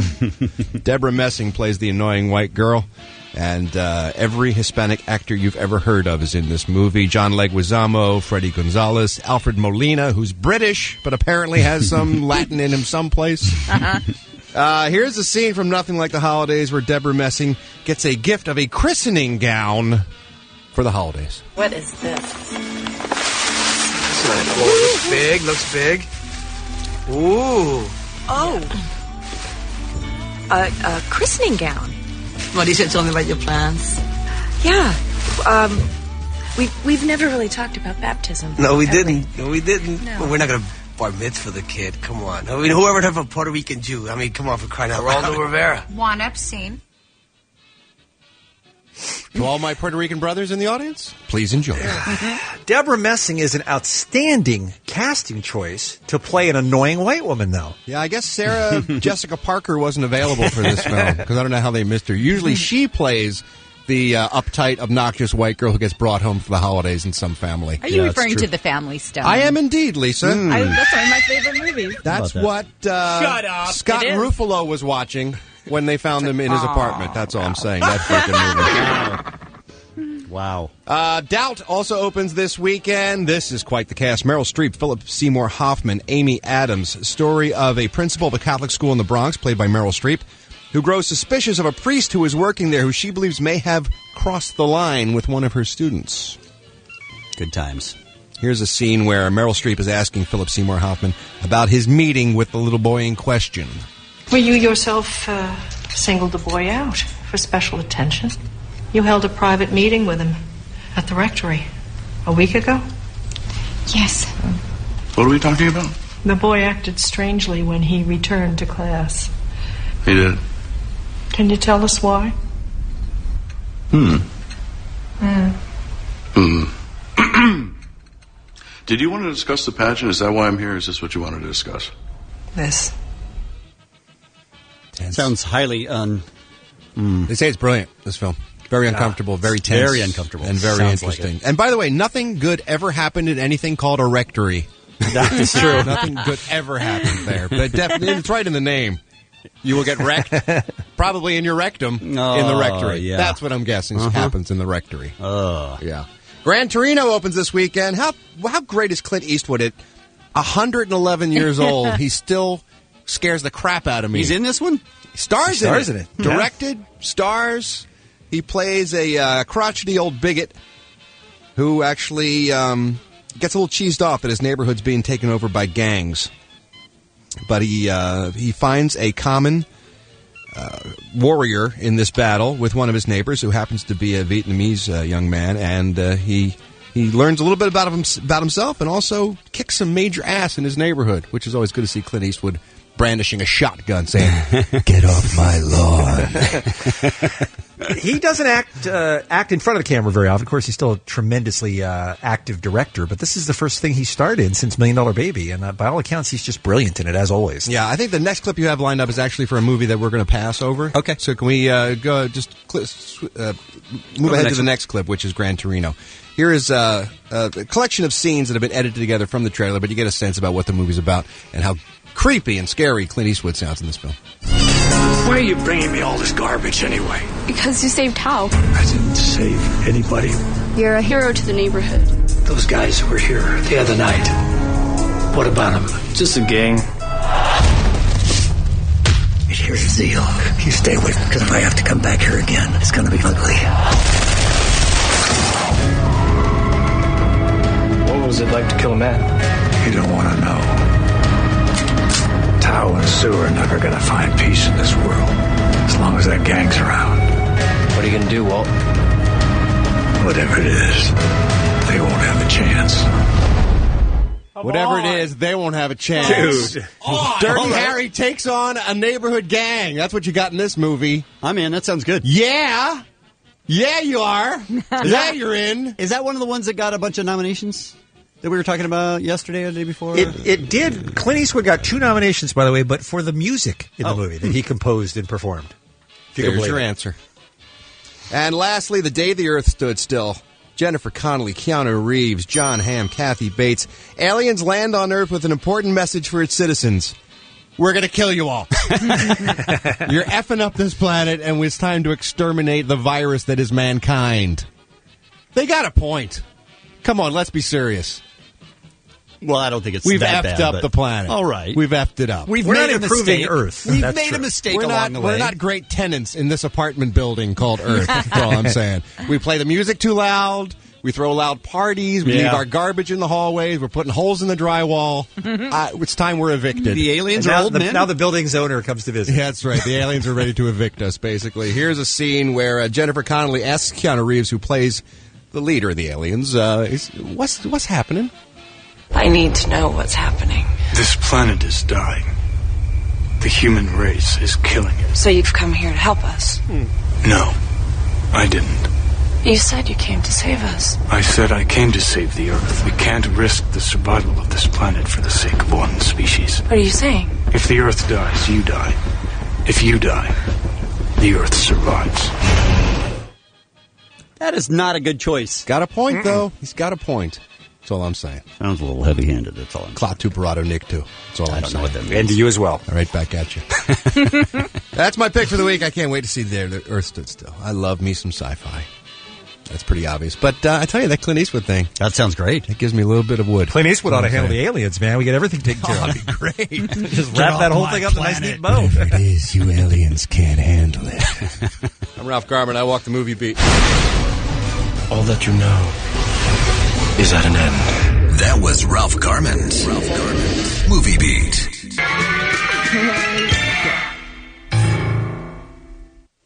Hey, that's that song. Yes, it is. Hey, everybody, that's that song. That's the song. Love Cats. That's it. It's Too Late. Eric Peach from Yorba Linda, Kevin, was caller 20 when the Cure Love Cats played. He just won tickets for both nights in the pit and backstage passes for the Acoustic Christmas 2008, which is going to be tomorrow night and Sunday night at the Gibson Amphitheater. So that's it for giving those away. For now, but the next song you're listening for is Lou Vega. Mambo number 5. I don't. Play that that. doesn't sound Some like cat will play that. That's not the right song. That's she please, does. What? Folks, please verify that. Go to KROC.com and check out to find out what song you're listening for. Something else we're doing for you this morning, as of course we're running out of days before the Acoustic Christmas weekend, which is finally here. Is we did our annual charity auction. K&B Bay has been running since 6 o'clock this morning. It's a fantastic prize package, and we'd like to introduce you to the winner, who has just donated $3,500 to the local charities this year. How about that? Great. Bob Shepard. Hey, Bob, welcome to the show, my friend. Hey, how's it going? Very good, thank you. How did this happen? How did you end up ponying up $3,500 for the prize package? You guys didn't really give me a whole lot of choice, dragging out the ticket sale to the last minute. Yeah. You know? Well, we did that to try and not have scalpers get involved in it, and that worked perfectly. So we're happy about that. No problem. Until we realized that Ticketmaster was the number one ticket scalper in America. In which case, it's impossible to avoid that. That may have been bad surprise. Yeah, that was. So sorry to everyone. Besides the fact that it's for a great cause, the Al Wooten Jr. Heritage Center and Parlos Niños, and we can't thank you enough for the very generous donation that we promise you, all of which will go to the charities. Why was it so important for you to go to the shows this weekend, Bob? Yeah, it was for the charity. That's a good thing. But the bands are awesome this year, and I've gone past few years, so wanted to keep going. Fantastic. And like I said, it was impossible to get tickets last night. Yeah. Sure. Well, have you ever been in the front row center before at any of the Acoustic Christmas shows in the past? No, it's gonna be really cool. And you will be joined by a lot of drunk people as they try to climb down. So that's good times. That's always fun. Have you had backstage passes before? No, first time. Okay. All right, so you got that going on for you. Have you ever had a driver to and from the show both nights? Because we're taking care of that, too. Yeah. Yes, he has. That's a nice gig He's right there. Seasoned party goer. Yes, he is. And the only... Yeah, go ahead, Bob. I said, Haley's me. I heard her voice there. Hey there. Yeah. Congratulations. Now, Bob, we will I just want to be honest with you now, because you're obviously a big-time K-Rock listener. We will not be offended. We will completely understand if you decide to pass on meeting the Kevin and Bean show tomorrow at the live broadcast from the Gibson Amphitheater. No, we'll take it. You're certainly welcome. Yeah, no, we're looking forward to it. We feel stupid selling that, so you don't have to. I just want you to know you're not required to be there if you don't want to, but if you are, we'll give you a chance to not only hang out with us as we broadcast, but you can meet and get pictures taken with any of the bands that we're going to be interviewing during that time, and you'll get a chance to meet our newest Miss Double December, Cassandra, that we crowned last Friday. She's also going to be there in her big Miss Double December coming out party. So all of that is going to be happening for you all weekend long. All right. Congratulations, Van. Thank you very much for the money. The charities, thank you. All right, thanks a lot. No problem, and we will see you time for the Ralph Showbiz Beat. A lot of bad news in showbiz news today. Macaulay Culkin's sister was killed yesterday when she stepped off a curb and was struck by a car. TMZ.com is reporting that Dakota Culkin was 29 years old. And she was transported to UCLA Medical Center, where she later died of her injuries. So it was terribly tragic for the Culkin family. But I'm going to tell you, after the time change, it has been it's a weird month of things get dark before So you're ready early, and people start going across the street. It's hard to see. Yeah. It really is. And apparently she wasn't in a crosswalk, which is never a good idea in Los Angeles because under the best of circumstances, I can avow for this personally. Yeah. It's hard to cross the street sometimes with the way the traffic moves in this town, so you got to be careful out there. Betty Page, legendary pinup and cult figure, has passed away at the age of 85. She was a pinup queen in the late 50s. You've probably seen her photos before with her shoulder-length black hair and her bangs cut across her head, and she was always in crazy outfits like bondage get-ups and jungle layouts and stuff like that. Very sexy for the time and was one of the early pioneers in the sexual revolution. She has passed away at the age of 85. Betty's also responsible for some of the hottest Halloween costumes you've ever seen, by the way. She did great work that way. And this story keeps getting weirder and weirder. TMZ.com's got new information about the death of Scott Ruffalo, Mark Ruffalo's brother. Apparently cops are not buying a suicide or accidental death story. They're not saying that the Russian roulette thing plays for them at all. Law enforcement sources tell TMZ.com that they don't buy, first of all, that anyone would shoot themselves in the back of the head when they're playing Russian roulette. That was odd. Also, apparently the 911 call that brought cops to the scene in the first place was regarding an assault, not a suicide or an accidental death. So they think maybe someone shot Scott in between when the phone call was made and when the cops arrived.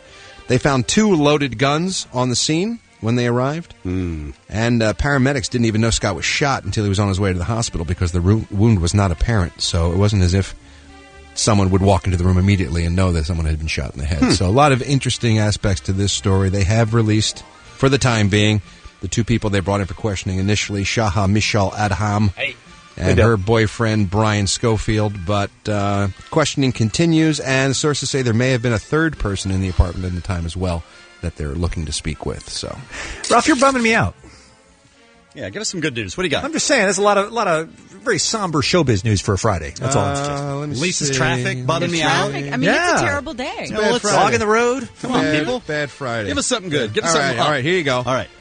Pete Wentz and Ashley Simpson, best story ever, are trying to sell photos of their newborn son, Bronx Mowgli Wentz. So far, every celebrity magazine they've gone to has said, beat it. Tell your story walking.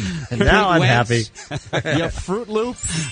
Not interested. They can't find any takers, so it looks like they will not be making any money off of photos of Bronx Mowgli. Wow. That is good news. So, there is a God. Today's celebrity birthdays. Bob Barker's 85. Jennifer Connelly turns 38.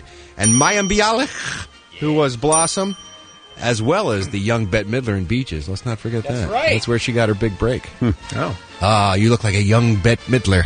That is not what anyone wants to hear. What greater compliment can a woman receive? Wow. That's a bummer. I'm Ralph Garman. I walk the showbiz beat. Thank you, Ralph, and thanks to all of our special guests on this morning's Kevin and Bean Show, including Ralph's boyfriend, Andrew Siciliano, for joining us from the Red Zone Direct TV channel. Go to directtv.com. What time's he start? What time's his broadcast begin on? 9 o'clock? 9:30. Usually 9:30-ish. 9:30, Yeah. And thanks to the beautiful Summer Glau for joining us, too. She, of course, is one of the stars of Terminator, the Sarah Connor Chronicles, and that comes back with a new episode. Its mid-season finale this Monday night at 8 on the Fox Network. And thanks again to Bob Shepard from Riverside, by the way, the big auction winner. We will see him and see many of you out this weekend at the K-Rock Almost Acoustic Christmas 2008. If you're not able to join us in person, don't forget, we are webcasting the entire show this year. We got a new player this year, a new video player that looks fantastic. You're going to see it like never before. From the comfort of your own home at KROC.com, but definitely check it out. Go there and get all the details and all the set times and everything that you want to be watching for. And we're still giving away tickets to both nights in the pit and backstage passes. You're listening for a song, which is by Menudo, and we're going to play Menudo. No. Anything by them, actually. Anything by Menudo. Right. Menudo. Can you check Kevin's list there, Mike? Does it really say Menudo, or is he reading that wrong? He's screwing with you. Sorry. It's Rico Suave by Gerardo. Gerardo. That'll probably be in the 10 o'clock hour. Just You guys added are to really helpful. Just added to Sunday night, and we have the final pair of tickets Yes. that we're going to give away to both nights in the Cinco de la Tarde this afternoon. Okay. So make sure and tune in then to win those tickets. Wait, does this mean it's Friday? Does this mean it's the end of the show? Yes. Are we done? More than we want to admit. Don't bogart that joint, my friend. Pass it over to me. Smoke weed. Butt hash. Don't bogart that joint, my friend. Pass it over to me. I'm so high. Roll another one. I am so big. Just like the other one. God damn it, I love pot. This one seems to be about to quit. Smoke weed every day. And I need another hit. Lovely Cat Corbett up next with 40 Minutes Nonstop K-Rock. Why would you go anywhere when you know that Coldplay is on the way? Also, 9 Inch Nails and Death Cab for Cutie and so much more straight ahead. 40 Minutes K-Rock music next. Booyah. Roll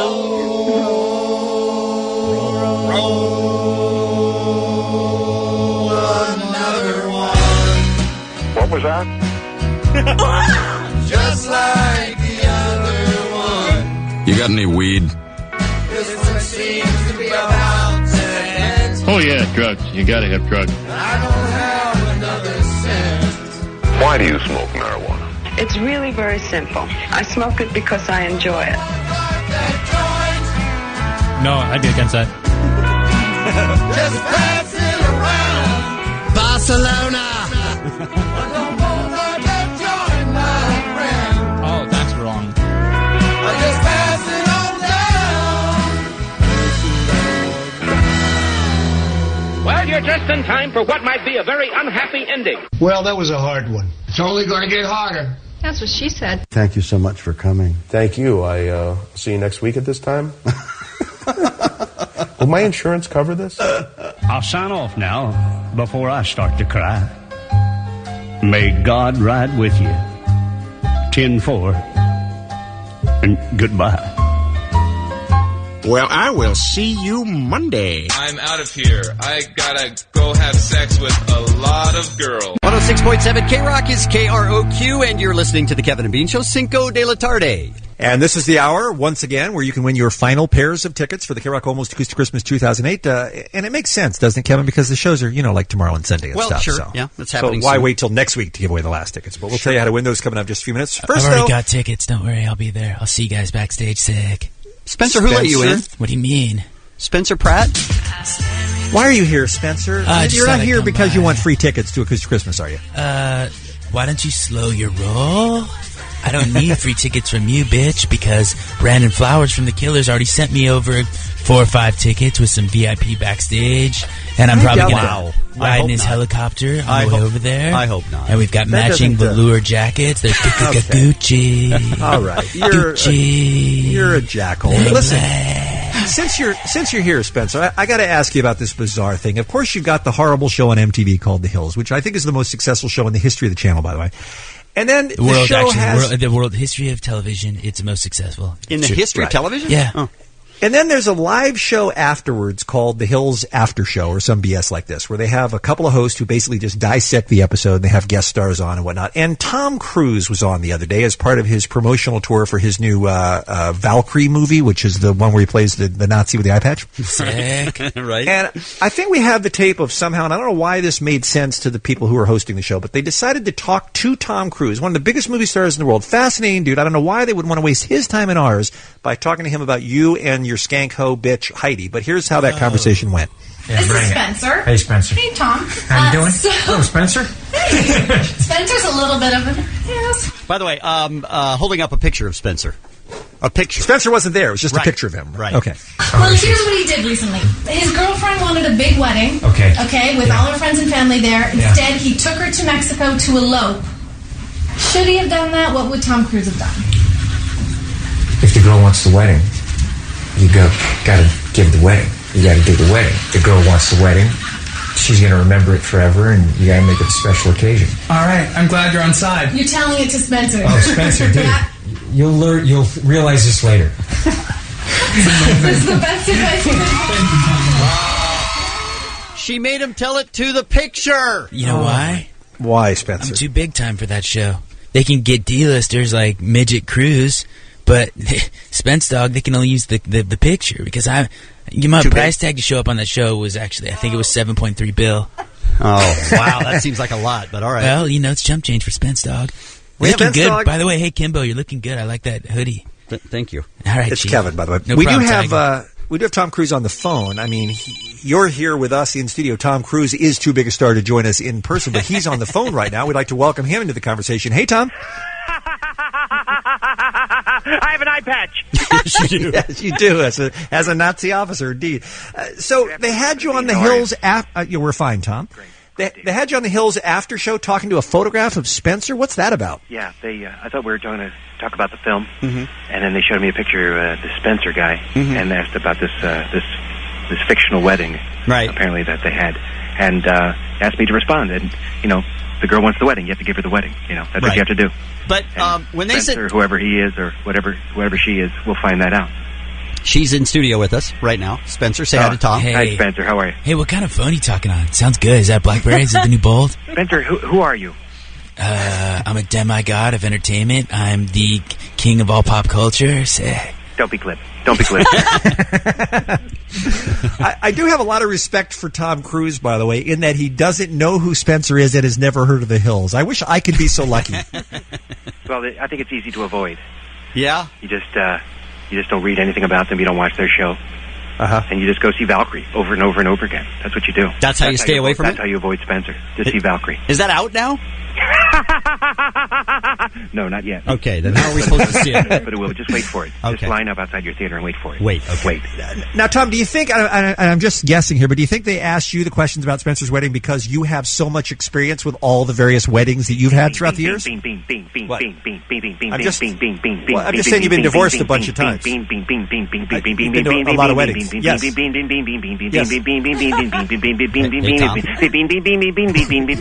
Tom. Don't be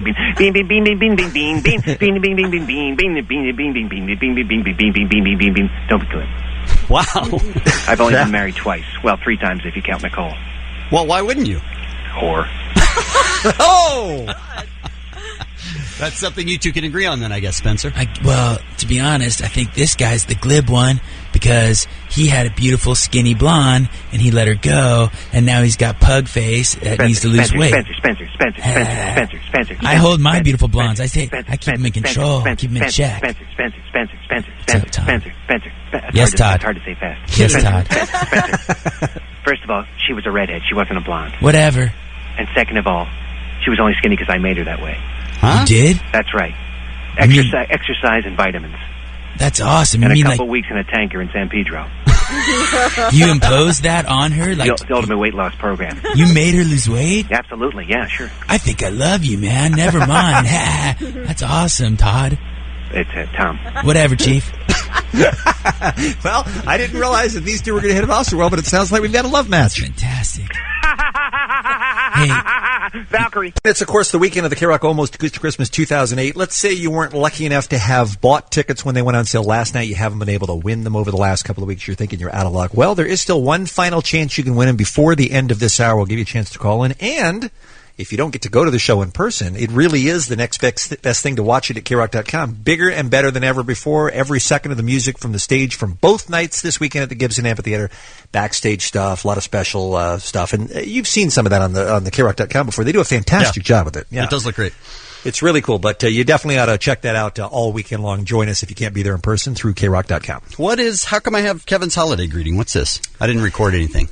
Well, you did actually. Apparently we were drugged. We were drugged and taken into a room with a microphone, Kevin. I understand that there's also a Beans Christmas greeting available for download at KROC.com. Both you guys did it, yeah. I don't remember. Really? Well, you don't remember a lot. I just want to wish everybody... This is Kevin. Okay. I just want to wish everybody a happy Hanukkah and wish you all a happiest 4th of July.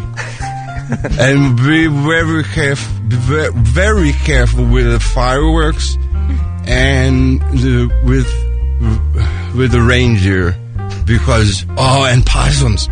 Be careful, possums. There's one possum won't even let me in my garage. So, Merry Christmas and have a have a happy new year. I can't believe you don't remember recording that, Kevin. I don't remember that at all. That's weird. We have some free Christmas tracks available for download through KROC.com right now. We didn't put out an album per se this year, but we are giving away some stuff for free. And apparently, I was also chloroformed and thrown in the back of a van and ended up in a studio somehow because apparently I also have a Christmas greeting on the site. What are you going to do to celebrate the holidays? This is Bean. And I hope you all have a very Merry Christmas. You know, Christmas was my idea. I wrote about it on my blog 4,000 years ago. That was even before Jesus was born.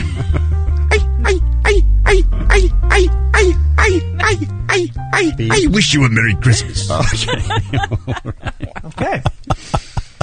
Killers are going to be playing this weekend. They're on the bill Sunday night at the K-Rock Almost Acoustic Christmas 2008, along with The Cure and Death Cab for Cutie, Franz Ferdinand, Scott Weiland, so much more. Tomorrow night, of course, STP, Offspring, Rise Against, AFI, and others. You know, we have one pair of tickets left, guys. This is it. I mean, this is literally the last pair that's going to be given away. For both nights, right? In the pit. Yes, and for backstage both nights in the pit. Wow, That's really? right. It's fantastic. We've saved the best for last, but, I mean, what do you do for that? I mean, that's... Well, our phone screener, Miss Cleo, is in the studio with us. Miss Cleo, how has this week been answering the phones? Hell on earth. And by that, you mean love? You mean hella good? A love fest? No, I mean like Hella the fun? worst week of my life. Is it making your boobs sad to have to answer all these calls? It really is. It hurts my boobs. It hurts my heart. But I love K-Rock listeners. But y'all need to listen. Can't you answer 3 phones at once? One boob for each phone, and then your hand talking the other one? Like an octopus just calling, just I answering wish. constantly? I really wish. This past week, I really wish. All right, so we have one final pair of tickets, and we're thinking caller 1067, right? 1067. That makes a lot of sense. Right? That does make it special. Lisa, you in on that? Sure. Being How long in do you on think that 1067? Absolutely. Absolutely not. Although it is the 2008 Good K-Rock point. Almost Oh, Acoustic that's a good Christmas. point. 2008. I'd rather take 1067. Even more appropriate. That's a good point. No. I think 2008 is a good number. No. Okay. But how It's many decided. seats? How many seats does Gibson have? How many people? 5,500. 5,500? Yeah, approximately. Well, Yeah. how about 5,500? Call 5,500. And if I take caller... Now 2000 doesn't sound too bad, does it? Yeah, how about now? All right, we'll take caller 2008. Oh, why do you guys hate me? Fantastic. At 1-800-520-1067, the winner will get tickets in the pit for both nights and backstage passes for both nights. And we should know who that winner is by about 8:30 tonight. All right, Miss Cleo, thank you very much. You better go answer the phones. They are calling right now. Bye, guys. It is Kevin and Bean, Cinco de la Tarde. Ralph is here with our final showbiz beat of the week. What's going on in Hollywood, Ralph? I hate to bring you the tragic news, but apparently the Full House remake project is off. What?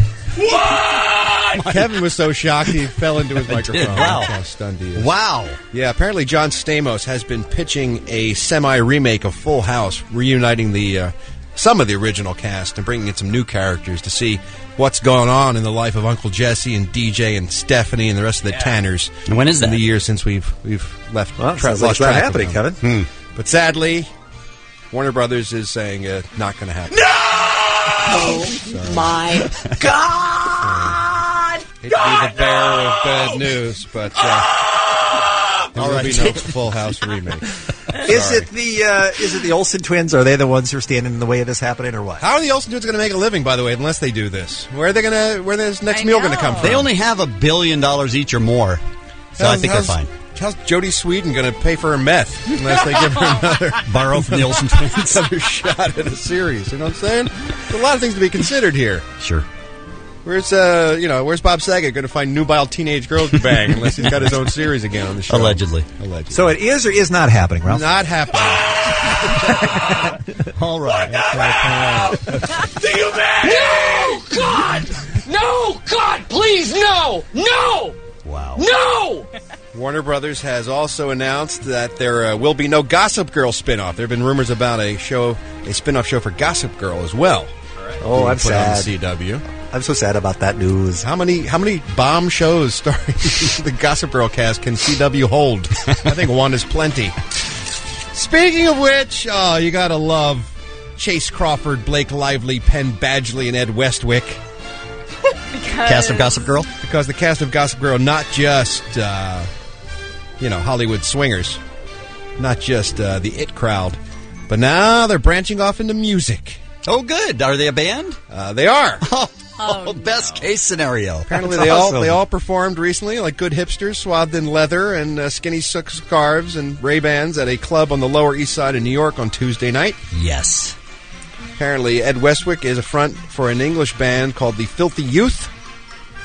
And Leighton Meester and Taylor Momsen are also working on their own solo albums. Right on. I've heard some of Taylor's, said Penn Badgley, and I really like it. She sounds like Katy Perry. We have a Katy Perry. We've don't already we? got one. Yeah. But, so Gossip Girl music coming towards you soon. Right on. Are you excited? Next year's Weenie Roast. Right there. Alone. By the way, Psycho Mike, no Full House reunion chat.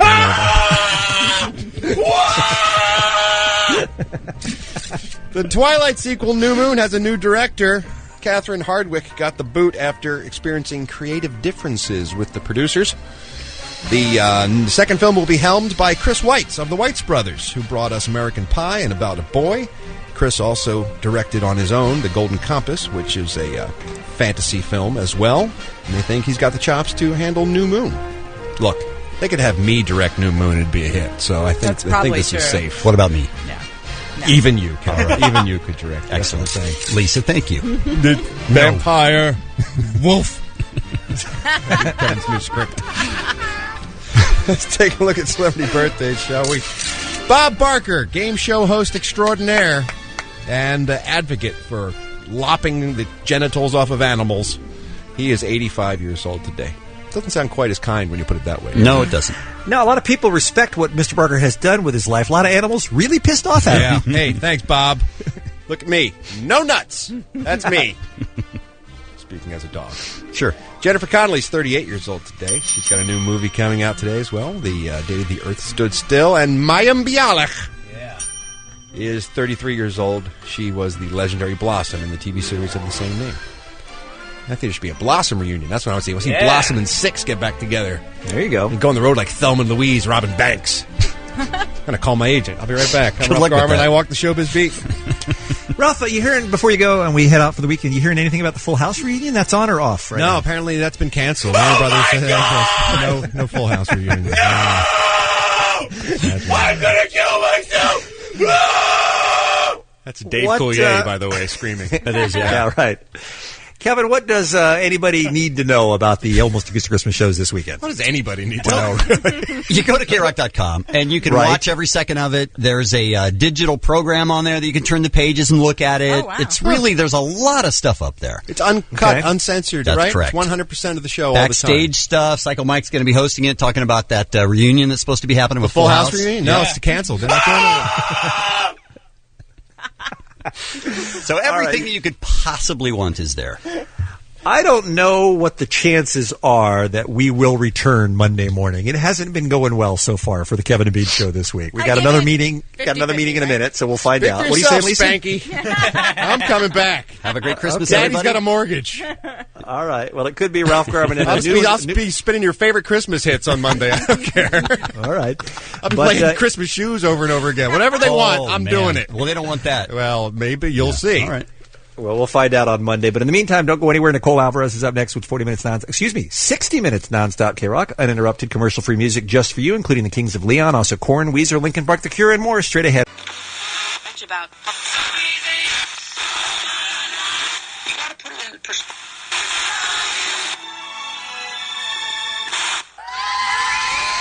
Calm down, girls. Don't get crazy. Just calm down. Okay, cool. Let's get ready to hit the dance floor in 3, 2, 1.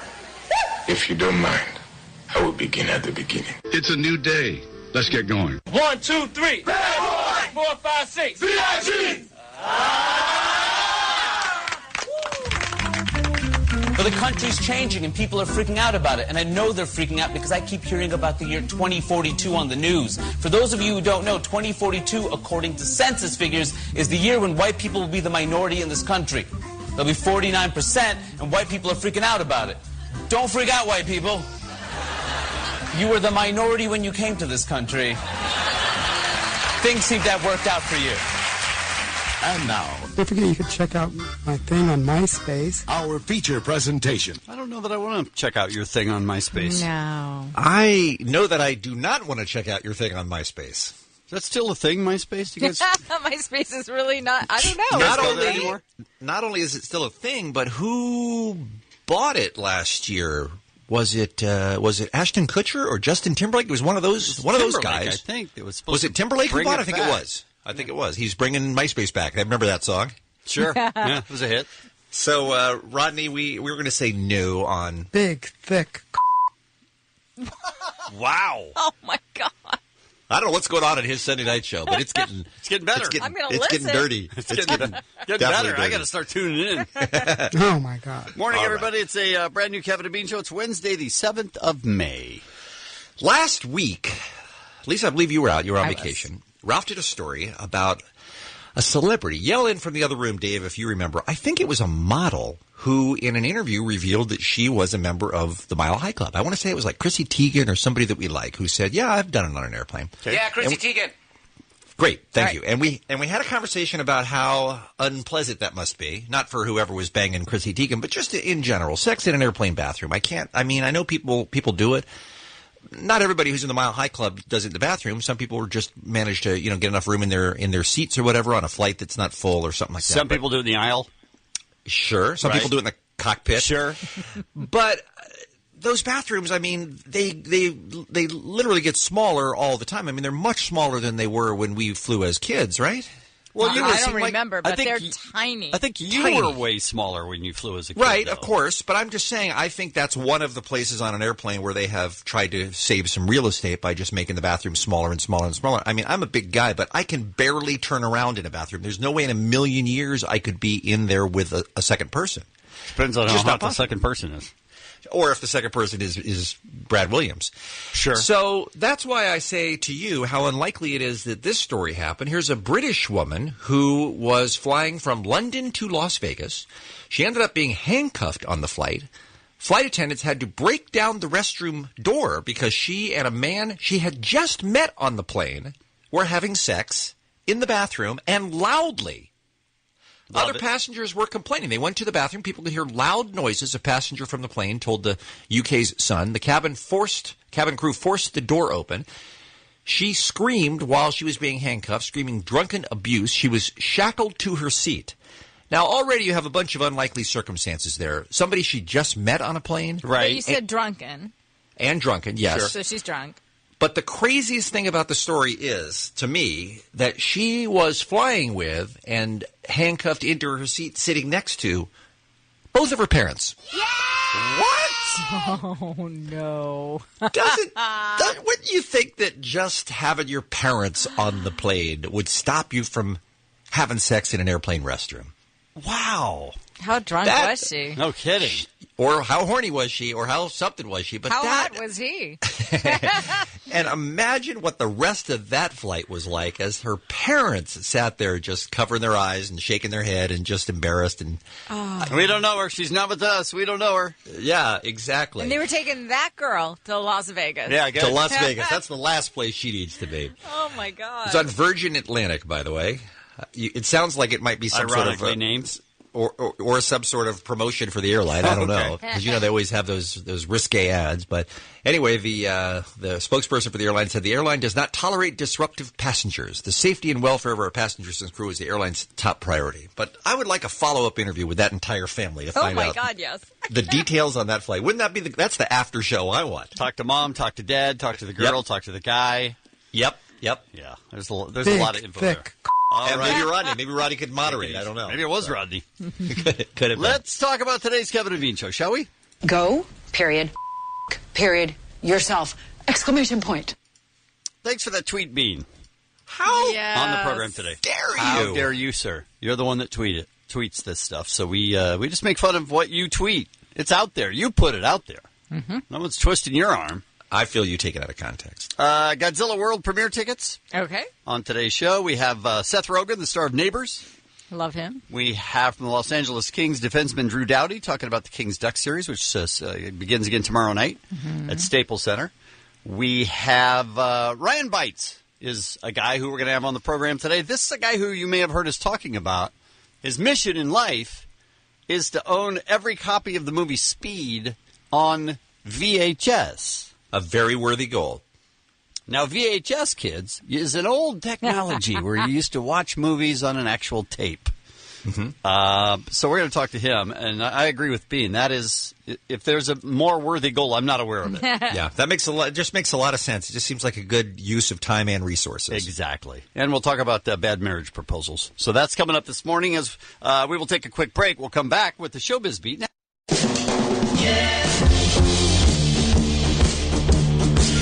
106.7 K-Rock.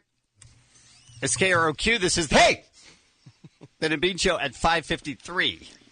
Lisa, where were you? That was your chance. Come on. Hey, how about the K-Rock Weenie Roast 2014? We are fast approaching the time you can buy your tickets. If you're a K-Rock Street Team member, it's coming up on Friday at noon. The show is Saturday, May 31st at the Verizon Wireless Amphitheater. Get all the details at KRock.com. You don't want to miss it. It's the event of the summer. Hey, Ralph Garman. Hot fudge, holy moly. Okay. All right, Boy Wonder, what's going on? That's my new catchphrase. You like it? Hot fudge, holy fudge, holy moly.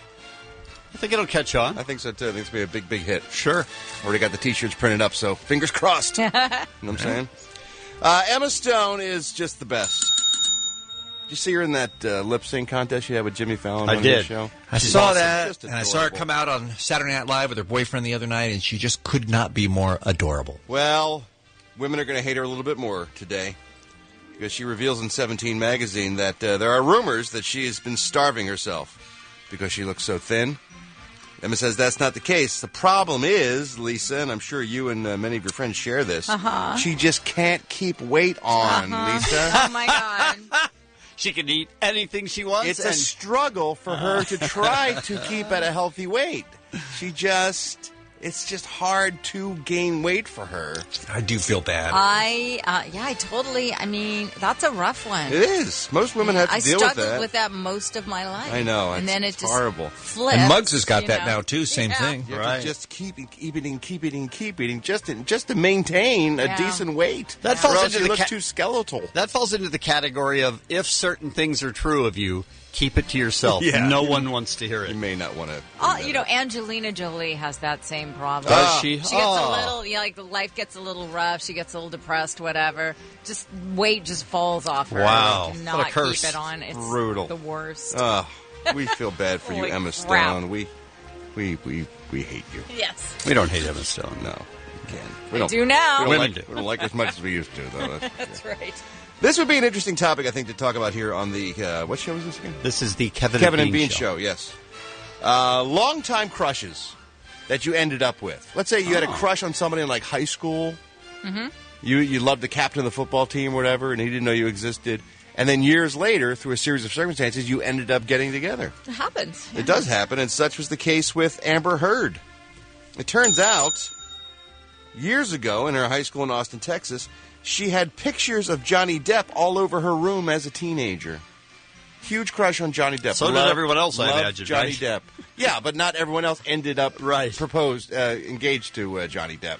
So how much of a mind F must it be if you're a kid and you adore this person from afar, and then you grow up and you have relationships and you go about your business and you become a successful actress, whatever, and then the next thing you know, later in life, boom, there you are, engaged to the object of your teenage affections for all those years. Yeah, that's strange. It's gotta be wild, right? But her dreams literally are coming true. So I felt when I finally had sex with Adam West. I'm sorry? Nothing. Did I say that loud? You did, yeah. John Hamm is just the best thing ever. Mm-hmm. I like him more and more. The more I hear him talk and the more I watch him on Mad Men. Of course, he's a brilliant actor, but he seems like a really good guy, too. Most recently, he called Justin Bieber an S-head. I don't know if you saw that interview with Men's Fitness, which I thought was spectacular. But Us Weekly has put together a list of some of his best quotes from interviews that make you just love him. All I can say is, I don't get Miley Cyrus. I don't get Katy Perry. I don't get One Direction, John Hamm said. God love him. I want to see movies that aren't, oh my God, does the vampire love me? You know, something for people who don't care about Team Jacob. And lastly, John is aware of how he must sound to people because he said, I'm slowly morphing into that guy who shakes his fist and shouts, "Get off my lawn!" So am I, John, so I'm on your side. And Gwyneth Paltrow, although her personal relationships seem to be in disarray, her professional relationships are booming. She just opened her first Goop shop.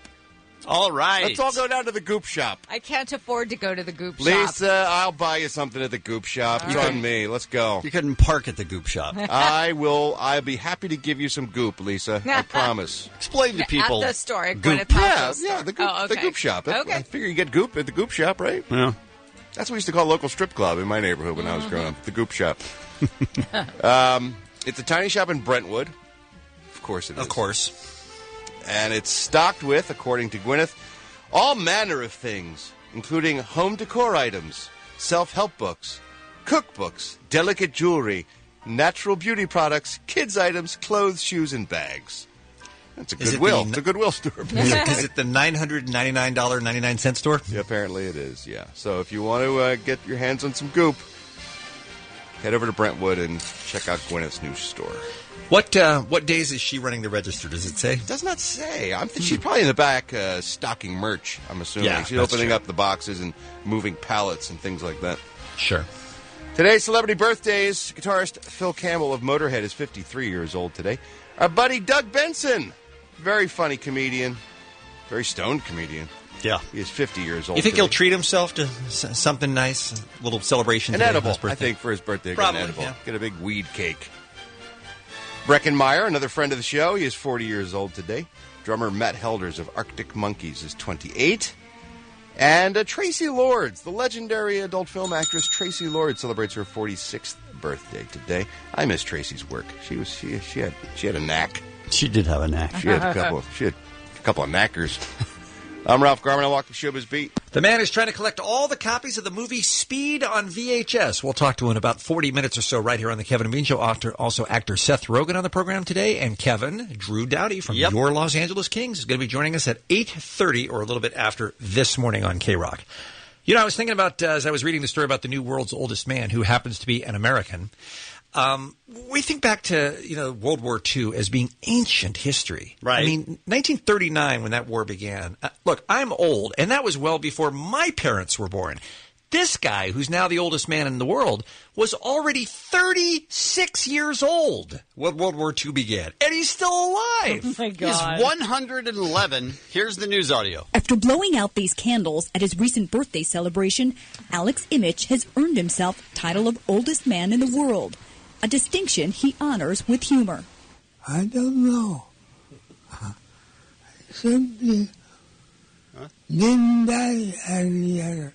Alex was born in Poland in February 1903, just months after the Wright brothers flew an airplane. He recalls the first time he saw one land. There was no place to landing inside, so outside on the field.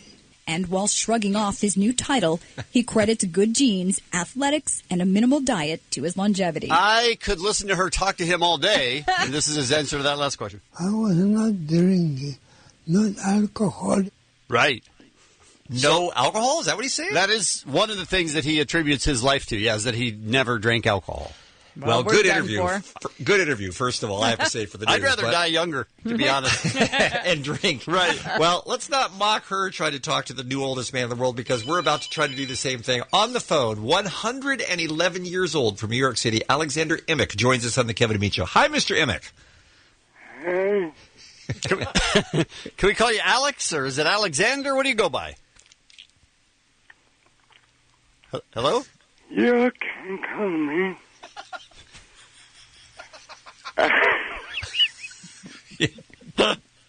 We can call you what? Yes.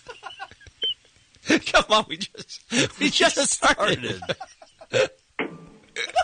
What was that? Are you okay? You didn't die, did you? It'd be terrible if we killed the oldest man in the world. It'd be awesome. You can call me. Can we call what?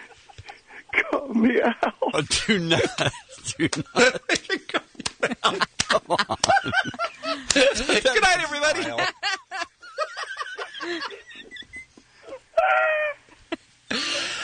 So, Al, I got nothing else. Turn the top, you can call me Al.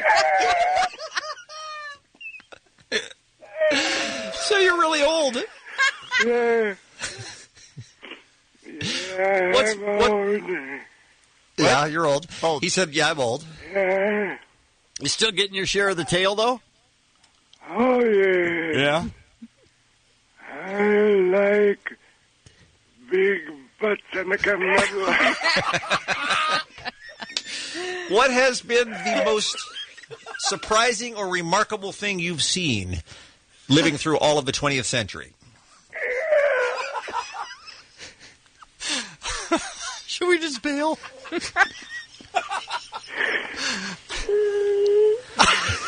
Alex, you okay?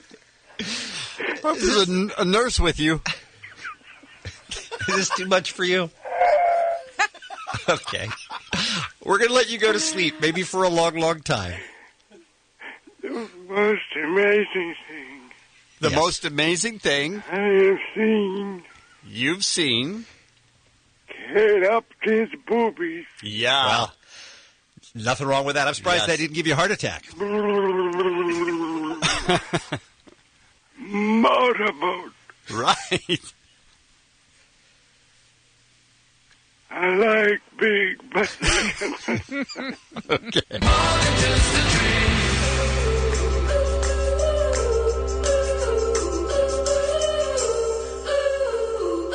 106.7 K-Rock is KROQ. You're listening to the Kevin and Bean Show at 25 minutes till 7. They, of course, are playing the K-Rock Winning Roast 2014. Tickets go on sale Friday at noon. You have to be a K-Rock Street Team member. Go to KROC.com, sign up. You'll get a password. Then you can buy those tickets on Friday. And let me tell you something about our friends Fitz and the Tantrums, too. Not only are they amazing live, but you'll be surprised how many great songs they have that you know. Yeah, true. We've been playing a lot of Fitz and the Tantrum songs over the past few years, and I love every one of them, so I'm very excited about seeing them again on May 31st at the Verizon Wireless Amphitheater. I'm not comparing what happened yesterday, Kevin, to 9/11. But I shouldn't. That's absurd. But I will say that there is a loss of innocence. There is, you do wish you could turn back the hands of time and go back before an awful thing happened. I mean, this time yesterday, just yesterday morning, just 24 hours ago right now, it was before the tragedy of BKHUPM, as the kids call it now, before Kevin hung up on Paul McCartney. Because the world was a different place. It was a nicer place. It was a sweeter place. It was a place with more respect. It was before Kevin hung up on a Beatle. And I wish we could go back to that time, but unfortunately it happened, and we just have to kind of live with the consequences of it. How do you wish we could go back to that time before me, more than me? Just because... Which I think is the case. It probably is, just because it's so painful. As a guy who has grown up idolizing Paul McCartney, and what a thrill and what an honor it was to have the man on our show yesterday. But he was saying goodbye. Right, but still, look, he heard the click, Kevin. He knew he was hung up on, and I think that's what I mean. That's how undignified that is. That we hung up on a Beatle, and he knows that. We're now the a-hole Americans who hung up on him while he was, out of the goodness of his heart, giving us his time. And you know what happened? You're assuming that. Like that last moment, that's the only thing that sticks with you. That's right. However Lisa, you're just making this work just because it's fun. It's true. That might be the case. But you're absolutely right. Look, you don't remember the tremendous meal you had when you find a bug in your dessert. That's all you remember, is that it got spoiled at the end because there was a bug in your food. All right, is this 9/11 or bug in your food? I mean, those are two very different things. I'm saying it's a little bit of everything. Come on. For folks who weren't listening yesterday, they got spared, man. They're lucky they didn't have to hear this, but we're going to force it on you anyway. Here's the end of the call as we're wrapping up. A very, I thought, entertaining and candid interview with Mr. McCartney. We do have it up at KROC.com if you want to hear the whole thing. And things were going pretty well until the end when Kevin decided, oh, wait, I forgot I hate the Beatles, so I'm going to hang up on this jerk. I don't know if we'll ever have a chance to do this again, Sir Paul, but thank you so much for the time. It's a real honor to have you on the program today. Listen, that's a really nice interview. So, I hope to see you at the gig.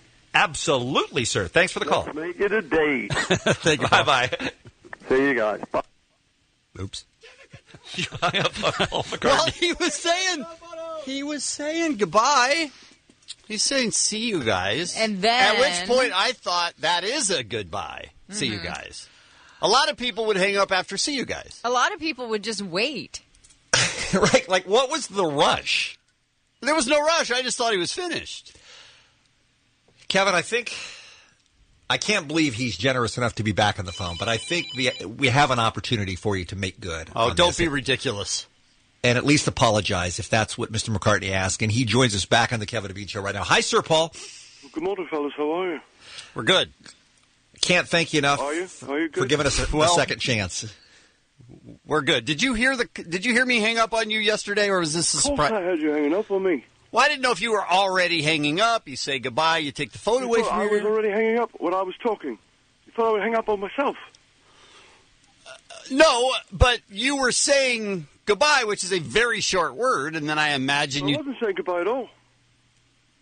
It sounded like you were saying goodbye because you said see ya. Play it again. You already said see you. Okay, I'll play it again. Well, I hope to see you at the gig. Absolutely, sir. Thanks for the call. Let's make it a date. Thank you. Bye-bye. See you guys. Bye. Oops. You hung up on Paul McCartney. Well, he was saying goodbye. So you said see you guys. Bye. So seeing you guys. Bye. Ying you all a yacht would be a good idea.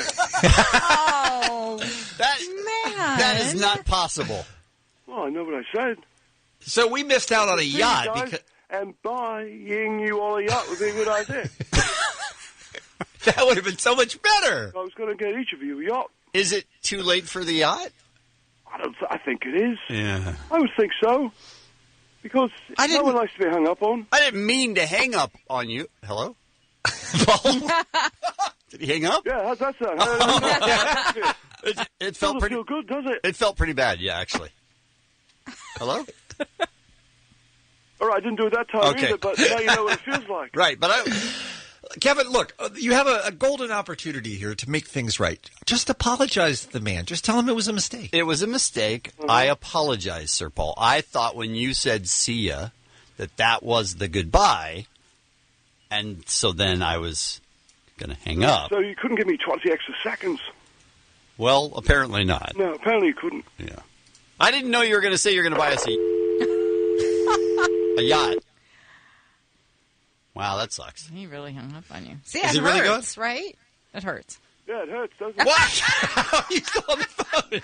It sounds like you hung up for real. I'm just trying to teach him a lesson. Well, I didn't do it on purpose. Well, he's clearly gone now. I didn't do it on purpose. He can't possibly think I did it on purpose. Well, it's just sloppy. It may have been sloppy, but it wasn't on purpose. It wasn't like I did it on purpose. It was him. You should be extra careful. Kevin's an asshole. Now he can take up the phone. Maria writes in, Dear Kevin and Bean, I've called the show many times over the years, and I've had Kevin cut me off while I was mid-goodbye several times. It is supremely off-putting each and every time. Believe me, Sir Paul noticed it when it happened to him. Thank you, Maria. Thank you, Maria, for writing in on that. Yeah, thanks. Yeah, thank you, Maria. Thank you for understanding the pain I went through. Yeah. Well, Paul, I didn't do it on purpose. It was an accident, and if I hurt your feelings, I'm sorry. Well, I'd still like the yacht. I mean, if that's not asking too much. Now I'm really gone. 106.7 K-Rock is KROQ. It's the Kevin and Bean Show at 6:52. They could record an album not on a boat, right? I think the They're on a boat. Technology does exist, yes. Sounds like it. Hey, Rob is here. Time for the Showbiz Beat now on a Wednesday morning. What's going on? I heard your conversation with Sir Paul there. That was... I don't know that we mended any bridges there, Ralph. I'm sorry to say. I think. Hey, I apologized. I think you guys are down to one Beatle left that you'll be able to talk to I ever think so. again. Yeah. But at least it's the good one. You mean Ringo? Right. At least it's the only one people care about. I think he'll come on and do Traffic, actually. I'm sure he I think would. he's looking for a gig. Speaking of Sir Paul, this made me think of this amazing mashup. Most mashups, I don't think, sound that great. They sound kind of forced, they're close. and it's kind of a novelty and stuff, but this new one's amazing. The two songs, one of them is Girls, Girls, Girls by Motley Crue. Right. And then I'll let you discover what the other one is. So let's play this mashup.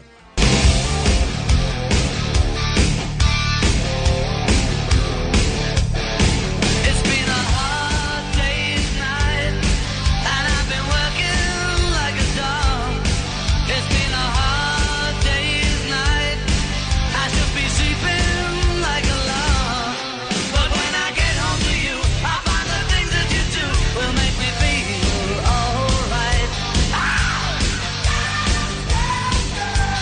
That's pretty well It's done. insane how well that fits together. That's pretty well done. Yeah, it's by a group called Wax Audio, and you can find that on YouTube. It's crazy. It's crazy good. No point in that. No point in that at all. It's fun. That's the point, Bean. Bean does not enjoy fun. Sir Paul would have liked it before He you hung up on him. I don't even. What's the point of that? Jessica Alba said that she will never do a nude scene in any movie. Let's not jump to Never. any kind of conclusions here. Never. Isn't Never. she young to be speaking for the rest of her life? Never. Never. Never. She tells Glamour magazine in an upcoming interview, it's because, and I quote, I don't want my grandparents to see my boobs. That's it. It would be weird at Christmas. And I mean, really, if you look at the movies that I have done, getting naked would never elevate the picture, she said. I believe she's aware of her career, which is good. Can't we just wait till her grandparents are dead and then go for it? It's a good question. It's not a good question. It is a good question. If that's her only concern, She's got kids, too. I'm sure as the grandparents She didn't start say to... kids, she I said know, grandparents. But I'm sure that concern will take over once the grandparents are gone. Well, now you're making excuses for her, and I won't tolerate it. I think she just doesn't want to show you her boobs, Being relaxed. Well, then she's wrong. She's making a poor choice. Eminem's just booked a new gig. A little intimate show at Wembley Stadium this summer. Not the arena, the stadium. Yeah. He was on BBC One last night making the announcement. Wembley Stadium holds 90,000 people. Yep. Usually you got to be George Michael or the Spice Girls to play Wembley. Yeah, Eminem plans on filling that place on July the 11th. That's the date for the show, so... I'm guessing tickets are available? Yeah. 90,000? Playing the Rose Bowl here. That's a gamble. Yeah, it is. It's a gamble. Because he's been sort of out of the public eye for a while. Doesn't have a hit single or album he's working off of. But, look, he's great. I don't know what his draw is in the UK, though. I have no idea what his fan base is like there. So we'll have to wait and see. And Beyonce just got bitch slapped by Monica Lewinsky. That's not possible. In print, anyway. Oh. In the new issue of Vanity Fair magazine, apparently Monica Lewinsky's back, and she's doing interviews again. Ugh. Wait, why? Because of the Bill Clinton thing? She's just talking about her life and what's been happening since. I don't. Who cares? No one cares. Not at all. She seems to think that we're all like laying in wait, gunning for her. She's like, I've been ducking too long. Now I'm going to live my life, and I don't care what people say. And everyone's like, huh? Let me interject on this, Ralph, because I've been following this story with interest. I think what Monica Lewinsky is saying is, look, I made a terrible mistake for which I take responsibility. I was 24 years old, and no one is allowing me to move on. And she's not just talking about us like she's not suggesting that we all sit around thinking about her or laughing at her, but she's, gone on to try to do other things, like get an economics degree and other things, and she cannot get work because of what happened to her when she was 24 years old. And she thinks it's rightfully unfair. That may be, but the thrust of her interview is, I was going to start my own business, but I waited until after the 2012 elections because I didn't want to influence anything for the Democrats. And you know what? I wasn't going to talk now, but because Hillary might run, so I don't want to be a game changer. Shut up! No one cares. I'm sympathetic to what she's saying in that she has tried very hard to avoid the public eye for the last 16 years since this thing happened, with very few exceptions. But it's very different between going out and living your life versus going to Vanity Fair and doing an interview. But I think she's trying to point out the hypocrisy of, because she's the woman or because she was the junior power player in that relationship, she has a scarlet letter on her for the rest of her life. But you can't tell everyone to move on and get over it and then go and do an interview with Vanity Fair talking about it. You can't have it both ways. I'm going to recommend that people read that article when it comes out and see if it changes your mind about Monica Lewinsky. I spent a lot of time thinking about I don't understand how she did what she did so publicly and can't get a job offer. That doesn't make sense to me. Not the kind of job it pays. You know what I mean? You know what I'm saying? Yeah, that's what I'm saying, right? Yep. Anyway, the point of my story was Beyonce's got a new lyric in her song, not a new lyric, a lyric in her song Partition, where Beyonce sings, now my mascara running, red lipstick smudged, oh, he's so horny, he want to F, he popped all my buttons, he ripped my blouse, he Monica Lewinsky'd on my gown. Well, Monica Lewinsky in this new interview goes out of her way to correct Beyonce. She said, Beyonce, if we're verbing, I think you meant Bill Clinton on my gown, not Monica Lewinsky. That's a good point. She's got a point. Yeah. She does have a point. Yeah. Now I'm glad she's back in the public eye because she has set that controversy straight. I like her. I'm not saying that. I'm just saying I think she makes some valid points. Where's that blue dress? I'd like to make some soup. Today's celebrity birthdays. Guitarist Phil Campbell of Motorhead, 53 years old today. Comedian Doug Benson. How funny is he? 50 years old. Tracy Lords is 46. Breckin Meyer is 40 years old. Matt Helders, drummer for Arctic Monkeys, is 28. I'm Ralph Garman. I walk the showbiz beat. You can stream that album in its entirety, The Black Keys, the new one, at krock.com if you'd like. It's a pretty good album. Yeah. These guys are great. It's a super good album. I love the psychedelic music anyway, and I love that they got a bunch of that on this record. Hey, welcome to the Kevin and Bean Show here for a Wednesday. He is number 8 for the Los Angeles Kings, and Kevin, number 1 in your heart. Mr. Drew Doughty joins us next hour, talking about the playoffs against the Ducks. Also, actor Seth Rogen. First, though, listen to this and find out what the World Speed Project is all about. My name is Ryan Bites. I'm chairman of the World Speed Project, and I collect all the VHS copies of the movie Speed. The World Speed Project started in 2006. I was like, these things are everywhere. I'm just going to start collecting all of them. So I went into this, Con 1, and I asked them, how many copies of Speed do you have? Because I'll buy all of them. And that's when it all started. Okay. Now, we all have to have dreams, right? Sure. Yes. Where are you going? What? Don't try to poop on Ryan's dream here. I'm 1,000% behind Ryan. How does Ryan believe that once he accomplishes buying all the VHS copies of the 1994 movie Speed, gets him anywhere? Like, what then? Yeah. Why don't we find out? Ryan's on the phone right now. Hey, Ryan, welcome to the Kevin and Bean Show, my friend. How are you? Hi, I'm doing great. Don't listen to Kevin. He's a hater. Oh, wait. Let me just ask a question. Why? You know, that's obviously the first question everybody asks.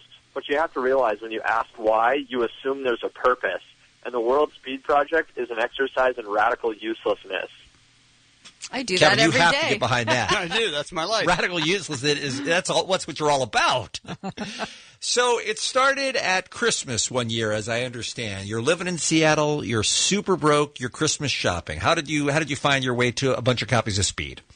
Like the video says, I was in a pawn shop, and they had. Well, you know, it's funny. They had 6 copies of Speed, 10 copies of Jurassic Park, probably 10 copies of Jerry Maguire also. And I only picked Speed because it was the only rated R movie my parents would let us watch as a kid. Okay, so that movie holds a special place in your heart. Precisely. It was the first movie I was allowed to watch that had a lot of swearing in it. Okay. All right, so you bought all 6 copies to distribute as Christmas gifts, and then a light bulb went off over your head that you thought, hey, this is pretty cool to have so many copies of one movie. Right, exactly, yeah. And I just started laying them in pseudo-ritualistic fashion and putting candles around them and laying with them. I feel like the spirit of Keanu came right inside me. You're certifiably crazy. Yes or no? That might be true. Okay. That might be true. All right, so you had the 6, and then how long did it take you before you started adding to your collection, Ryan? You know, yeah, I got the 6, and then I think I bought a couple more, and I just thought it was kind of funny. And then I was in another pawn shop. There's a lot of pawn shops in Seattle. I just went into another one, and they had 4 or 5 on the shelf. And I went up to the guy at the counter and I said, "I'll buy every single copy you have. Do you have any more in the back?" And he just brings out stacks of them that are saran wrapped together. And he says they're basically trash around there. And so he sells me 30 copies right there for I don't know, $10. It was insane. Okay. Now you're off and running. By the way, in the interest of accuracy and our good friend Macklemore, really there are more thrift shops than there are pawn shops here. Yeah, that might be true. But if you go along Aurora in Seattle, which is the old highway that took you to Vancouver, BC, it's nothing but pawn shops. Oh, don't I know, man? That's right. the dead hooker highway. Don't I know? All right, so now you got yourself a little bit of a collection. And when did it start to get crazy? Like, look, it's one thing to have 30. I mean, that's bizarre enough. But then when you get to be 100 and 200 and 300, at this point, it's far beyond just thrift shops. At this point, you got to be buying them online from all over the world, right? Right, exactly. And there's a humorous, like, inverse relationship that occurs. Like, the more copies you get, the less fascinating it is. Because I've already had hundreds of copies laying around. I'm so numb to it that a new one is so, like, it's so, like, normal for me to just have somebody, like, drop off 10 copies. And I'm like, oh, okay, cool, thanks, throw them in the pile, you know? Yeah, and we noticed that on your video for Kickstarter, that you just really just toss them. Like, yeah, they're the box is full of them, yeah. Like, they're just nothing. It's like it's trash. So there's Well, I guess the film being trash is like a nice metaphor, and me being like a trash collector is an even better one. I don't think anybody's said that yet, but I really like that image. I think so. I totally get what you're going for. And there's no target here. There's no goal. It's not like when I get to 1,000, I'm done, or 10,000, whatever it is. You just plan to just keep going as far as you can, right? Not even as far as I can. I need every single copy. All right. Do you have a lot of people just mailing them to you? Because you do have an address in Pullman, Washington, where people can send you videos. Are people doing that? Yeah. In fact, my mom said the other day that I got something like 20 packages in the mail, much to the dismay of my stepfather, so I think it's going well. Beer Mug, you've got one. Don't you have a speed copy you have for Ryan? I do. Are you going to send it to him? I don't know. He's going to wait until it's the last one and then command a huge price. Well, this is what I tell everybody who threatens to hold out. You'll die one day, and then I'll have my copy. Ryan, what's the Kickstarter all about? What are you trying to raise money for? What is Project 2525? So I bought a 15-passenger Dodge minibus, like a big Dodge van that got converted into like a shuttle bus for like an outpatient clinic. And the bus is a bit of a lemon. It overheats in 90-plus degree weather, but that's because I need some new fuel pump for it. And the bus also needs to be painted like the bus in the movie Speed, so that way when I come to your town, to Los Angeles, I will, you'll see who's coming. I'll arrive in style. So you're going to tour the collection, basically, once you get the van up and running. Right, yeah, that's phase 2 of the project. And it's weird, I've gotten emails from, like, modern art galleries, like the Philadelphia, like, Mausoleum of Contemporary Art emailed me and said they'd give me a gallery show. So it's like things are lining up, That's fantastic. Have you gotten any reaction from any of the players involved in making or acting in the movie? No, Keanu Reeves and Sandra Bullock's, like, personal celebrity pages on Facebook have liked the World Speed Project on Facebook. So I don't know if that means that they are aware of the project or if one of their, digital media interns clicked like for them.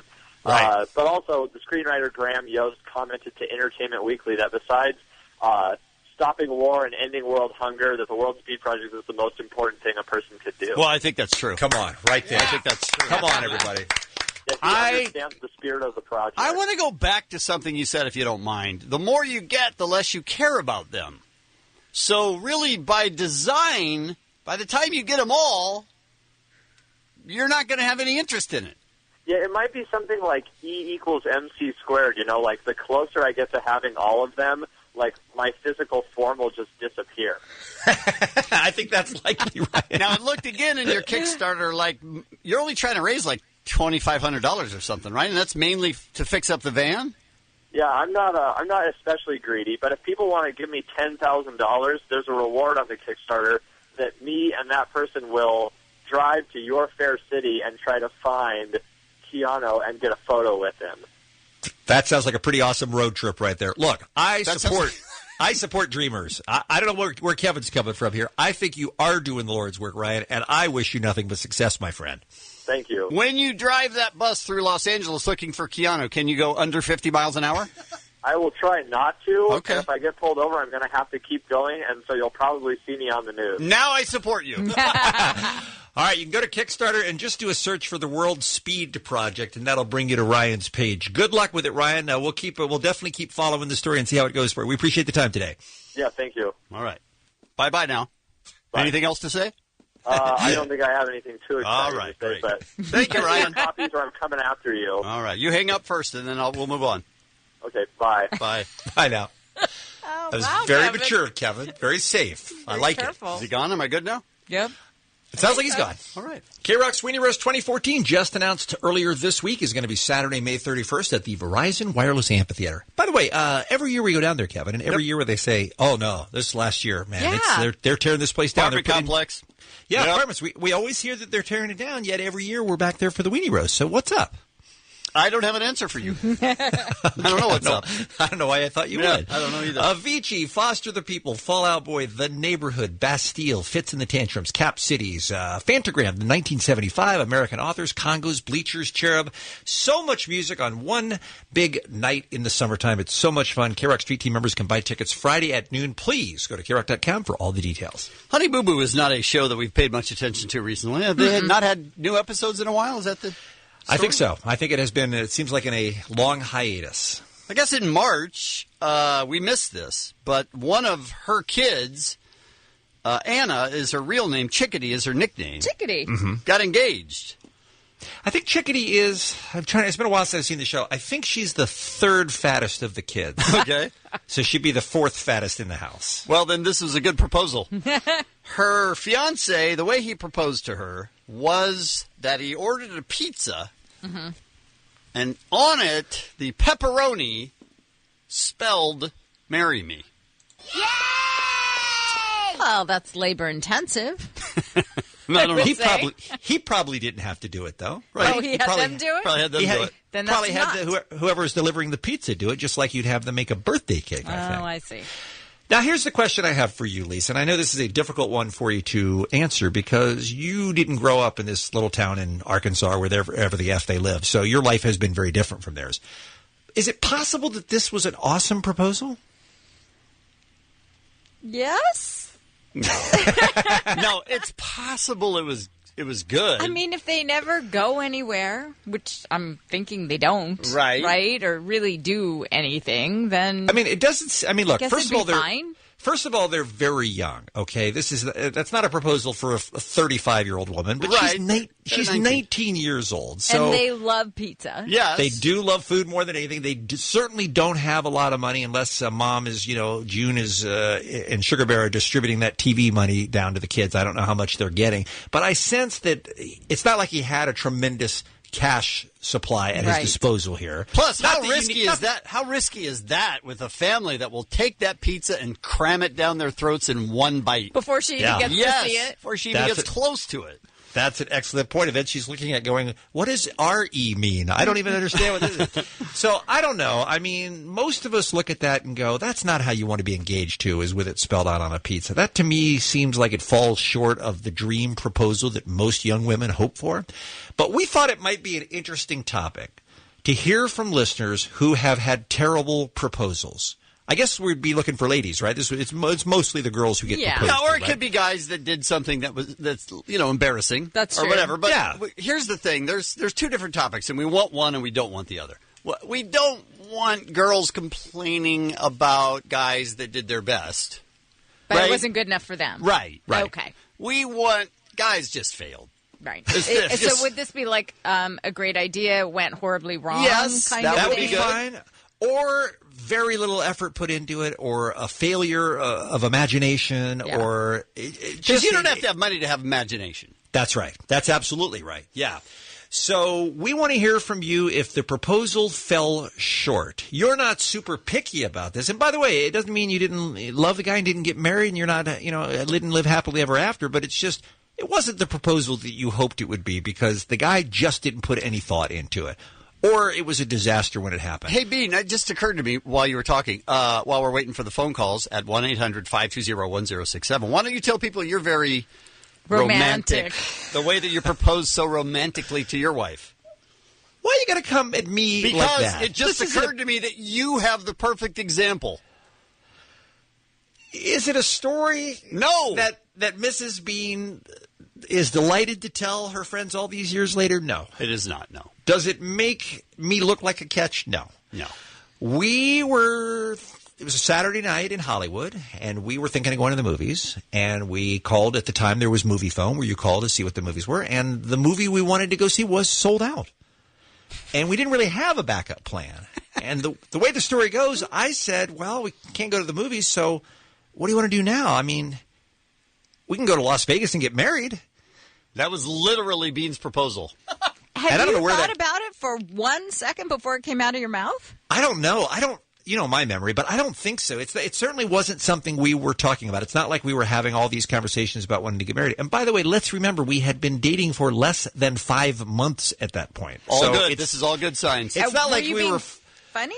It's not like we were 4 years into it and it was inevitable. I mean, it was 4.5 months at this point. That was the first time marriage was brought up, I imagine. Yes, I think so. I think that's accurate, Kevin. But did you laugh after you said it? Yeah, was it a joke? That's a crazy idea. And then she said, let's do it. Well, Donna's recollection of it is that we had a house guest, former producer of the Kevin and Bean Show, and this was before he came to work at K-Rock, but Frank Murphy. Some of our longtime listeners remember Frank. Mm-hmm.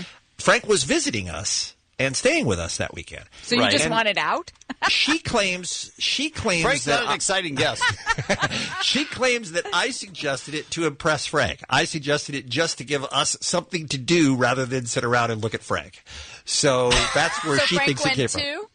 Oh yeah, Frank came with us. He was his best man. Yeah, we all flew to Las Vegas together. Frank was the best man. Then we turned around and came back. We literally were on the ground in Las Vegas for just 2 hours. You are a romantic bastard. We landed at 11, came back at 1. Your wife thought you did it just to impress Frank and still said yes. I know, There's right? something wrong with both of you. Absolutely. That's true, and you need to hang on to her because you're never going to find another one like that. Yes. Now that we put it in the, see a movie or go to Vegas and get married. That's how you propose with Frank. Now that you put it in the context of bad marriage proposals, I guess that kind of does qualify, doesn't it? It's pretty bad, Bean. I think that's tough to beat. I mean, tough to beat in badness. Right. Like, at least this dude bought At least this guy had pizza. At least he thought ahead to have them arrange the pepperonis. All of a sudden, this one isn't so bad.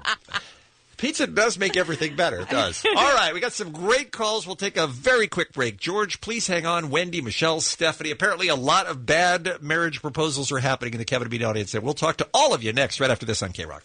So Chickadee on the Honey Boo Boo reality TV show gets proposed to by her fiancé presenting a pizza with the pepperoni arranged to spell Marry Me.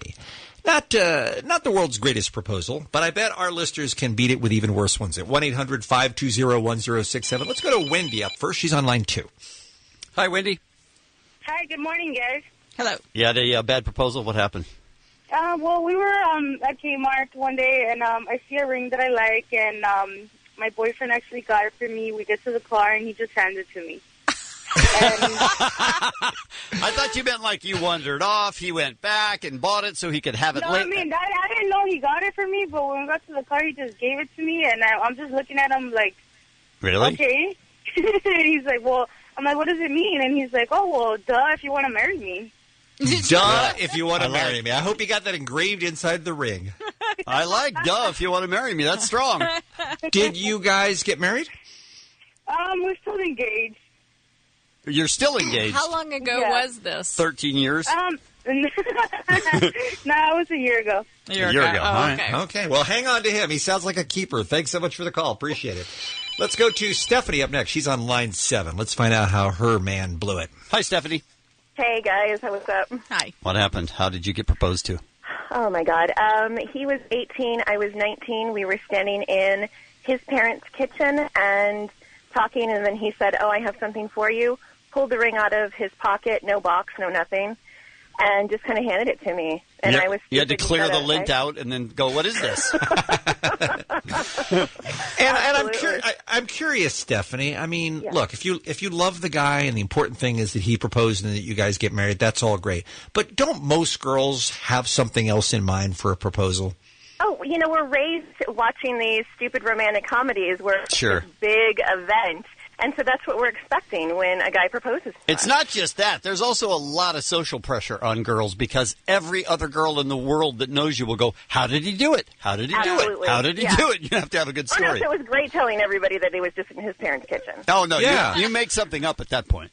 I mean, look, it doesn't have to be a big, expensive, even elaborate thing. It can just be, you guys walking in the park or something like that, but Right. not in the parents' kitchen with other people in the next room. That's no bueno. And just handing it to you. Like, Yeah. not prefacing it with something nice? Duh. Let's get married. Did he say that? Thank you for the call, Stephanie. We appreciate it. Becky writes in, Dear Kevin and Bean, we were all sitting around my boyfriend's parents' dinner table eating when my ex, yes, I said ex, threw a box at my head and went back to eating. I opened it and I said, oh, thank you, thinking it was just a ring he picked up. But about an hour later, he said, hey, are you going to answer me? Apparently, him throwing the box at me was his big romantic gesture. I sadly said yes, but the marriage only lasted about a year. What is he, a caveman? By the way, the kind of proposals where you don't know that you're being proposed to, those may be the worst. Aren't you going to give me an answer? Let's go to... By the way, if that ever comes up, the answer is no. Yes. It should be no, yeah. Let's go to Melinda, by the way. She's online, too. She's got a funny story. Hi, Melinda. Hi. How did you get proposed to? My now husband told me to meet him at the bar. Went to the bar. He was pretty hammered. Throws me a black bag. Says, well, let's get married. And I said, okay. Next day, I show up at his house. He says, where'd you get that ring from? And I said, you gave it to me last night. Oh, okay. Please tell me he had no memory of the married thing. No, and we've been married 16 years. So he was still into it, though, once you explained that you were engaged. Yeah, we eloped. Okay, well, that's good at least. All right, thank you for the call. That's just proof that women are better than men. Yeah. Absolutely. Let's talk to David. He's on line 5. We haven't heard a guy who blew the proposal yet. This might be fun. Hey, David. Hi, how's it going? Good. May, hi. Hi there. What'd you do, you dumbass? Actually, it wasn't my fault. Okay, what happened? So I had our anniversary lined up, perfectly planned out, a nice romantic evening.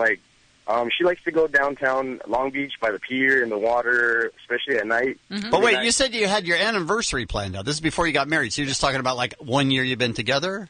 Well, actually, we're engaged. We've been engaged for almost 2 years now. So the problem was, I had the ring picked out. I got it. I had everything planned out. But it took you too long to get to the part where you asked her the question? No. So we were going to go out, and she told me, oh, you know what? I have to go pick up my sister. Can we pass by and pick her up? And I said, okay, sure. We go down. She's at a hair salon. She's getting her hair done. Please tell me she said no. So after an hour of waiting, I tell her, you know what? Can we just go downtown? David, there's nothing. Pick her up? We can't. What's the point of this story? We just can't. I know you're trying to give us just the details, but you're not bringing it to life, David. You're a good guy. I hope she said no. But Exciting story. We can't risk our whole audience going to sleep. We can bore them. We don't need you for that. Exactly. All right. We only have time for one more, Kevin. Which one do you like?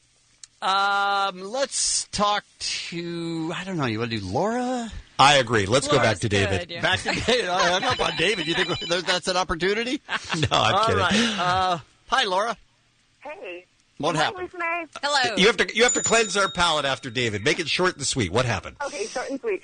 So my boyfriend and I have been dating about a year, and we'd gone to the mall to do a bunch of different errands, and we're doing all these different things, and we'd stopped kind of, just browsing in a jewelry store, and then we kept going and doing other things. He had to go to Sears to get some power tools. Right. So we're going down the escalator at Sears into the power tool section, because he had to get a drill or something, and he looks at me and he goes, oh, that ring that we saw, at that jewelry place, that'd be a good engagement ring, if you, wanted to get married. Wow. Did he have the ring with him? Oh, no. We'd just seen it. He was suggesting that perhaps you wanted to walk back and get it together. Right, and I looked at him and I went, no. You don't get to propose to me on the escalator at Sears. Good for you. And it wasn't even going up. It was going down. That's right. Which is just a metaphor for where your relationship was going if you said yes. All right. Much better, Laura. And then, 2 weeks later, he took me out on a romantic date. And did it right. Proposed beautifully, and we were married for many, many years and have an amazing child, and, so it all worked out well. There you go. A happy ending. Fantastic. Thank you, Laura. 106.7 K-Rock is KROQ. You are listening to the Kevin and Bean Show at 7:55. It's the return of Seth Rogen on the Kevin and Bean Show right after the top of the hour. First, though, Ralph has the Showbiz Beat here on a Wednesday. What's going on? Hey, interesting news. Jack White's gone fully insane. He's always been partially insane. We've been waiting. He's been creeping towards the precipice of insanity for some time. Is he making an even faster record than the one he made last week? No, he's just... Boy, does he love vinyl. Boy, He does. Some people like vinyl, and then there's Jack White, who, if he could, would make sweet love to vinyl. No. Oh. But it's pretty close. He's got a vinyl version of his new solo album, Lazaretto. Mm-hmm. Here's the features of the vinyl version of Lazaretto. Features? Got some time? Sure. Kick back. Put All your right. feet up. We're going to be here a while. All right. It's on 180-gram vinyl. Is that normal? That's the best you can get. It's the Okay. best vinyl you can get. That's the vinyl they say really captures whatever fidelity, quality that vinyl offers over digital music. Okay. This is how you get it. You got to get it the high-end 180-gram vinyl. It's not the cheap plastic. This is the good stuff, all right? There are 2 vinyl-only hidden tracks hidden on the record beneath the center label. What? You have to peel the label. You know the center of an LP has Yeah. that label with all the track listings and stuff written on it? Right. You got to peel that off. And hidden underneath that label on each side is an additional vinyl-only track. Here's an idea. Just put the tracks on the regular record. Don't make And me then put it on CD. Don't make me get out a putty knife and scrape off the label to the record so I can hear what you're hiding.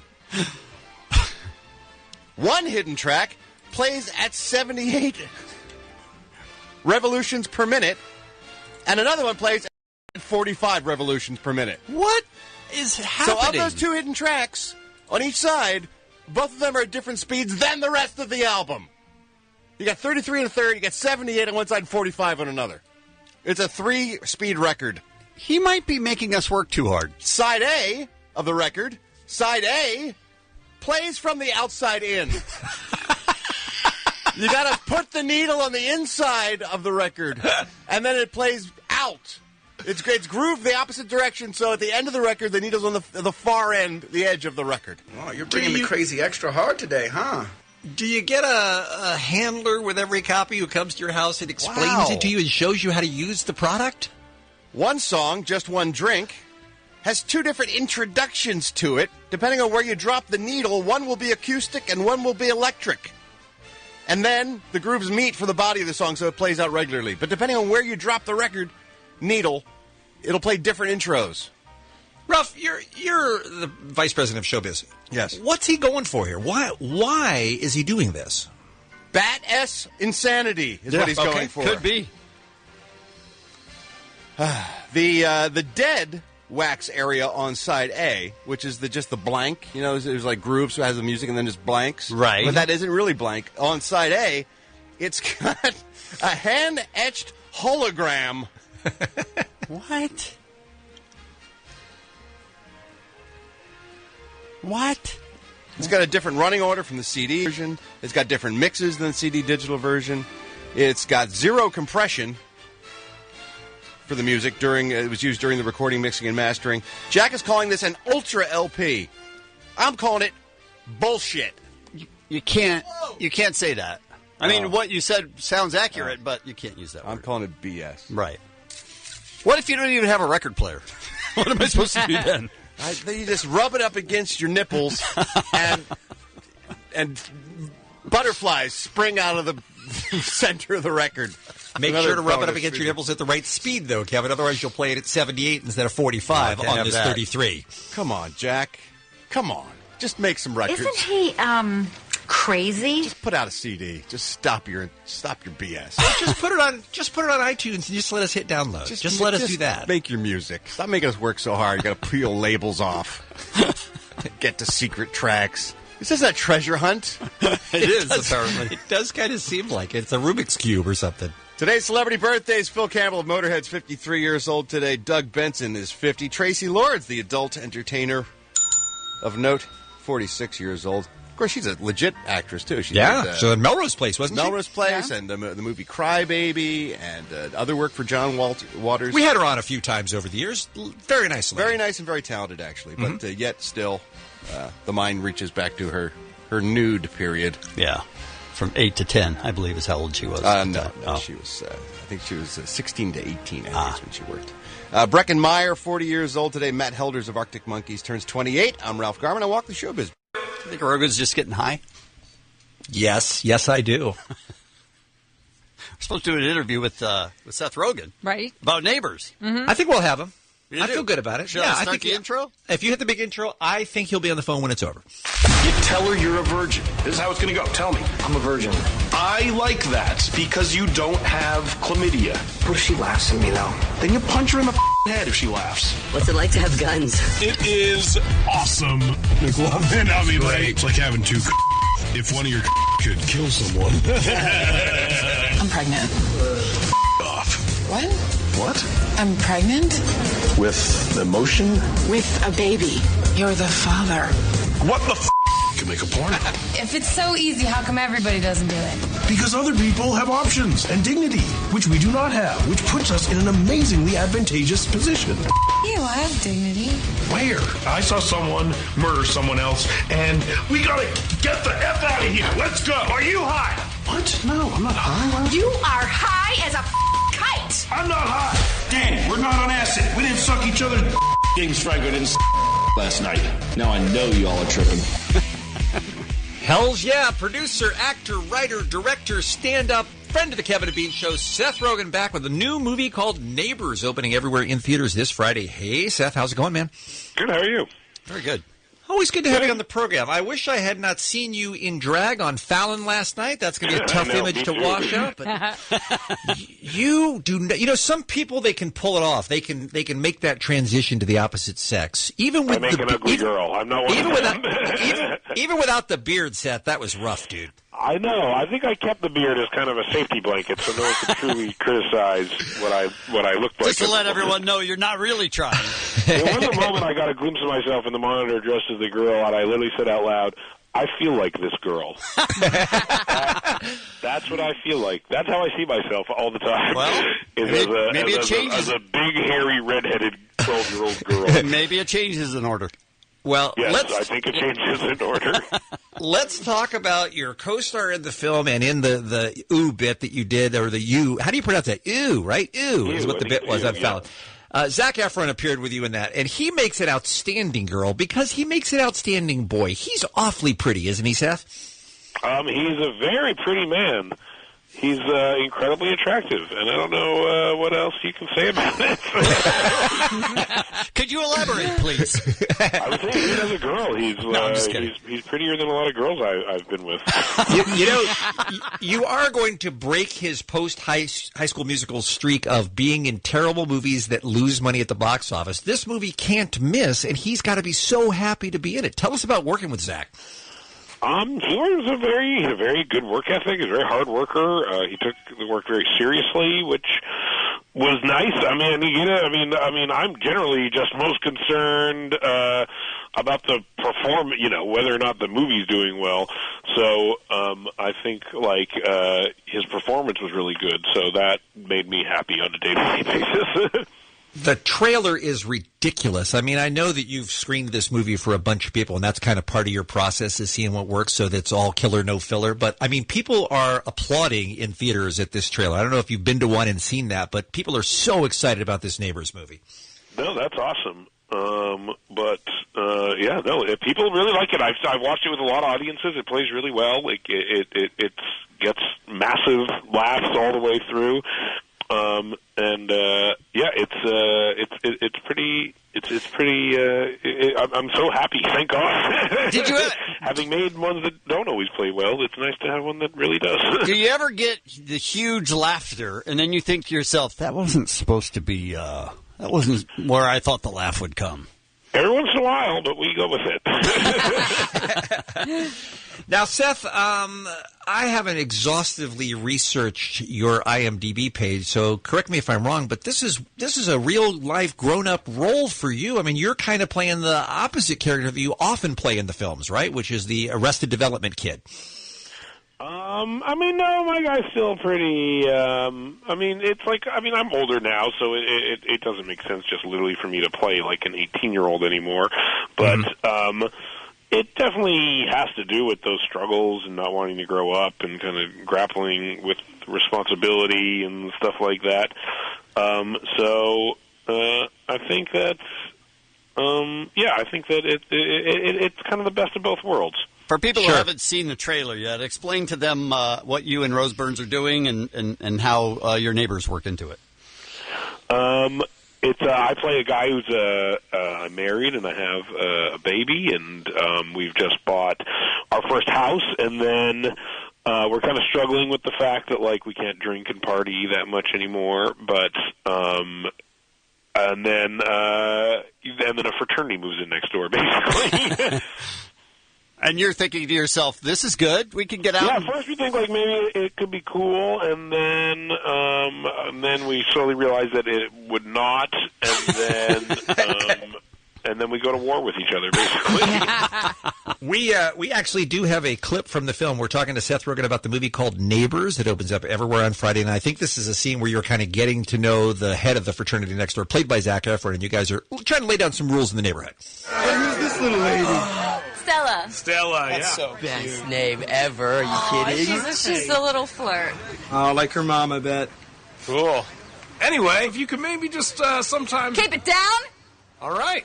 Well, hey, man, if you guys ever need anything or we get too noisy, just talk to me or talk to Pete. We'll take care of it. Same with us. I mean, we get pretty loud over there. Yeah, we're Game of busy. Thrones, we get loud. When Khaleesi comes on, I'm like, oh! Yeah, it's crazy. All righty. Well. Dope. So painful.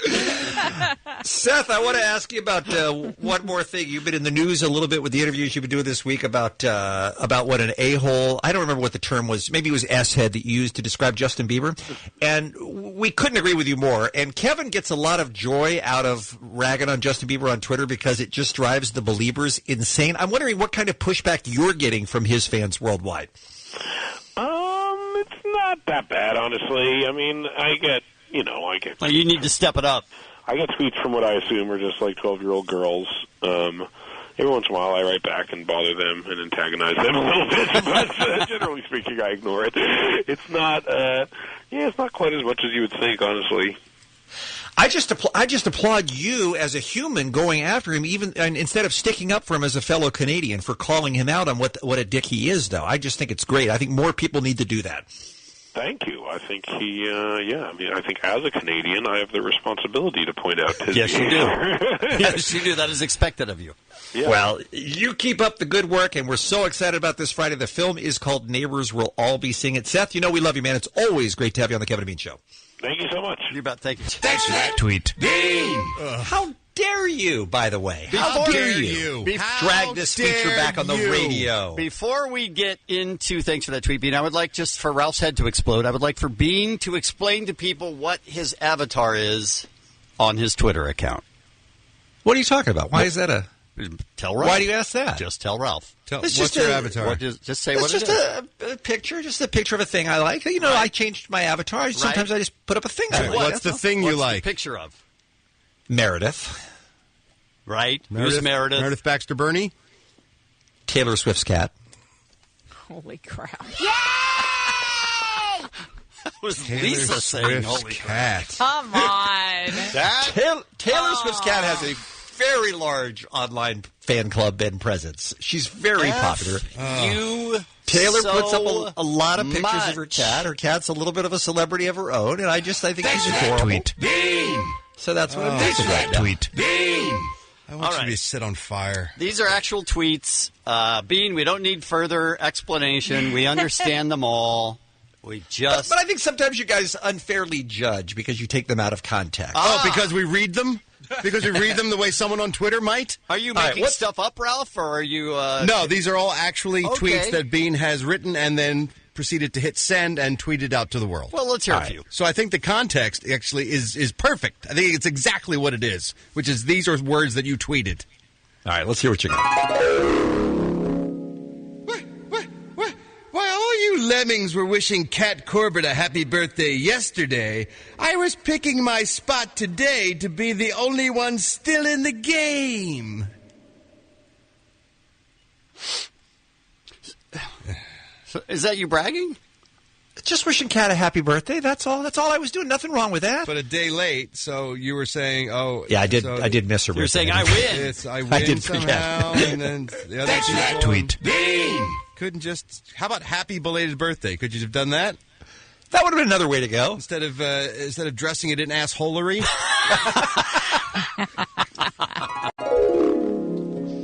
My pancake is an innie. What the hell does that even mean? What does that even mean? With a photo of my pancake that had a little dip there where the syrup collects right there in the middle. It looked like an innie belly button. I just was taken by that. Wow. How taken can you be by that? Just unusual. It's Not a something, pancake! not something you see normally occurring in your pancakes. It's a pancake! You know how much I love my pancakes, and it was just a surprise. That's right. Tweet. Every time I remember that one of the fat boys is dead, it's my personal 9/11. That goes without saying. I think we all share that sentiment. The world's a sadder place. How often do you have that thought? Well, when it comes up, I'm just saying. How it just often makes you sad. does it come up? I hear a lot of Fat Boys songs in rotation. It just makes makes you sad all over again. I listen to a lot of the like the classic hip hop stations and things like that. And Fat You're Boys bringing are the crazy extra hard today, huh? How dare you? Is that serious? The Fat Boy channel? Do they have that? It's Backspin, that's the channel. Right. Tweet. Now that Kevin Ryder got his photo with Alessandra Ambrosio, I am more determined than ever to find Gordon Lightfoot. You guys are with me on that. You support Dreams, right? Not yours. No. That's right. Tweet. It's dumb. Good to wake up to George Michael's One More Try on the radio and get the weepiest part of your day out of the way first thing.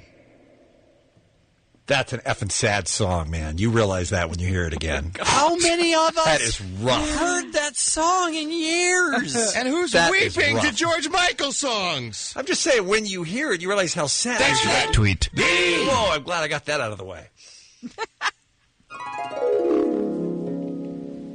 Hey, other cities' baseball fans. What does it mean when you have a W next to your team's name in the scores? Ooh, Mariners had lost a lot in a row at that point. self-deprecating humor from Bean. Starting to forget what it was like. But they've rebounded. They're above 500 now, so it's all That good. is good news for nobody listening. How about That's right. Tweet. Mariners win a game, or Mariners are losing a lot? Why is it a convoluted riddle of a Twitter you have to figure out, or the diagram says to see what the hell you're talking about? Hey, other cities' baseball fans, what does it mean when you have a W next to your team's name in the scores? You're saying Was that try the riddle too of the hard? cat people? Is that inscribed in a pyramid somewhere? All right, we're out of time here, guys. We got to go.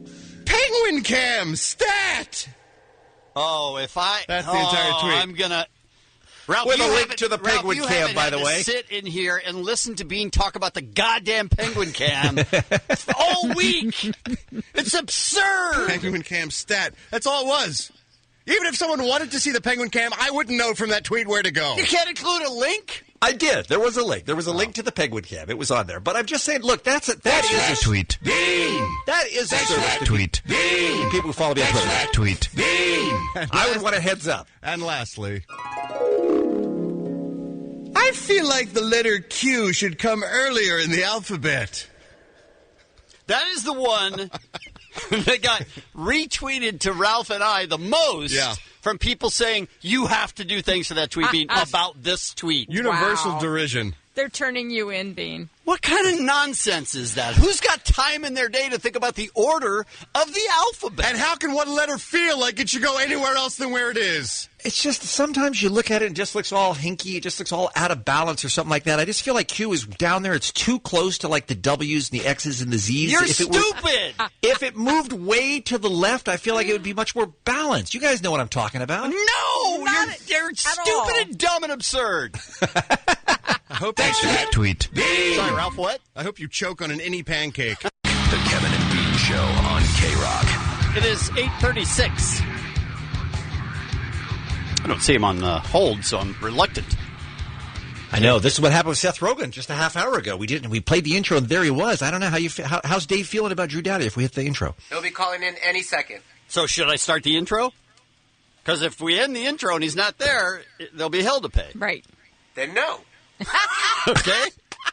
Oh, there he is. Play it. Play the Hit it. intro. Hit it, Steve. Beautiful check by Doughty, and then Penner goes after Doughty. And a ruckus breaks out here at the LA Blue Line. What a hit. When it comes to hockey, I don't think about it at all. I try not to think about the skills or anything. I just really want to work my hardest and play my heart out and just play my game and hopefully help my team win. Drew Doughty, when he has pressure on him, he becomes a better player. Doing really good. Whoa, what a check by Doughty at the blue line on Taylor Hall. Drew Doughty, here he comes. Doughty in front. He scored! Nice hip check there from Drew Doughty. Kopitar up the middle, shot, score! Right down the middle. The Kings got it to Doughty. 3-1, Los Angeles.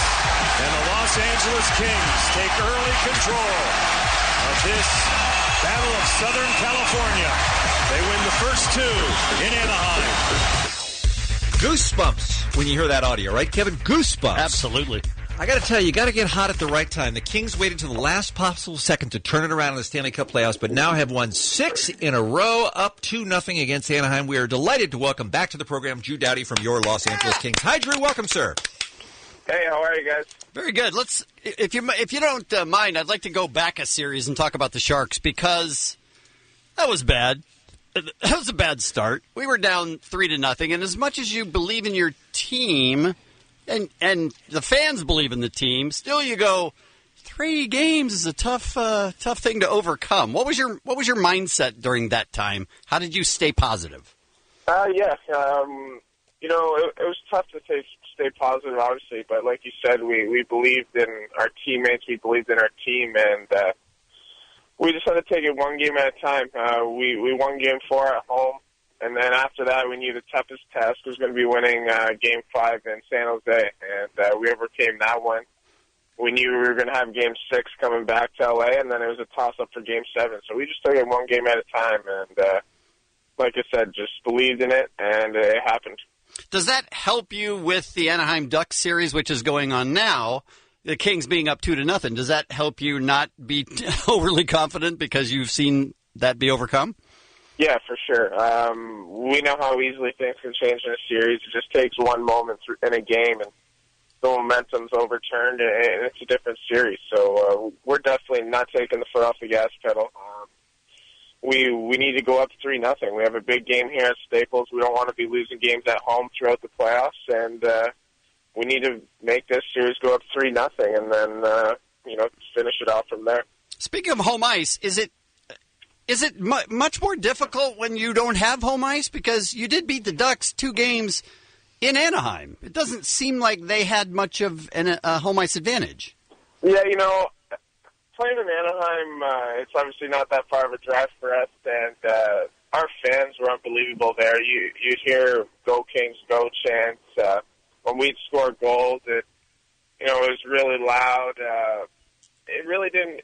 As much as it was an away game, our fans did a really good job of making us feel at home, and we felt comfortable there. We still didn't play 2 of our best games we've ever played, but and maybe we stole the first one a little bit, but we won both games, and that's all that matters. We're coming home now with a 2-0 lead, and we're just looking forward to Game 3. Speaking of the first game, Marian Gaborik was unbelievable with, 8 seconds left in the regular game and then in overtime. Talk about him being added to the team. Yeah, Gabby's helped our team out quite a bit. He's an unbelievable goal scorer. He's got great vision on the ice, plays well on both ends of the ice, which is key to having success on our team. And he's playing with Kopi, and Kopi is just an unbelievable player, and when he has someone as highly skilled as Gabby playing with him, he's just going to get Gabby the puck, and it gives Kopi a little more room out there, too, which I think they both benefit from.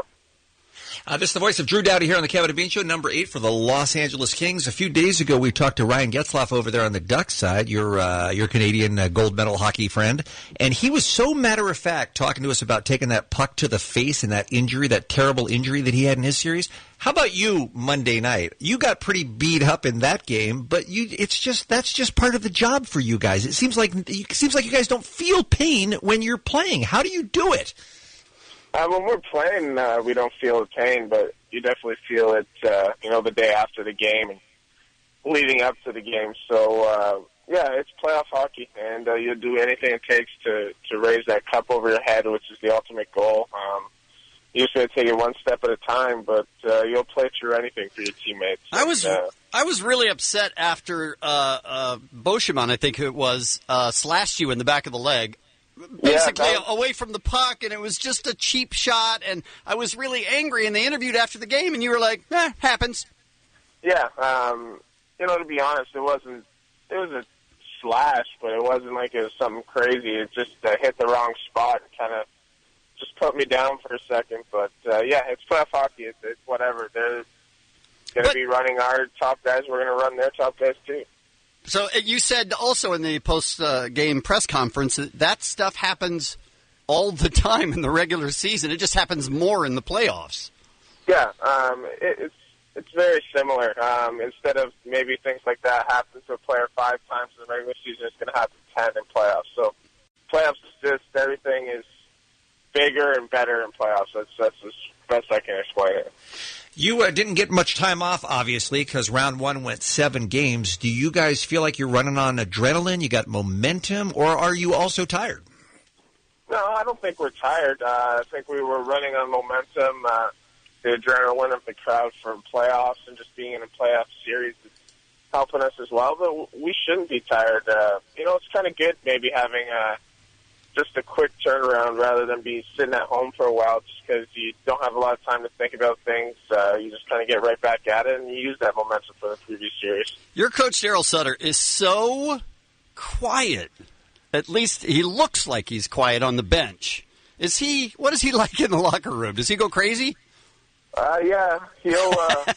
I can't picture that. He's not very quiet at all, to be honest. I think Daryl's just focused on making our team win. Not that he doesn't enjoy doing the media, but all the media and all the other stuff outside of just the series and the game, he really wants to ignore and wants to take that out of our minds. He just wants us to go out there and play our game plan and play with heart and be the most competitive guys out there. I watch every single, and I am not a huge fan of sports interviews because I think basically they're the same questions and basically they're the same answers. But Daryl Sutter is quite a technician when it comes to Q&As with reporters. He's very entertaining. Have you watched some of those where the question will be 48 words long and his question is nope? His answer is one word. Yeah, he's funny, that's for sure, when it comes to that stuff. We usually don't watch it, but if he has one that has a huge highlight in it, we'll usually get known about it, and then the guys will pull it up on their phones at the rink, and we'll be passing the phone around and just laugh at it. Does he have a sense of humor about that? Can you rib him about it? Yeah, I think he could. I don't know if any of us really will go up to him and rip him about it. We'll rip him about other things, but... Yeah, Daryl's got a great sense of humor. He makes jokes at the right times, but in playoffs it's kind of hard to get him to laugh too much because he's just too serious. Yeah, you guys are pretty focused. Maybe you bank that ribbing till after you win another cup. Maybe that's when the comedy starts, right? Yeah, exactly. And then we have our fun. All right, Drew Doughty on the phone with us here at the Kevin and Bean Show, talking about the Kings versus Ducks. Hey, before we let you go, we did want to mention that EA Sports is looking for votes for NHL 15. This is the next generation of hockey superstars. You can go to NHL.com/covervote. Let's see, Kevin, do we recognize any of the 8 players that you can select from who can be on the cover of the game? Whose name do you see there? I recognize all of them, but Drew Doughty certainly is one of them. Yeah, go to NHL.com/covervote to cast your vote, and let's get Drew on the cover of the game. That would be awesome. And it's been a great season, some great series, and we're having so much fun watching Drew. We're very excited you had a few moments to join us on the Kevin and Bean Show, man. We are really, really rooting for you guys. Good luck, sir. All right, well, thank you guys. I appreciate you guys having me on here. Sure, we'll see you tomorrow. Bye. 106.7 K-Rock is KROQ. You are listening to the Kevin and Bean Show. It's 8:54. Hey, go! Well, speaking of reunions, there was a reunion over the weekend Oh, good. Who of who the Runaways. Oh, Runaways. Yep. well, let me explain. Okay. It was only for a photo, basically. Well, that's so not what really happened was reunion. Joan Jett was at a Women in Rock award thing at the Nokia Theater, and Cherie Curry and Lita Ford was there. I feel like we're already And they all got together and already too posted far a into this photo. story for me. And if you want to check that photo out, Yes. you can go online at www. LitaFordOnline.com, and you see it in color. Oh, wait a minute. So you got Cherie Curry, Joan Jett, and Lita Ford all in one photo. Did he say color? Yeah. Apparently it is in color. Yeah, that's What? actually very Jeez. exciting. What if I don't have a color monitor? What if I don't don't know have a what you do color with that. computer monitor? Yeah. I'm still rocking a black and white. I don't think you can even get one of those anymore. I don't think so. Rodney That's has what you're one. playing. What you're playing Pong on, is it, Ralph? Yeah. Huh? Hey, speaking of Rodney, the reason the great Rodney Bingenheimer is here today and not on K-Rock Sunday nights playing 80s songs is because he's going to help us give away tickets to the premiere of Godzilla. All right. It opens up everywhere on May 16th. Hold on. Yes. Hold on. How does Rodney know so much about Godzilla? You know his love for monster movies. I didn't even realize What? he loves monster Oh, movies. yeah. Oh, yeah. He calls himself Rodzilla. You didn't know that? I didn't know that. No. Oh, yeah, Rodzilla. He knows everything there is to know about monster movies. Huh. So if you think you can stump Rodney with monster movie trivia, you call right now at 1-800-520-1067. If you stump him, you win tickets to see the new Godzilla 8 days before it opens up for the rest of the world at the Dolby Theaters. How about that? This is for the premiere, right? Yeah, tomorrow night. That's right. That's right. This is the premiere. Tough tickets to get. Absolutely. So good luck. Call now. Now here's Ralph with the Showbiz Beat. I didn't realize Rodzilla had so much Rodzilla. knowledge about monster movies. That's going to be entertaining. It's his monster movie name and his porn name together. Explains why he's out there in the hallway limbering up. You know how flexible that dude is? He was doing one of those. He was doing one of those Jean-Claude Van Damme splits out there in the hallway. I didn't off the coffee machine and the recycling bin. He was in full splits. It was I was so impressed. Just meditating. He was just his eyes closed, his hands were together in the prayer position, just completely stretched out, 100%. Oh, my God. Crazy, Rodney. You're really Big, flexible. thick. All right, Hey, take it easy. I didn't say Wow. what was showing. Speaking of movies, this isn't a monster movie, but it's a big sci-fi film, Star Wars. Here's the thing. Buy all the Walt Disney stock you can. That's Really? my suggestion. Well, first of all, they went over their projected earnings this year, according to Wall Street, by, they earned about $2 billion so far this year. So far this year. Yeah. Okay. So earnings, Some of that's earnings frozen were up. money, right? Oh, a lot of it's frozen money. But I'm just saying, once Disney starts cranking out these Star Wars movies, cha-ching, you hear me? Take all that money you were going to invest in Twitter stock and put it in Disney, I would say. What if Maybe I've too already late- sunk too late all for of me. my money into Twitter? Maybe a better bet would be Disney over Twitter. Bob Iger, CEO of the company, offered an official update on the Star Wars spin-off movies. At least 3 more movies are coming our way. Sweet. That will be outside the main trilogy and its sequels and prequels. Okay. So we're going to get spin-off films like a Boba Fett film, for example. He's going to get his own film. There's talk about doing a one-off Han Solo film based just on the legend of Han Solo. So we may get additional Star Wars films that have nothing to do with the main storyline. So they're marveling it up, basically. Yes, we will get multiple Star Wars films with multiple characters at the same time. Yoda potentially also getting his own film. That'd be a great That film. would be great. The early days of Yoda when he's kicking ass and taking names, living in the swamp with that little cane. You think he had a cane his whole life? Hip as bad it is. Got that bad hip he was working on. And talk about your sci-fi. You know, usually I am not for the remakes, the reboots, the what have yous. You do complain about that a lot. But yeah. I am on board for this one. What is it? It's a major motion picture live action movie based on the Mighty Morphin Power Rangers. Yay! Go, go, Power Rangers! You remember the Power Rangers? I remember that they were on. There were 5 teens.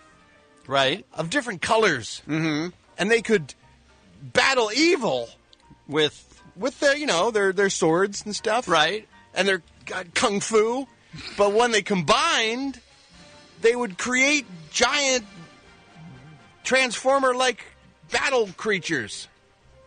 Megazord! I'm not. Go Power Rangers! You're not selling me on this one yet. Power Rangers. Here's the thing. It was awful. The show was awful. Oh, it was. But I loved it. Did they know it was awful and they were rolling around in it, or? Yeah, it was a Japanese show that they just brought over and then just dubbed in different words into the mouths of the Power Rangers. And then they would shoot the Power Rangers out of the suits. They would make additional footage of them, going to high school and stuff. And then they would just cut to the Japanese footage. Sounds terrible. Of them battling monsters. It was awful, but it was wildly entertaining. So here's my theory about the reboot. How much worse could they do? You take something bad and really do well with it. Right. Yeah. How much? It couldn't be any worse than the original, and I loved the original. So if they do anything better than that, I win. All right. And I get the Power Rangers back. You might be too excited about this. I love the Pink Ranger. She was hot. Wait, some of the Power Rangers were girls? Yes. Oh, I didn't know that. There was girls, there were guys. Now Bean's not interested. There was all kinds of Power Rangers. I know as much about the Power Rangers as I do about the Teenage Mutant Ninja Turtles, which is to say zero.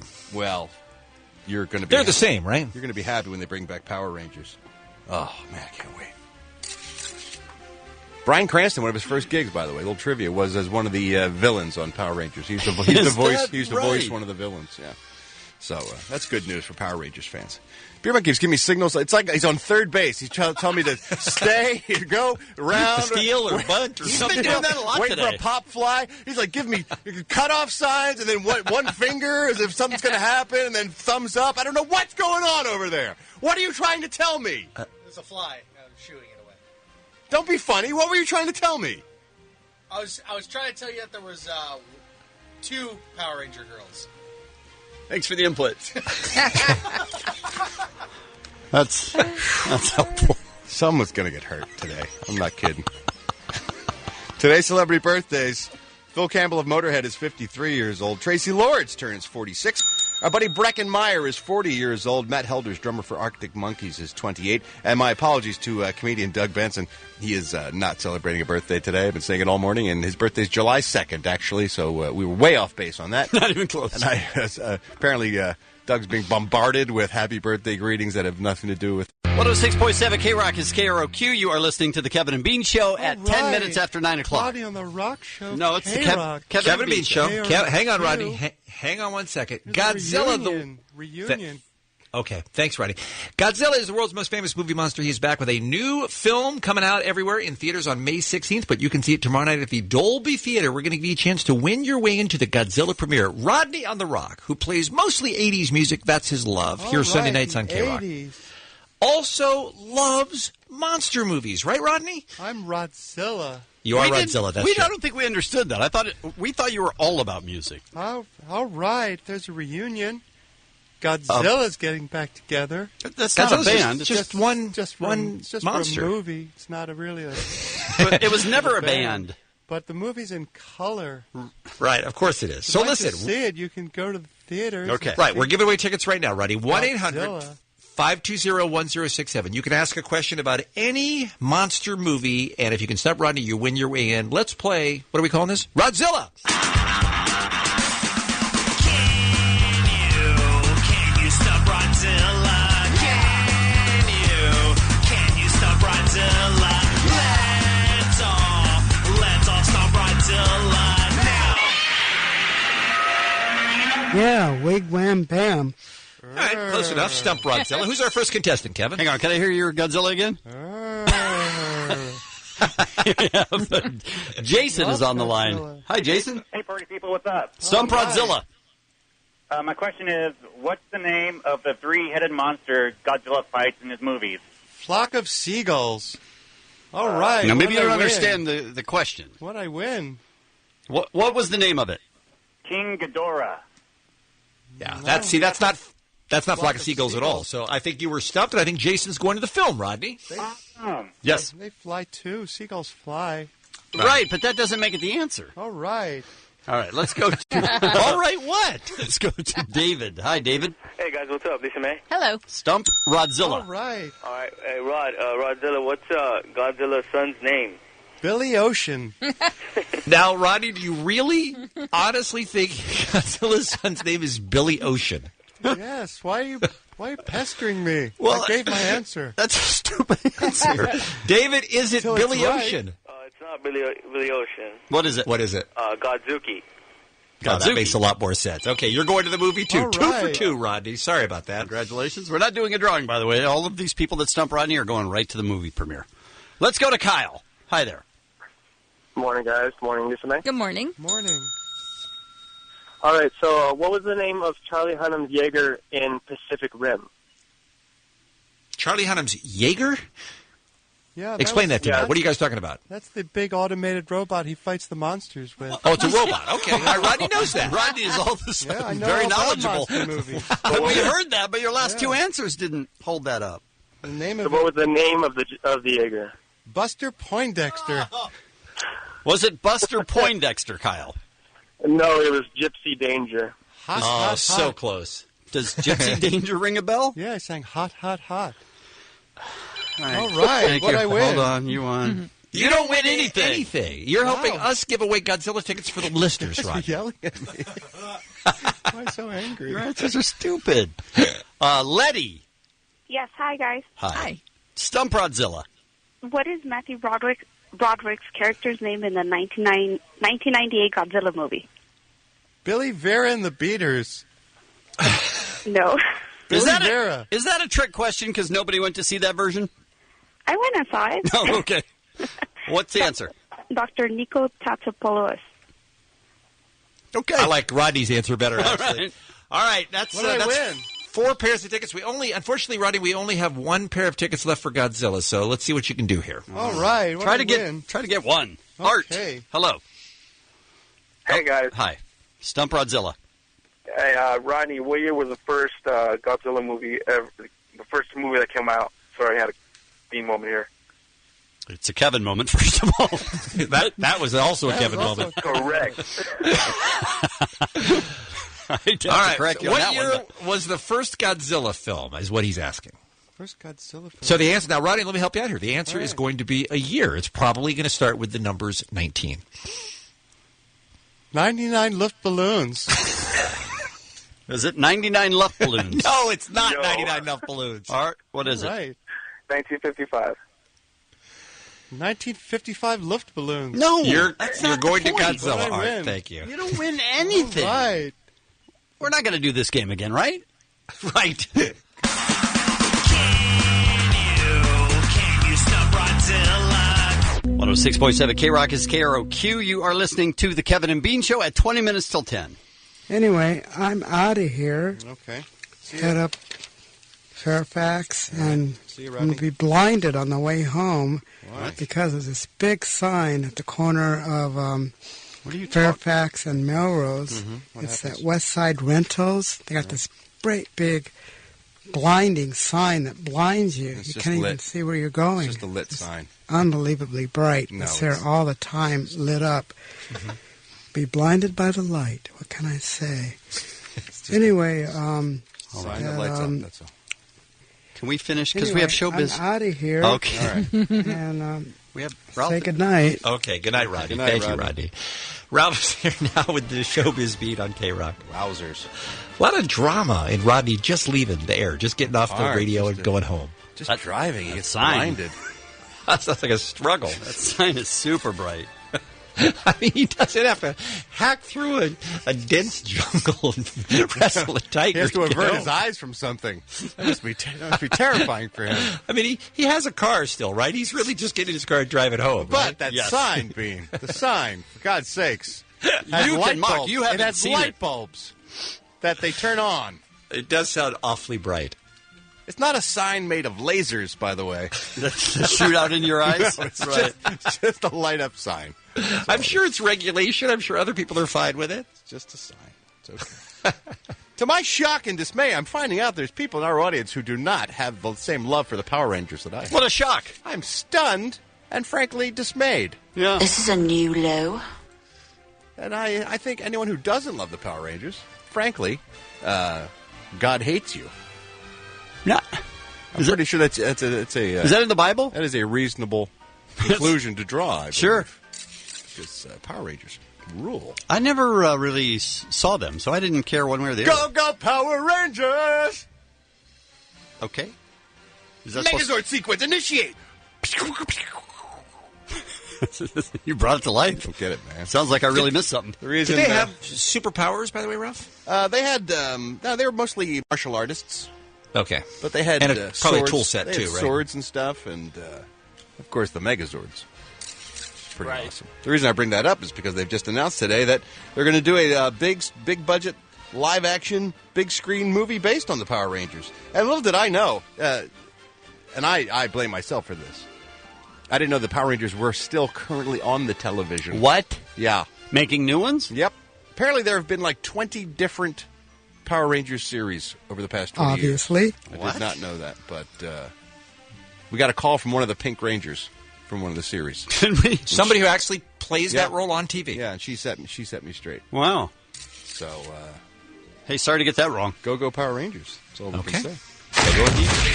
Here they are now. Power Rangers.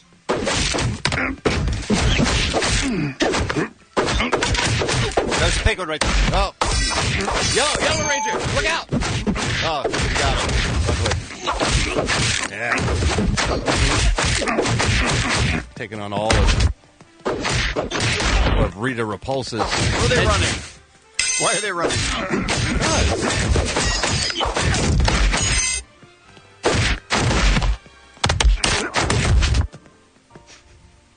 There we go. Rita Repulsa was their biggest villain that I remember. Sure. You don't have to tell me about Rita Repulsa. Okay, we're good. This is, speaking of repulsive, this is unbelievable. Remember Nicole Richie, don't you?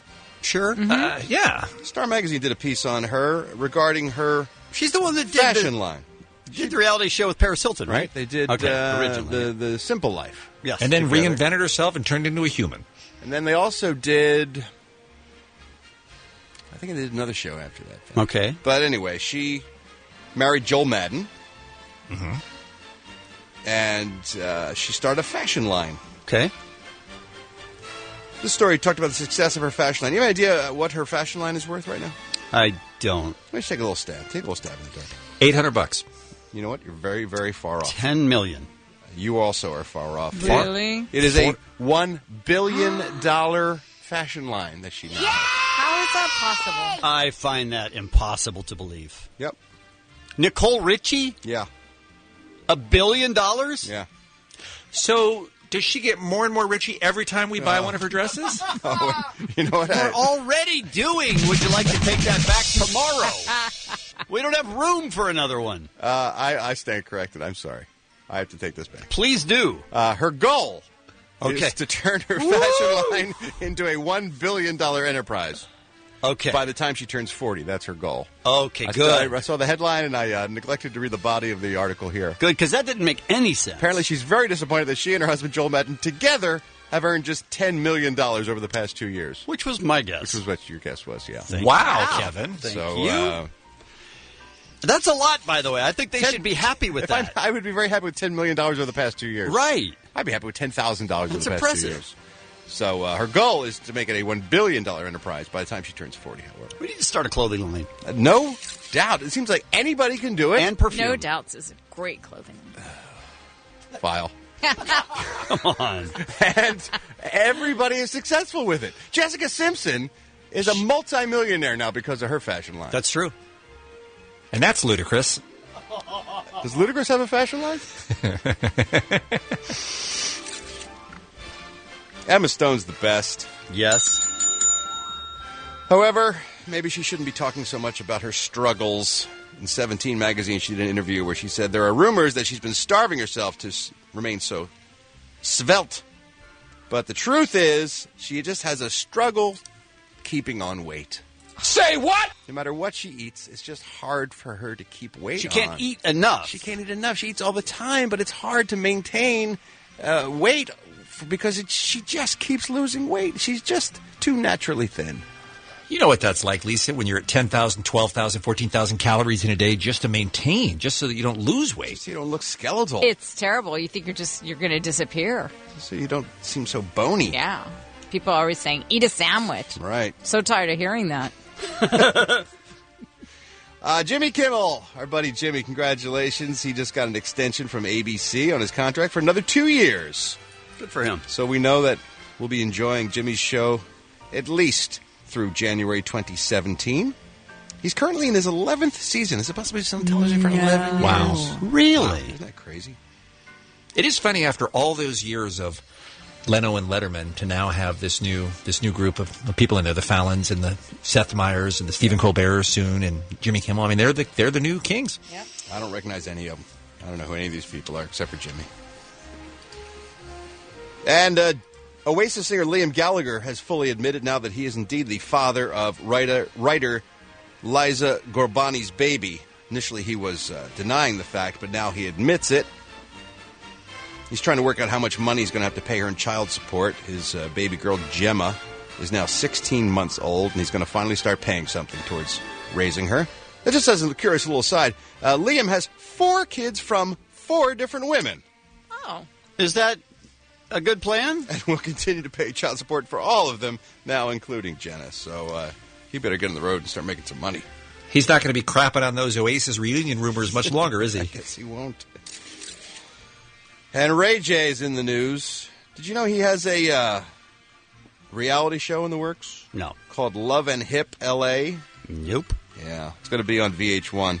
Boy, VH1 and E are just battling it out for most craptastic For the networks bottom. on television. To mark the occasion, he bought a Bentley convertible for his girlfriend, Princess Love. She was one of the Power Rangers, wasn't she? I think so. Princess Love.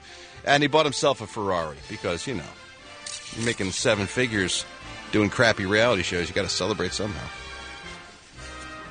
We got to get a reality show and a fashion line.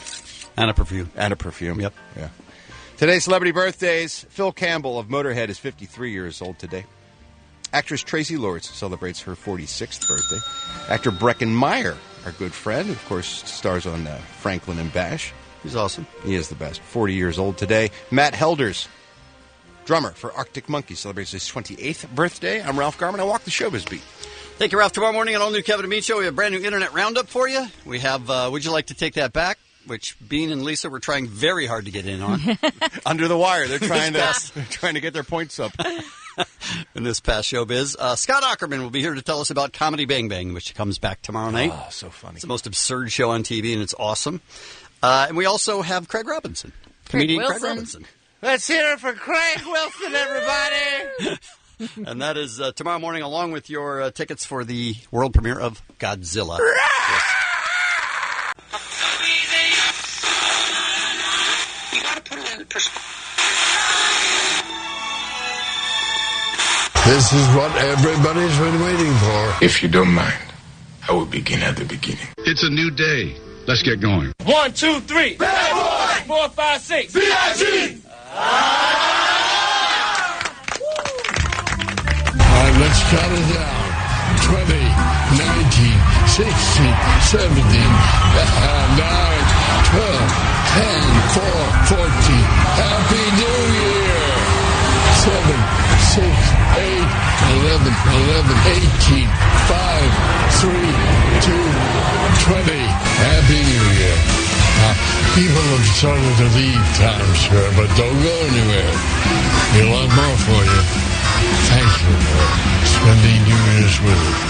And I hope you have a healthy and happy New Year from the bottom of my heart. And now, look who's back. And now, They came to party and they weren't disappointed. our feature presentation. Too soon? Not at all. Too soon?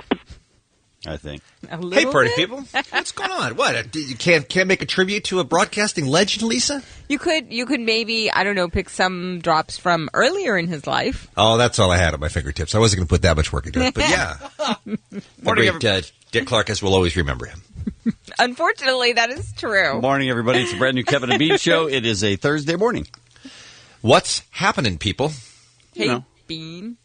We should get our little friend Carson Daly to run down today. He's worked a lot with Dick Clark. Friends with him. Oh, that's true. Got a lot of stories. So that might be interesting to hear a perspective from somebody. I don't know. Your tribute was quite moving. Right. Pretty much all we need, I would guess. I don't know. I was a big fan of Dick Clark. We actually had him on the show back in the day. Remember, Kevin? We went down to his office and interviewed him, and man, the memorabilia in that guy's office, it was like a museum. Unbelievable. Super nice guy, too. Yeah. There's little guys that have their own building, their own office, and then they bring their pets. Just hang out there. Dogs are running around. Yeah. Yep.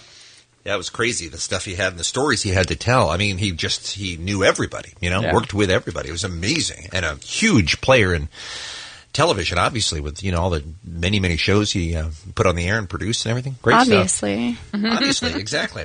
Here's a fantastic story to get us started. I love this so much. This has been an ongoing court case for a number of years, but here's a woman, I think this happened in, I want to say Australia. Here's a woman who's on a business trip.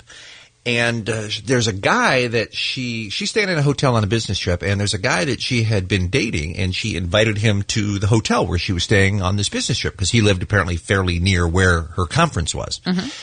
So, they're doing it. And apparently they're going hard, as it says in the documents from the trial. And a glass light fitting came off the wall above her bed and injured her, hit her, cut her. Oh. So she filed a workman's compensation claim, saying, hey, I was on business. I was staying at this hotel on business, and I'm therefore entitled. Woman in her 30s, working for the government of Australia there. And originally, the court said no. The court said no, that, you were having sex. That wasn't something that was necessary. But, they argued, hey, but it's something that people do. And if I had been injured playing cards in the hotel room, or if I had been injured taking a shower in the hotel room, I think it would have been covered. So this thing wound through the courts and finally went up to an appeals court where they agreed with her, and they said, yeah, she isn't able to. She's eligible for workman's compensation as a result of the sex. That's awesome. I would just think you'd sue the hotel.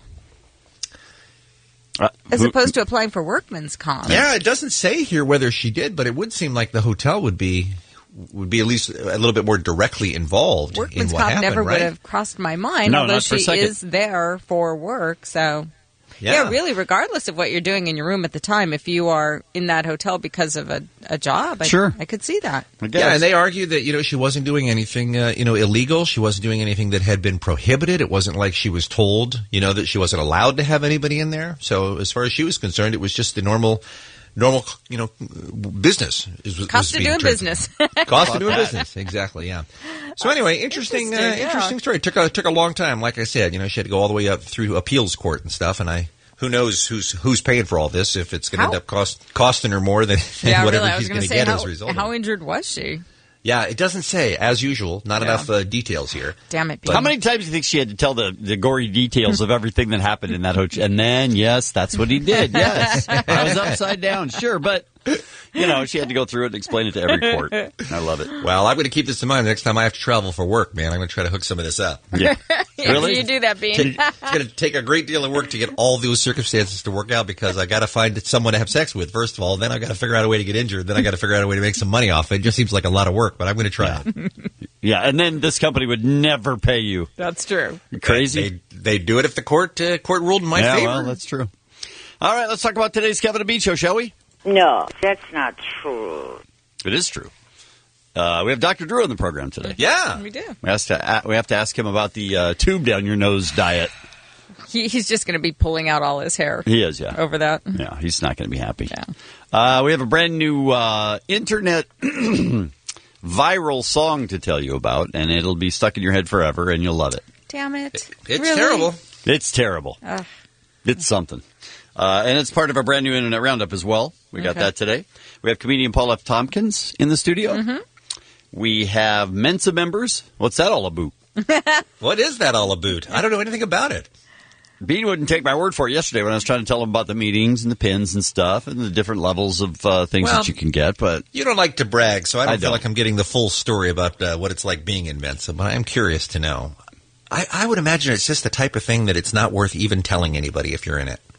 Because I think people just have this perception that you must be, boring or no fun or something like that just because you're smart. And I don't think it necessarily would have anything to do with that. I think most of those people would be boring and no fun. See, that's my point. Well, wait, let me finish. Except to other Mensa members. See, I think maybe. I think that's the opposite of true. I think there will be a partiers? wide range. No, I think there'd be just as many partiers as there would be people who are boring. I think it'd crazy, son. I think it'd be a totally random average cross section. No, because it would be self-selecting because there's a lot of people who can join Mensa. A lot of people choose not to. Those are the cool people. Plus, if you're that smart all the way through school, you don't have friends, you don't have social skills. Come on now. That's why you join Mensa. Let's be realistic. To make friends. That's true. Other people that are as smart as you. Find yourself talking to me, we got nothing in common. Well, I'm eager to see if anyone will call, if we have any Mensa members listening, and what their experiences have been. Also on the program today, we have the light heavyweight champion of the world, John Bones Jones. Wow. Talking about UFC 145. Cool. Where he's fighting, is it Rashad Evans? Yeah. I think so. So we're going to talk to him today. I'm very excited about that. And we have your tickets for Coachella today as well. So keep listening for your chance to win those. Coming up this morning on the Kevin and Bean Show, we'll take a break and come back with the Ralph Showbiz Beat next. Somebody that I used to know. Somebody. Hey guys. That I used to guys, know. I think Gaudier and Kimbrough maybe have that part covered. Or maybe Ralph and Kevin have that part right. covered. We're going on We'll the be road. at Coachella this weekend. Come out and see us. Sahara Tent. Oh, wait, that's the dance tent. I'm not sure we're ready for remakes of that song yet. All right, just my hologram will be there this weekend. 5:51. Ralph Garman has stepped in for our first look at the showbiz. Goodbye, Dick.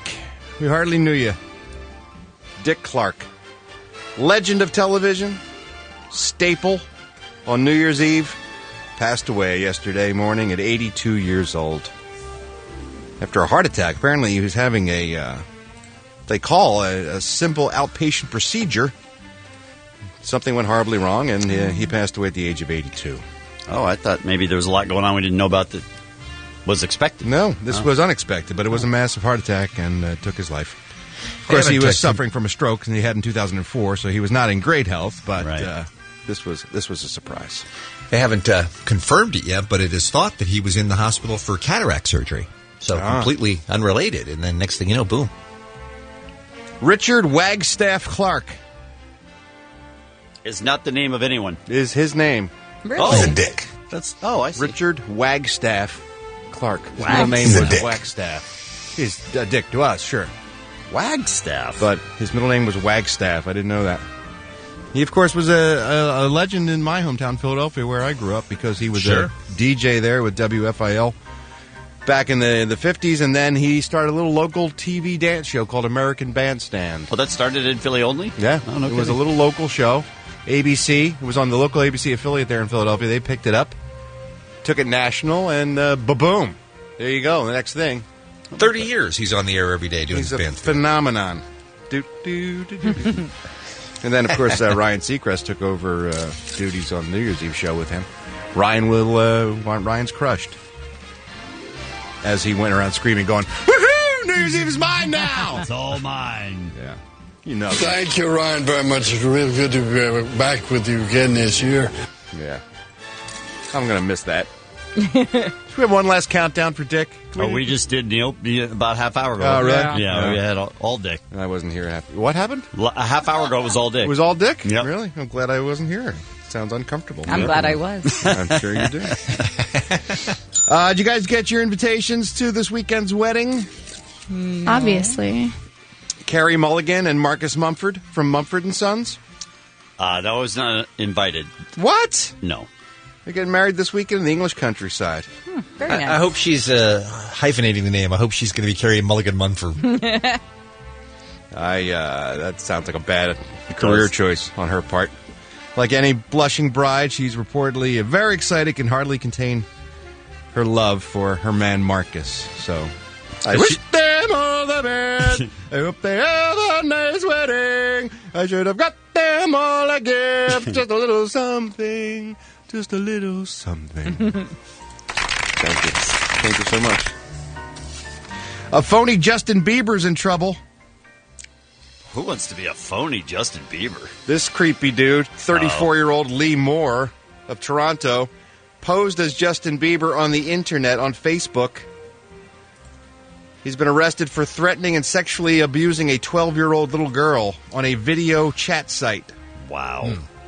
He threatened to harm the girl's family if she didn't do certain sexual things for him online.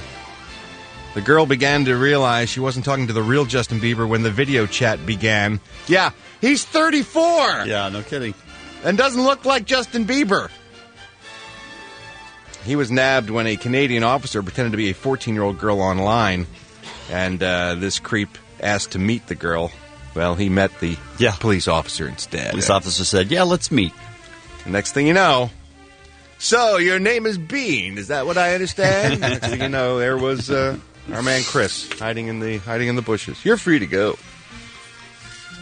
Don't tease me, dude. Dennis Rodman's broke. That's not a surprise. He made a lot of money in his day. He did, but he spent it like a crazy man. His lawyers claim he's too sick and broke to pay the $800,000 he owes in back child support. Oh, my God. Ouch. It's almost $1 million in back child support. How many kids, Ralph? Does it say? It doesn't say here. All. Yeah. That's a lot of child support. Yeah, that's why I'm wondering. Does he have 30 kids? Or did he just wait a really long time without paying? Yeah.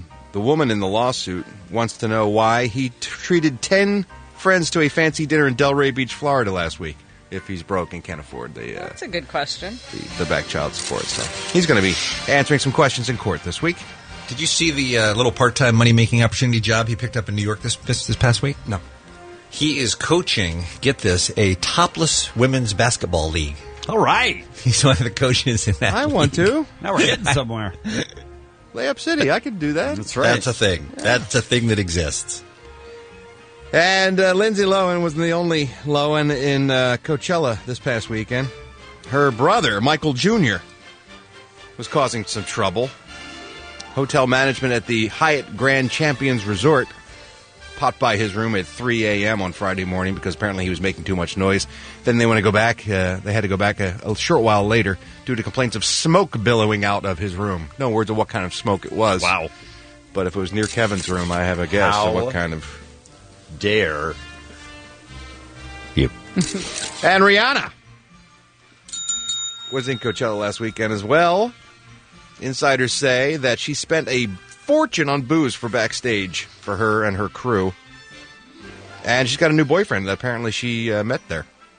At Coachella? Yeah. Oh. A rapper named ASAP. ASAP. He's big on the mixtape circuit. And he spells his name with a $sign, like Kesha does. Sure. So he should be put down, right? Really? Yeah.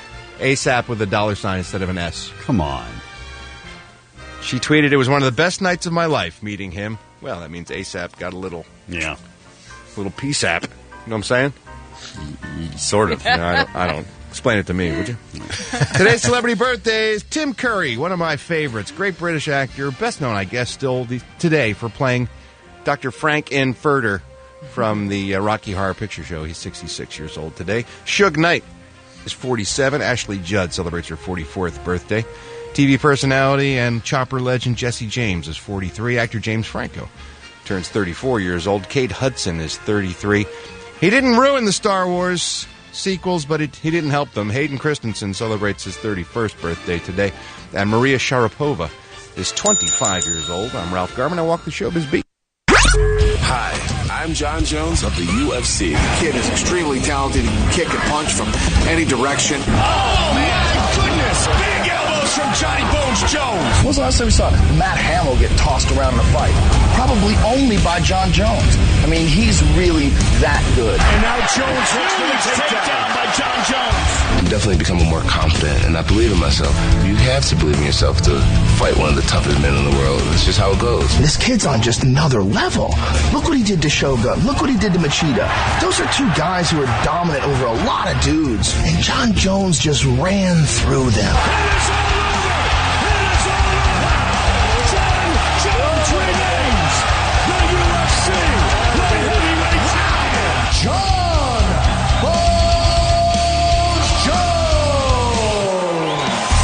It's all happening again Saturday night, April 21st, 7 o'clock on pay-per-view. Jones versus Evans. That's going to be UFC 145, and John Bones Jones joins us on the Kevin and Bean Show right now. Hey, man, how are you? Doing well. How are you guys doing this morning? Very good. Thank you. It's a pleasure to talk to you. Thanks for calling. We appreciate it. The week of. What's your week of a fight like? It just consists of a lot of, mental training, a lot of sports psychology work, and, self-reassurance, just, making sure that my confidence is sky high. I think that's a big part of competing, especially in a sport like fighting. And then the weight losing. Right now I weigh 215, and I got to get down to 205 by Saturday. So just trying to preserve my energy and also, make this time productive. But you cut way back on the physical training. Oh, yeah, totally. Yeah. Speaking of the mental training, Bones, I was watching some of the coverage from earlier in the week in Atlanta, and I saw the stare down. Do the stare downs, are they at all real anymore? Is there actual animosity fighter to fighter, or both guys step up there and look at each other and they know that they're really just doing it for a photo op? Well, the press conference that you saw, the pre-fight press conference stare down, different fighters have different approaches to them. Some people, get their emotions really tied up, and some people think they can see fear in their opponent's eyes and everything like that. It varies between fighters, but I will say Friday, after we step on the scale and we weigh in with our shirts off and we do the stare down with our shirts off, that one's a little more real, because for the first time you see your opponent with no shirt on, you see what type of physical shape he's in, and all the fans are screaming, and it almost feels like a fight before the fight. Do you try to get a psychological edge of any kind when you stare him down, or just look for weakness, or? A lot of times I walk up real close to my opponent, and then I stare away from him and not look him in his eyes, and it kind of messes with a lot of them. I can tell. They want to look in your eyes. Yeah. Yeah, it sounds kind of romantic, which is weird, but... Did you say romantic? I love that. I'm going to start using that with the ladies. That sounds like a cool approach. Now, we have a lot of UFC fighters on this show here, on the Kevin and Bean Show, and oftentimes the fighters who are fighting each other barely know each other. That's the opposite of what's going on with you and Rashad. I mean, you guys have a long history together. How's that going to play out? I mean, is that going to even be a factor at all Saturday night? Me and Rashad definitely trained together. We had the same coaches and nutritionists and strength coaches. Yeah, same teammates.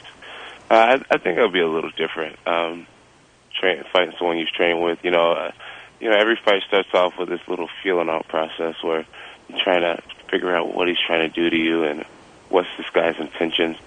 And we and Rashad, we kind of know each other, so I think the feeling out process is going to be a lot faster. I think we might get out there and just start swinging at each other right away. But as far as fighting somebody that you know, is it easier or harder than somebody that you don't know? It's harder because, we were friends. So, even though we've trained together, I've never ever tried to actually kick him in his face or think that could seriously hurt him. So it might be awkward at first. You're not much of a trash talker. Is that on purpose? It's just the person that I am. I think a part of the sport is about being a man of integrity and being a martial artist. And throughout martial arts history, it's been about, respect and honor and discipline. Are you surprised at 24 years old to already be the light heavyweight champ in UFC? I mean, I imagine you have already exceeded whatever expectations you had when you began, right? Yeah, man, it's just a total blessing, man, and it's a testament to hard work and dedication and patience and persistence. And, I'm grateful. I'm so grateful. Do people get, not mad at you, but frustrated by the fact that you haven't been fighting your whole life? You actually started training, 5-6 years ago? 5 years ago, yeah. 5 years ago. I'm sorry, go ahead. I think that's safe to say. I was talking to my manager, and, I was like, why do you think I have so many haters out there? And he said to me, he's like, John, you've done things that people's trained their whole life for and hasn't done, and you've beaten a lot of people's favorite fighters. Yeah. I think people are maybe having a hard time relating to you because, you seem to be very successful, and it seems to be coming so easily to you. But it's funny, too. I try to get across is that it's not easy at all. People don't see the nights that I study and the hours and hours that I train. And, I train 5 times every day. I just don't think that's common for any athlete in any sport. You train 5 times a day? Yeah. I nap 5 times a day. That's why he's in the Octagon Saturday night in Atlanta, and you're watching at home on pay-per-view, Kevin. That's the difference right there. I have one more question. I know you got to go, but I saw something yesterday on the internet about you getting talking to different companies about a shoe deal. A, is that happening? And B, how do you get a shoe deal in a sport where you don't wear shoes? Yeah, it's been a goal of mine for many years to be sponsored by Nike. And I have it on my vision board at home. And I just really want that for myself. My brother has a Nike deal, and I've just always wanted one. And, there's lots of marketing opportunities that we could do with a Nike endorsement, like we can do apparel deals, or maybe wear their compression gear, or just make viral videos of training and all types of stuff. So, shoes is definitely a big part of our sport. John Bones Jones, another one of those guys who's making the rest of us look bad because he does it all. UFC 145 versus Sugar Evans. That's going to be Saturday night on pay-per-view at 7 from Atlanta, Georgia. Good luck to you, Bones. Thanks for the time, man. Show, guys.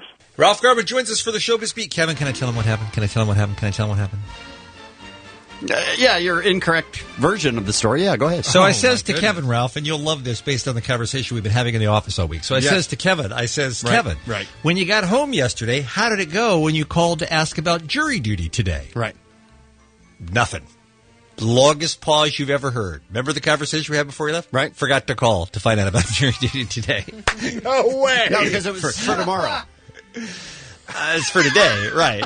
And you said, "What am I supposed to do?" We said, "Well, look at the paperwork for starting." Call. I have to go in.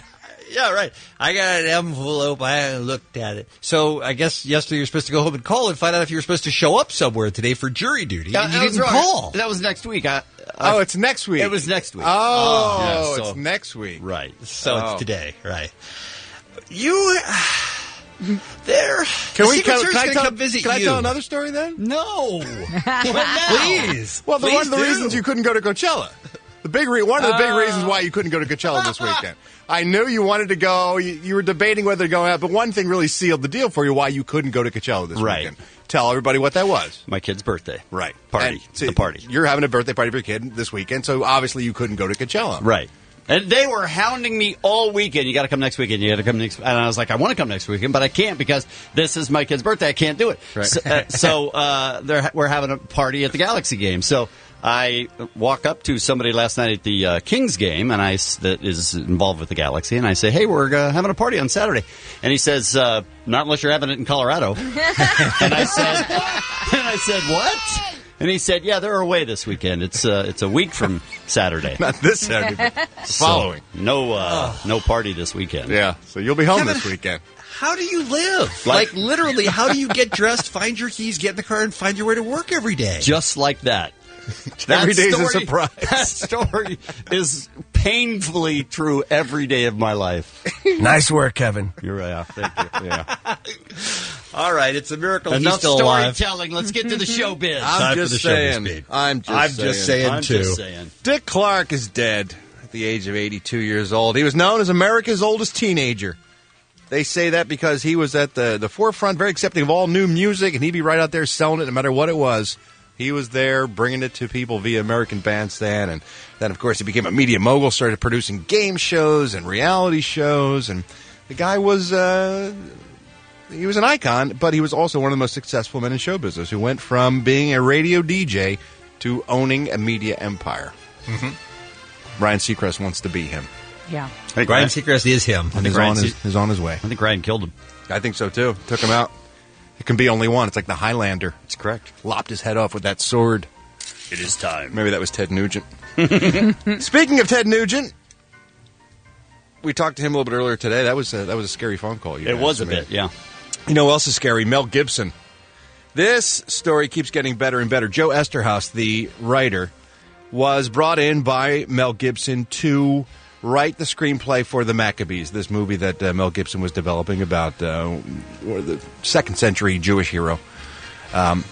regardless of the story about the movie, Esterhaus released a letter saying Mel Gibson was crazy, and I went to his house in Costa Rica, and he's a lunatic, and that's why they're not making the movie. And Gibson said, no, it's because your script wasn't any good. So anyway, Joe Esterhaus yesterday releases on therap.com, you can go for yourself to listen to it, audio that he secretly recorded of Mel in his vacation home in Costa Rica. Interesting. Mel invites him and his wife down for dinner and to talk about the script, and in this open letter that Esterhaus wrote, he recounts this incident where Mel lost his mind, started screaming obscenities about his ex-girlfriend, Oksana. Oh, my God. And starts threatening people and screaming and stamping on the house and slamming things and screaming at the top of his lungs. And so to back up that account of that story, he has released the audio now. And he recorded it that he outside of the States. Surreptitiously recorded in Mel Gibson's home in Costa Rica. So it's probably not illegal. I don't know about that. Mel Gibson's people are certainly looking into whether they have a lawsuit or not, Right. as it was announced today. But I brought you just a little taste of Mel Gibson losing his mind. The audio quality is not great, so this is the best chunk we could listen to. This is apparently the housekeeper, whatever, while Mel is screaming and cursing about the script and about his ex-girlfriend, the housekeeper says that dinner is ready for Mel and his house guests. Who wants to eat? Who the f*** wants to eat? Go have something to eat! Hooray! Yeah. Oh, my God. And that's just, and he goes on at that level of rage and volume for about 4 minutes in the course of this audio that you listen to. Wow. He's just peaking at 11 the entire time. It's not like one outburst. Everything he says is like that. He's a madman. Why is he so angry? I don't know. I can't imagine. But he curses about the script. He curses about his ex-girlfriend, Oksana Grigorieva. And now he's got this current girlfriend, lucky girl. Yeah. He's screaming at the top of his lungs about everything in the course of this 3 or 4 minutes of audio tape. So. That's provocative, Yeah. okay? So as crazy as Joe Esterhaus may be, he might be right about this story that he wrote about Gibson. So. Interesting stuff. TheWrap.com is where you want to go. And also, I think TMZ.com's got the story as well. Today's celebrity birthdays. Actor Tim Curry, 66 years old. Suge Knight turns 47.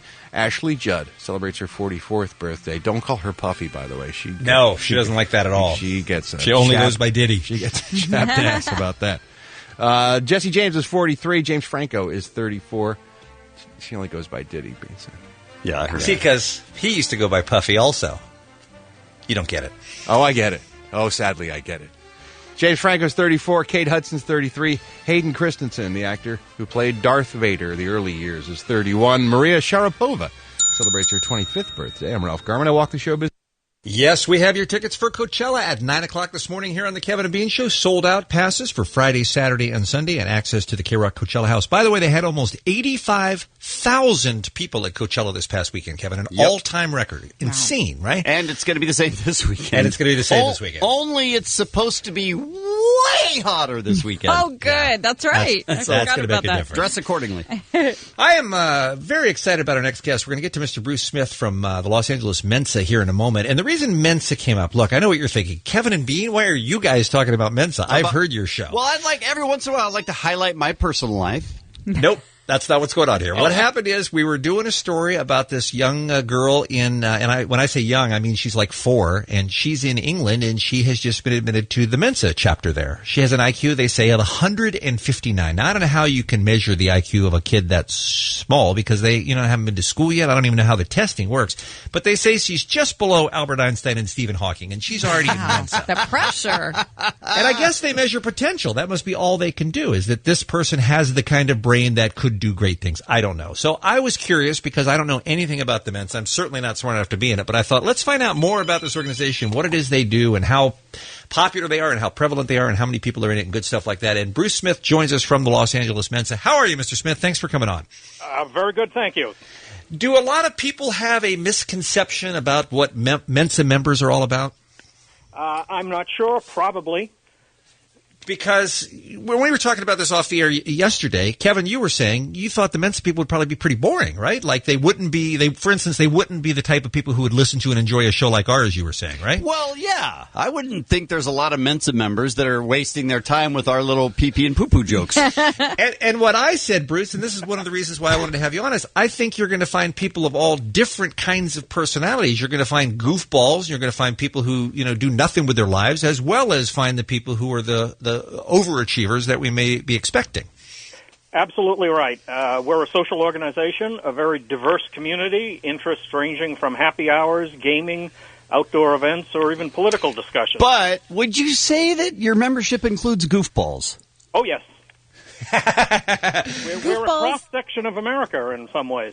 But, do you mean goofballs in the terms of, like, just weirdos? Or do you mean, fun people? What I mean, yeah, good question. Yeah, good I know question. what you mean, Kevin. Because maybe you think weirdo or strange or eccentric when you hear that word. I think silly. Yes, we're human. Nope, I don't think that's true. Bruce, tell us a little bit about how Mensa works. I mean, is it a test that you take if you want to be a member? Is that what you do? Yes, actually we have monthly testing, and the website would direct you to that. The sole requirement for admission is to score in the top 2 percentile of a standardized intelligence test. And what kinds of things are in a test like that? Because, as you know, there's lots of different kinds of smart people. Yes. When we administer, I think it's actually 2 tests. Stanford Binet is one. I'm not sure what the other one is. But any professional psychologist, I believe, can administer an IQ test. Okay. And that's how I think some of the children get in. Their parents have them tested and then choose to enroll them. Is it true the 4-year-old is not the youngest person in Mensa, that there's an actual 2-year-old in there? That was what I was told by one of our members, yes. The youngest was 2-year-olds, and I believe the oldest was 107. That doesn't make for a fun party. No! The 2-year-old, the 107-year-old, what are they going to talk about? If you're a member of Mensa, are there clubs, are there meetings, are there benefits? Quite a few monthly events. Ranging from beer on a boat is a fairly popular one. We have a monthly business meeting, which is members only. All the rest are open to the public. Happy hours, political discussions. We've recently started our urban hike again, just to get a little exercise. How about that? Now, I notice as of March 2011, this information that our producer sent out to us, Bruce, says that there are fewer than 2,000 Los Angeles Mensa members. For the population in Southern California, that seems extremely low to me. Yes, there's a lot more people that are qualified that haven't bothered to join. And why do you suppose that is? You don't throw good parties. That's a very good question. They have busy lives is one reason. We are an all-volunteer organization. It is primarily social. So if people have too busy a life, then they might not be interested in joining. And what's the primary reason? Certainly busy. Yeah, what's the primary reason people do join? Is it because they want to hang out with people that they think they'll have something in common with? That would probably be an excellent guess. I don't know for sure. One of the slogans we talk about is, "We get your jokes." That's funny. I can imagine somebody in Mensa talking to me for 30 seconds and going, I need to join a group. I need to get away from talking to civilians. Bruce, how are the chicks in Mensa? Wonderful. I don't think that's what he's asking. Are there some hotties? Yes, there are. Okay. But hottie by smart girl standards. Not necessarily. Like I say, we are a cross-section of America, and you draw your own conclusions about the percentage of hotties in the United States out of 300 million citizens. Yeah. Well, according to the data, general membership is 66% male of Mensa. This is nationwide, I guess. 33% female, so it's maybe not a great place to meet women. But I was surprised to see the percentage of young people. 31% are Gen Xers between the age of 27 and 48. So I think there's a good possibility that we have Mensa members listening to the Kevin and Bean Show right now. What do you think, Bruce? You think we're likely to get some to call in? I couldn't say about calling in, but it's possible, sure. Can they not dial?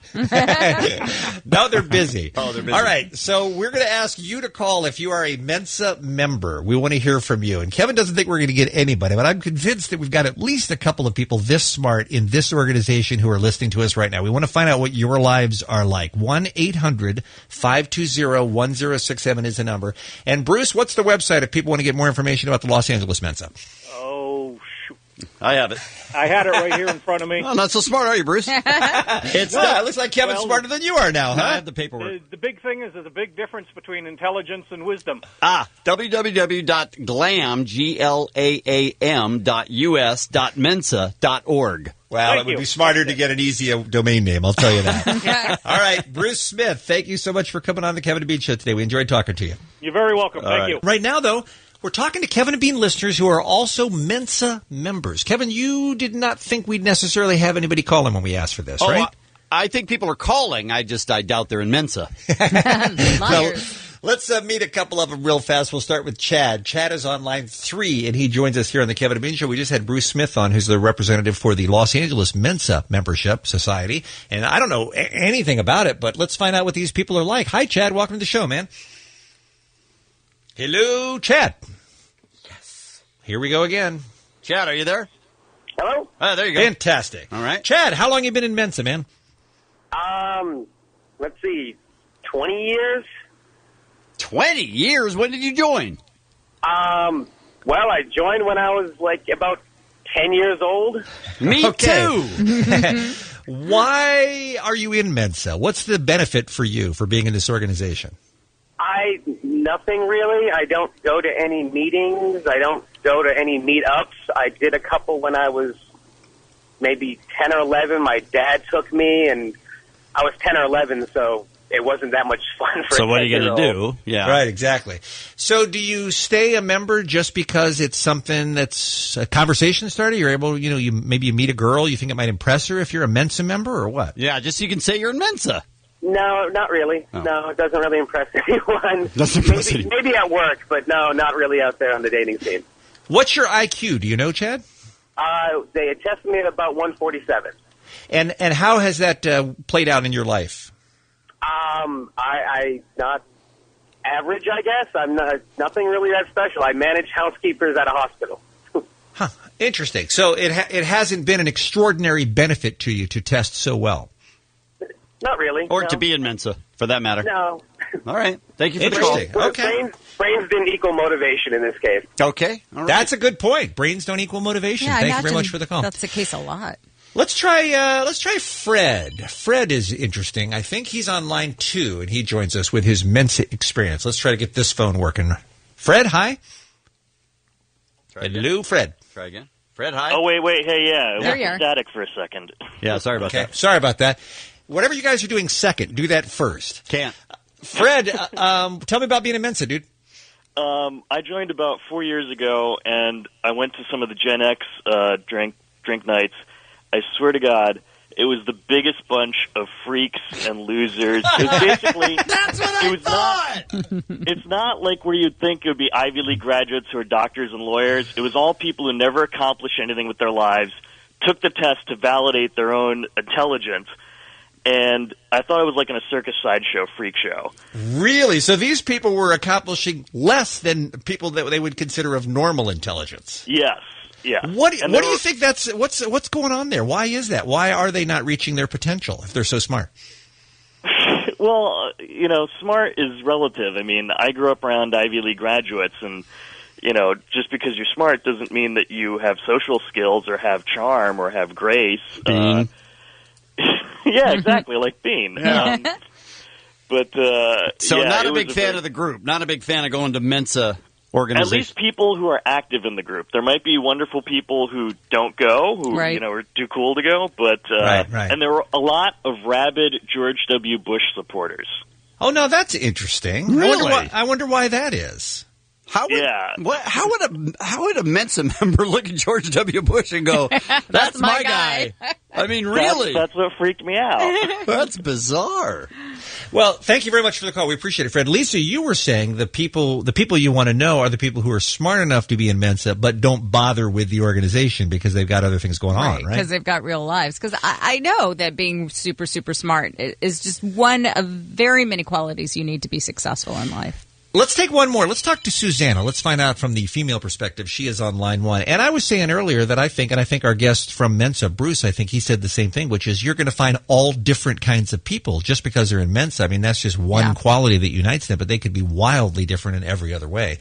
Hi, Susanna. What's your experience been in Mensa? How long have you been in, first of all? There she is. Susanna. Yeah. Hi. Hi. How long have you been in Mensa?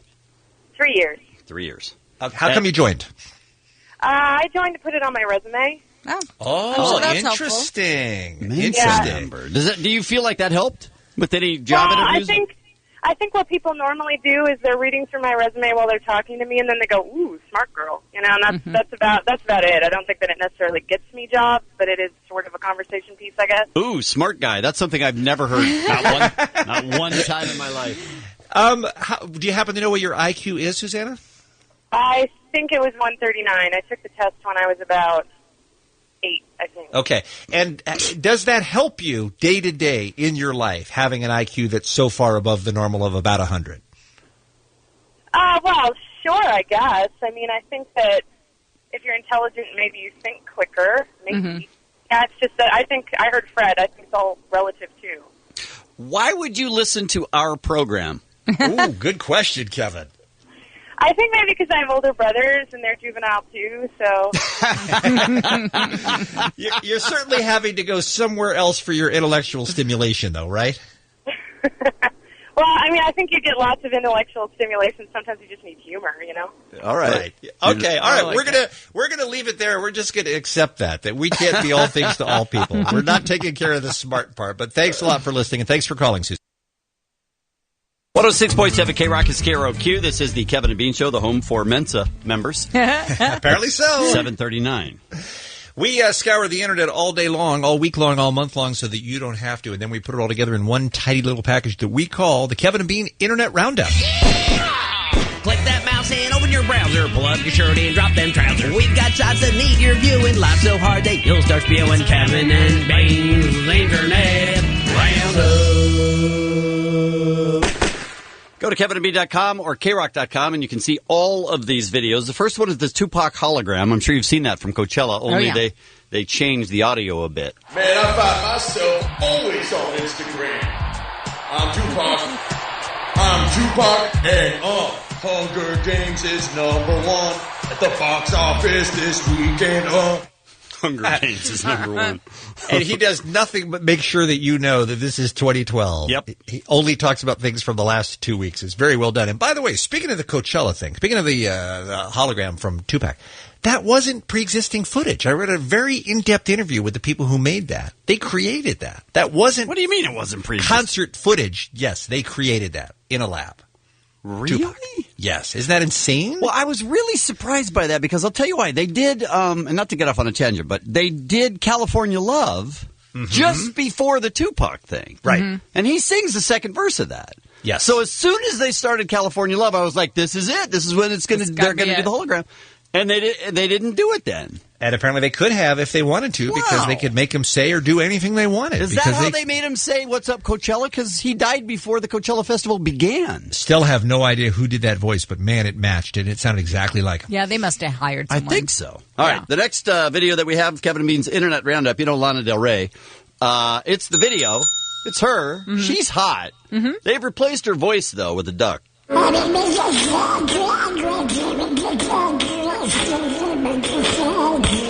Pretty funny to see this coming out of her mouth.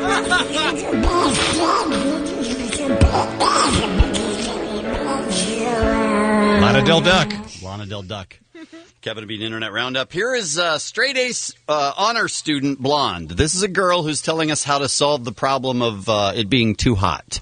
And you might want to think about this. Maybe when you go out to Coachella this weekend, it's supposed to be pretty hot. So this is her suggestion as she's sitting in a car and she's sweating. They should invent air conditioning outside.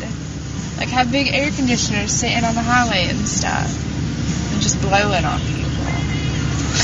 Air conditioner outside. Are you serious? Yeah, Do you think I've that thought would about work? this before. I mean, not like humongous. Well, yeah, they have to be pretty big. Yeah.